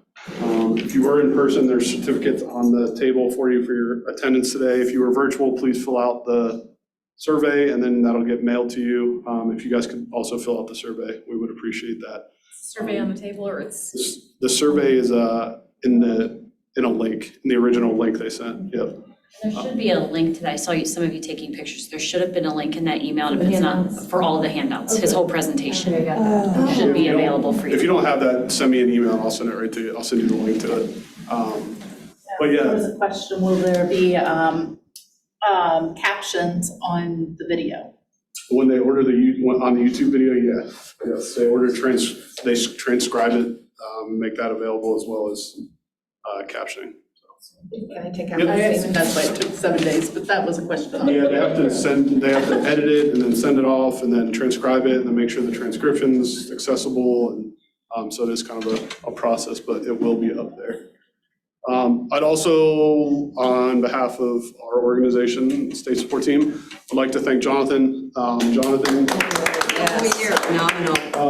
This is our second year with Jonathan. Each time I talk to him, I learn something new, something that I feel very valuable I can take with me in my job and support parent mentors or parents, families, districts, students, whoever that may be. So we are glad to, echo that message throughout our region, throughout the state of Ohio, and hopefully, we'll get to a point as we progress with things in Ohio that, this becomes commonplace in practice in what we do for all students, really. I mean, not just students with disabilities. I mean, I think these conversations are important for everyone. But yes, thank you, Jonathan, very much for your time, your information, for traveling to Ohio. Hopefully, weather they're predicting will out for you. Hopefully you can get out of Ohio. But, yes. So thank you guys for coming. Safe travels home, wherever you may be going, and we look forward to seeing you, working with you in the future. Are you still taping? Are we still taping? Yeah, recording.